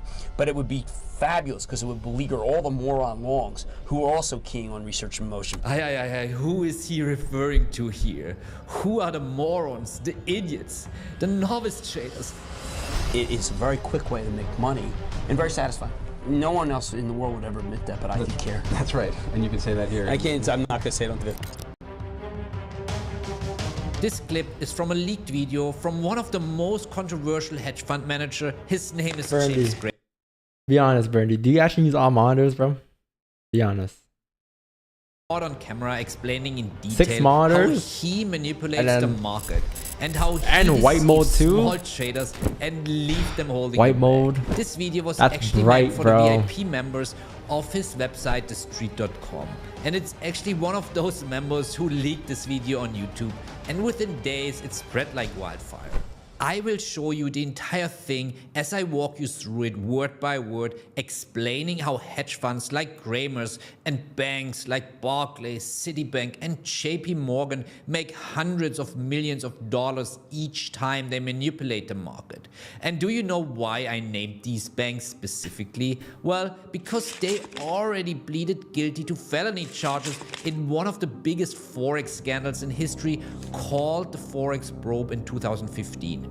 And they were fined through the roof because of it. Just make sure to watch until the end, and I will prove to you beyond a reasonable doubt that no matter which market you choose to trade, futures, commodities, stocks, crypto, or even Forex, each and every one of them is manipulated the same way by a different player. Let's dive right into it. Welcome to Wall Street Confidential. I'm Aaron Task, joined again by Jim Cramer. Jim, welcome. Good to see you. Thanks for being here. There's a lot of economic data out today, but I want to talk about something else first. Again, today we have the misdirection from the futures. The futures pointing to an up market, and as of right now, stocks are down again. Is this just because it's the holiday period that we're seeing this? 0.5 speed? You know, a lot of times when I was short at my hedge fund and I was positioned short, meaning I needed it down, I would create a level of activity beforehand that could drive the futures. It doesn't take much money. If you understood what he just said, tell me, is he a buy and hold investor? No, of course not. He's a professional, an institution, a hedge fund. But what is more interesting, he says he needed it down and it doesn't take much money. Let us continue to see what he means by that. Or if I were long and I would want to make things a little bit rosy, I would go in and take a bunch of stocks and make sure that they're higher. And maybe commit $5 million in capital to do it and I could affect it. So, of course, what he want to do requires a lot of money, and that's the thing. More money coming into a particular market than it's going out. At a certain point in time, it's inevitable that this market is going up and vice versa. So he pushes them a little bit higher with a little bit of capital. How much? 5 million to attract whom? The retail traders, right? That's what he means by making things a little bit rosy. Let's watch what he's doing next. It probably is a bigger market. Now maybe you need 10 million in capital to knock this stuff down, but it's a fun game and it's a lucrative game. And so he pushes the market first up to attract and trap all the retail traders, and then he's shorting it with more money, 10 million, to knock this stuff down. And for him, it's just a fun game and a lucrative game, because who is making the money here? The institutions, because they control where the market is going and they push it to areas where they want the market to be. Makes sense so far? Let's continue. You can move it up and then fade it. That's what often creates a very negative feel. So let's say you take a longer term view intraday and you say, listen, I'm going to boost the futures, and then when the real sellers come in, real market comes in, they're going to knock it down. That's going to create a negative view. That's a strategy very worth doing. I would encourage anyone who's in the hedge fund game to do it because it's legal. Right. And it. Who is he referring to? Who are the real sellers? The real market? Of course, the banks and institutions. And he encourages all institutions to play exactly the same because he knows that they are doing it anyway. Thank God I'm not a retail trader, bro. Thank God I'm an institutional trader. Using the power of money. More money coming in, it's going crazy. Up. More money going out, it's going down. Demand exceeds supply, it's going up. Supply exceeds demand, it's going down. That's the law. Let me now explain the part where he says you can move it up and then fade it, especially the psychology behind it. Fade it sounds so sick. Watch this candle with me. You see that big, we're gonna fade it today, boys? Candle. You know this is caused by banks and institutions. But are they buying this all the way up? No, of course not. They just have to initiate the move. Remember, make it look a little bit rosy. Because they know that novice traders will get FOMO, the fear of missing out kicks in, and they just jump on the train wagon and they start buying at a premium to drive price even higher. Which emotion is driving these actions in retail traders? Every single time? It's greed, of course. What is happening next? He fades it. They are slowly pushing it down. Why? Because this creates what emotion in novice traders? Fear. The fear of losing. That's correct. Now again, are they shorting it all the way down? No, they don't have to. They just initiate the move, and the retail traders will. Isn't that clean traffic though? I mean, isn't this clean traffic though? Like you know, like you have resistance here. No, by the way, leg candle. You have a resistance here. And then like support here, and then you got closure below the range, more closure, no bottom wick though, but then not top wick, and then clean traffic to the left, mirror the candle. Are they shorting it all the way down? No, they don't have to. They just initiate the move, and the retail traders will sell all the way for them because they are afraid. They have fear. Some of them might also short down here, which is causing that domino effect. And by the way, which is the stronger emotion here? Fear or greed? Fear, right? That is why when the market starts to drop, it drops much quicker compared to when it goes up. That's why it's such a fabulous way to make a lot of money, play the fear in people, make quicker and bigger explosive candles. So now you might ask yourself, well, Bern, we have discussed the banks and institutions, what they do, and we have seen what the novices do, but where are we, the professional retail traders, in this equation? Now watch this. Look at the screen and see what picture on the price chart you can identify. A rally in price, some basing, and a strong drop in price. Rally, base, drop. Exactly. So we just identified a supply zone. We see that and know, institutions, I got you. The people who lose, the novice retail crowd that loses, always makes that clear mistake. The buyers here are making this mistake. They're buying after rallying price, and buying after rallying price is not a smart thing to do. You would never do that in any other part of your life and be successful. The fact that price drops as it does here tell us that supply exceeds demand at the origin of that drop. So we apply what we learn to do is to wrap two lines around that level, proximal and distal line, highlight the area with a yellow box and carry that level forward. Bottom line, we are creating a supply zone. So we wait for price to come back into that area and then we engage. Because we also know that the banks and institutions who sold up here couldn't sell everything they wanted to sell, otherwise price would have never dropped in such a strong fashion, correct? You understand the rationale and psychology behind that. That's professional trading 101. So let's continue with the leak video. Because it's legal. I can't watch this, bro. Anything new, bro?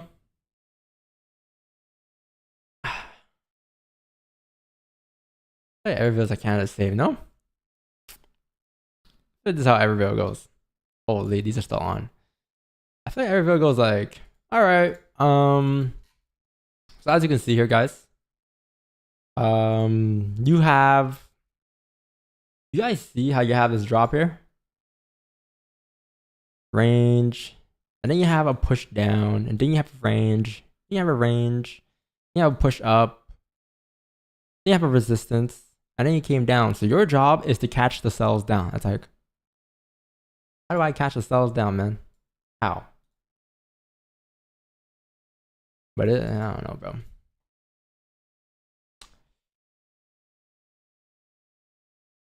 I was gonna watch. How to read multi-time frame. Yo, where are you, Silver? You late as hell.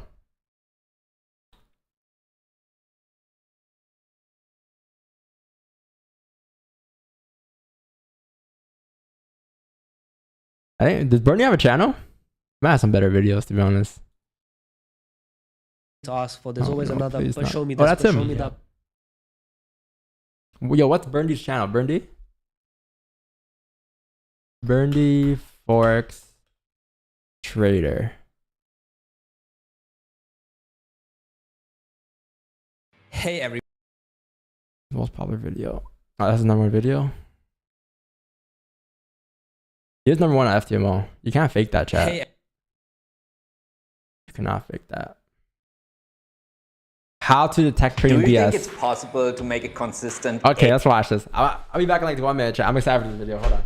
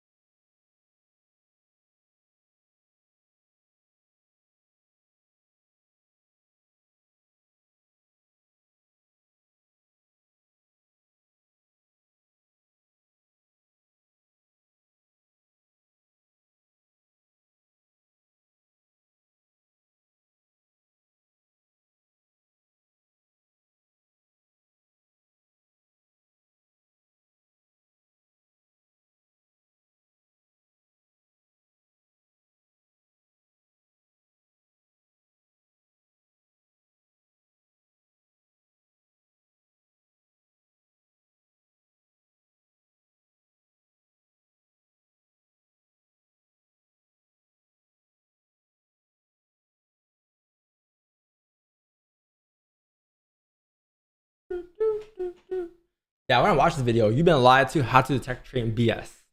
Okay, show us the college plays, bro. Show us who the college playing. 80% winning trades? Wrong. I'm here to call out so-called YouTube gurus who claim they can do it and tell you why it's impossible. Hello, I'm Bernd. I have over 10 years of experience as a full-time professional trader, manage funds in the 7-figure range, and I'm the CEO of a licensed investment consultancy based in Dubai. Additionally, you can see my verified results on FTMO in my other videos. I've seen too many people fall for the trap of traders falsely claiming 80% win rate. These self-proclaimed gurus will tell you all sorts of stories about how they master the market and make huge profits. But it's all lies.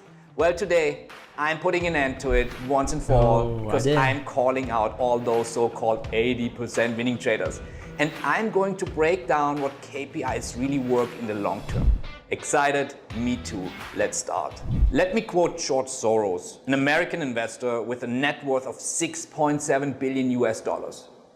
It is not about how often you're right or wrong, but it's all about how much money you make when you're right and how much you lose when you're wrong. Let me get something straight right from the get-go. Your win-loss ratio or winning percentage is of zero significance on its own. It does not have a finite role to play in deciding how efficient a trading system is or how good a trader is. It is still quite possible to lose money with an 80% win rate if you fail to manage your losses well. However, you can always be profitable with just a 30% win rate if you have mastered how to let your profits run and cut your losses short. George Soros' concept boils down to one thing: your risk to reward ratio. Let's look at two different scenarios. Before we get started with some number crunching, let's quickly re-emphasize on the core concept that allows us to audit our decision making and performance. KPIs are only the result of the set we place: stop, entry, target. Without a set, we cannot measure our performance. All right, let's assume in scenario 1, you're planning to buy euro-dollar at 1.0823, stop loss at 1.0778, and target at 1.1048. Now price comes into our buying zone and eventually moves out of the zone into the target. The question is not how much profit you made on this trade. The most important question is how much profit you made in relation to your risk. In other words, what is your risk to reward ratio of this trade? If prices were to fall, we set a stop loss to manage our risk. So the risk is measured from the entry to the stop loss. Let's view this as 1 or X, meaning it is a variable. You determine the dollar amount risk yourself. You could risk $10, $100, $1,000, or you could risk $1 million with this zone parameters. It is a way of using calculated risk. You know exactly how much you're willing to lose, and this can be predefined in the set you place. For the sake of this example, let's say here in this case, you risk $1,000. Let's have a look if this reward was good enough for us to take the trade. The reward is measured from the entry to the target. What was the profit in relation to the risk? For every dollar you risk, you make $5 of pure profit. What would a risk to reward ratio of 1 to 5 look like for you as a professional trader taking a predefined risk of $1,000? $5,000. Solid. Let's look at the second scenario. Here I changed only one parameter, the entry. What I want to show you is how changes your set parameters can have a big effect on the outcome of the trade in terms of risk to reward. You missed the entry at 1.0823 because you waited for price to rally.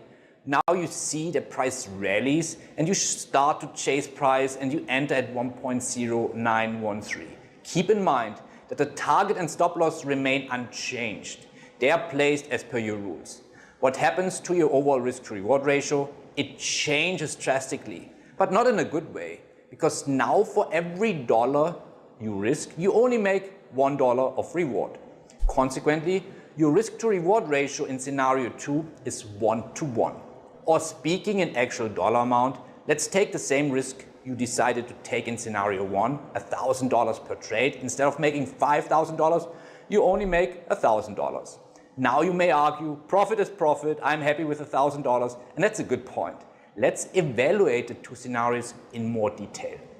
Now here to the left, I have trader A, who takes only trades that have a profit potential with a risk to reward ratio that is bigger or equal than 1 to 5. And according to his business plan, he takes $1,000 risk per trade. Trader A takes 10 trades. First trade, he loses. How much does he lose? $1,000. His predefined calculated risk, not more, not less. That's his 1. Second trade, he lost again. Third trade, he lost. Oof, 3 trades down, $3,000 down. Let's look at the fourth trade. The fourth trade is a winner. Due to his strict rules of only taking trades with a risk to reward potential of at least 1 to 5, he made $5,000 of profit. Trade 5, he lost. Trade 6, he lost. But trade 7, he makes another profit, and this time he generates a 1 to 7 risk to reward ratio. He banks in $7,000 of profit. Next trade he lost, the 9th trade he also lost, and the 10th trade he achieved a 1 to 6, banking in another $6,000 of profit. Let's assume these were his monthly results. Just like any other business owner, also Trader A evaluates the performance of his business based on a simple P&L calculation at the end of each month. So let us do that quickly. His profit, $18,000, and his losses are $7,000. Overall, a solid profitable P&L of $11,000. In other words, Trader A made $11,000 in this month. And looking at his winning percentage or win-loss ratio, he had 7 winners and 7 losers. So overall, a 30-70 win-loss ratio. Now let's look at the right and examine what Trader B does. Trader B has an average risk to reward of 1 to 1 on his trades. And Trader B takes the same dollar risk amount, $1,000 risk. How about us? Trader B also takes 10 trades, and as you can see, he has a very high winning percentage, and in fact it's 80% winners and only 20% losers. And when he loses, he also loses only $1,000 per trade.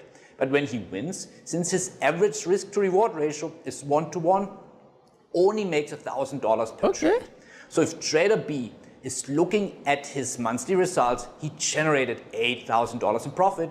On the other side, he had $2,000 in losses. Consequently, overall on his P&L, he made $6,000 in profit.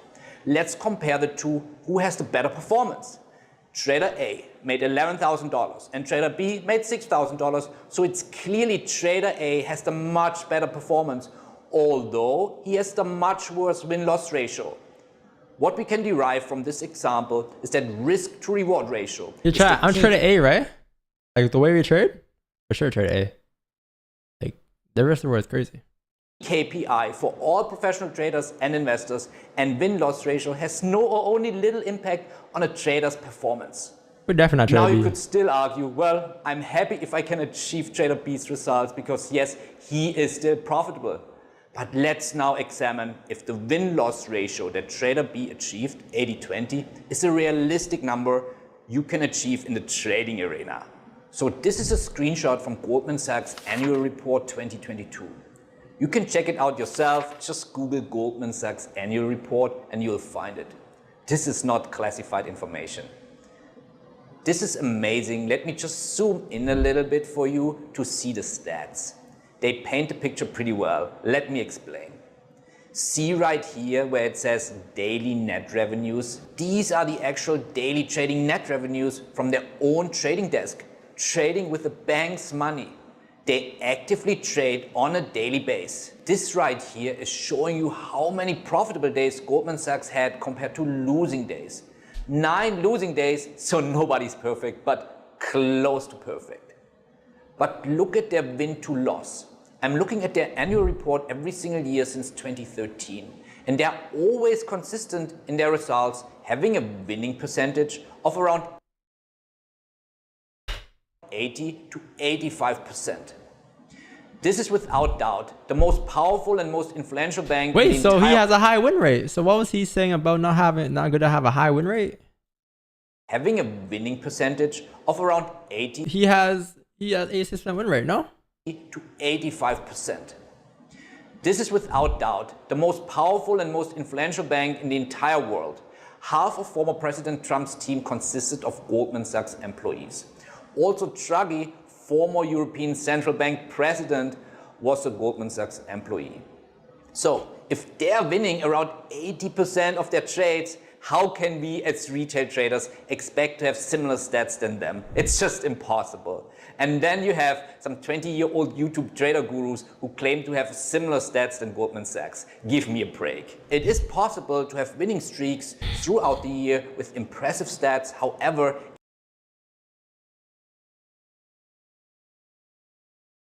What the fuck, bro?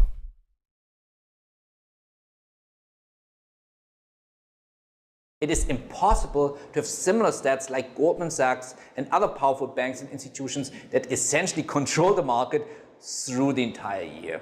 In summary, anyone who says they have an 80% win rate is likely a scammer. The performance example here on this animation. Yo, I swear I'm not a scammer, chat, bro. Where? Oh, no, why you do us like that, bro? How many views have you got? Yo, why you do us like that, man?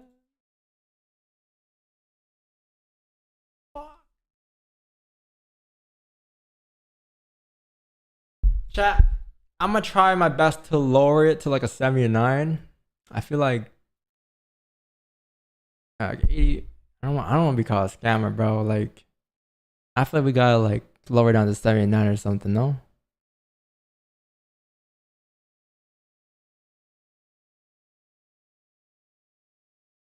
Bro.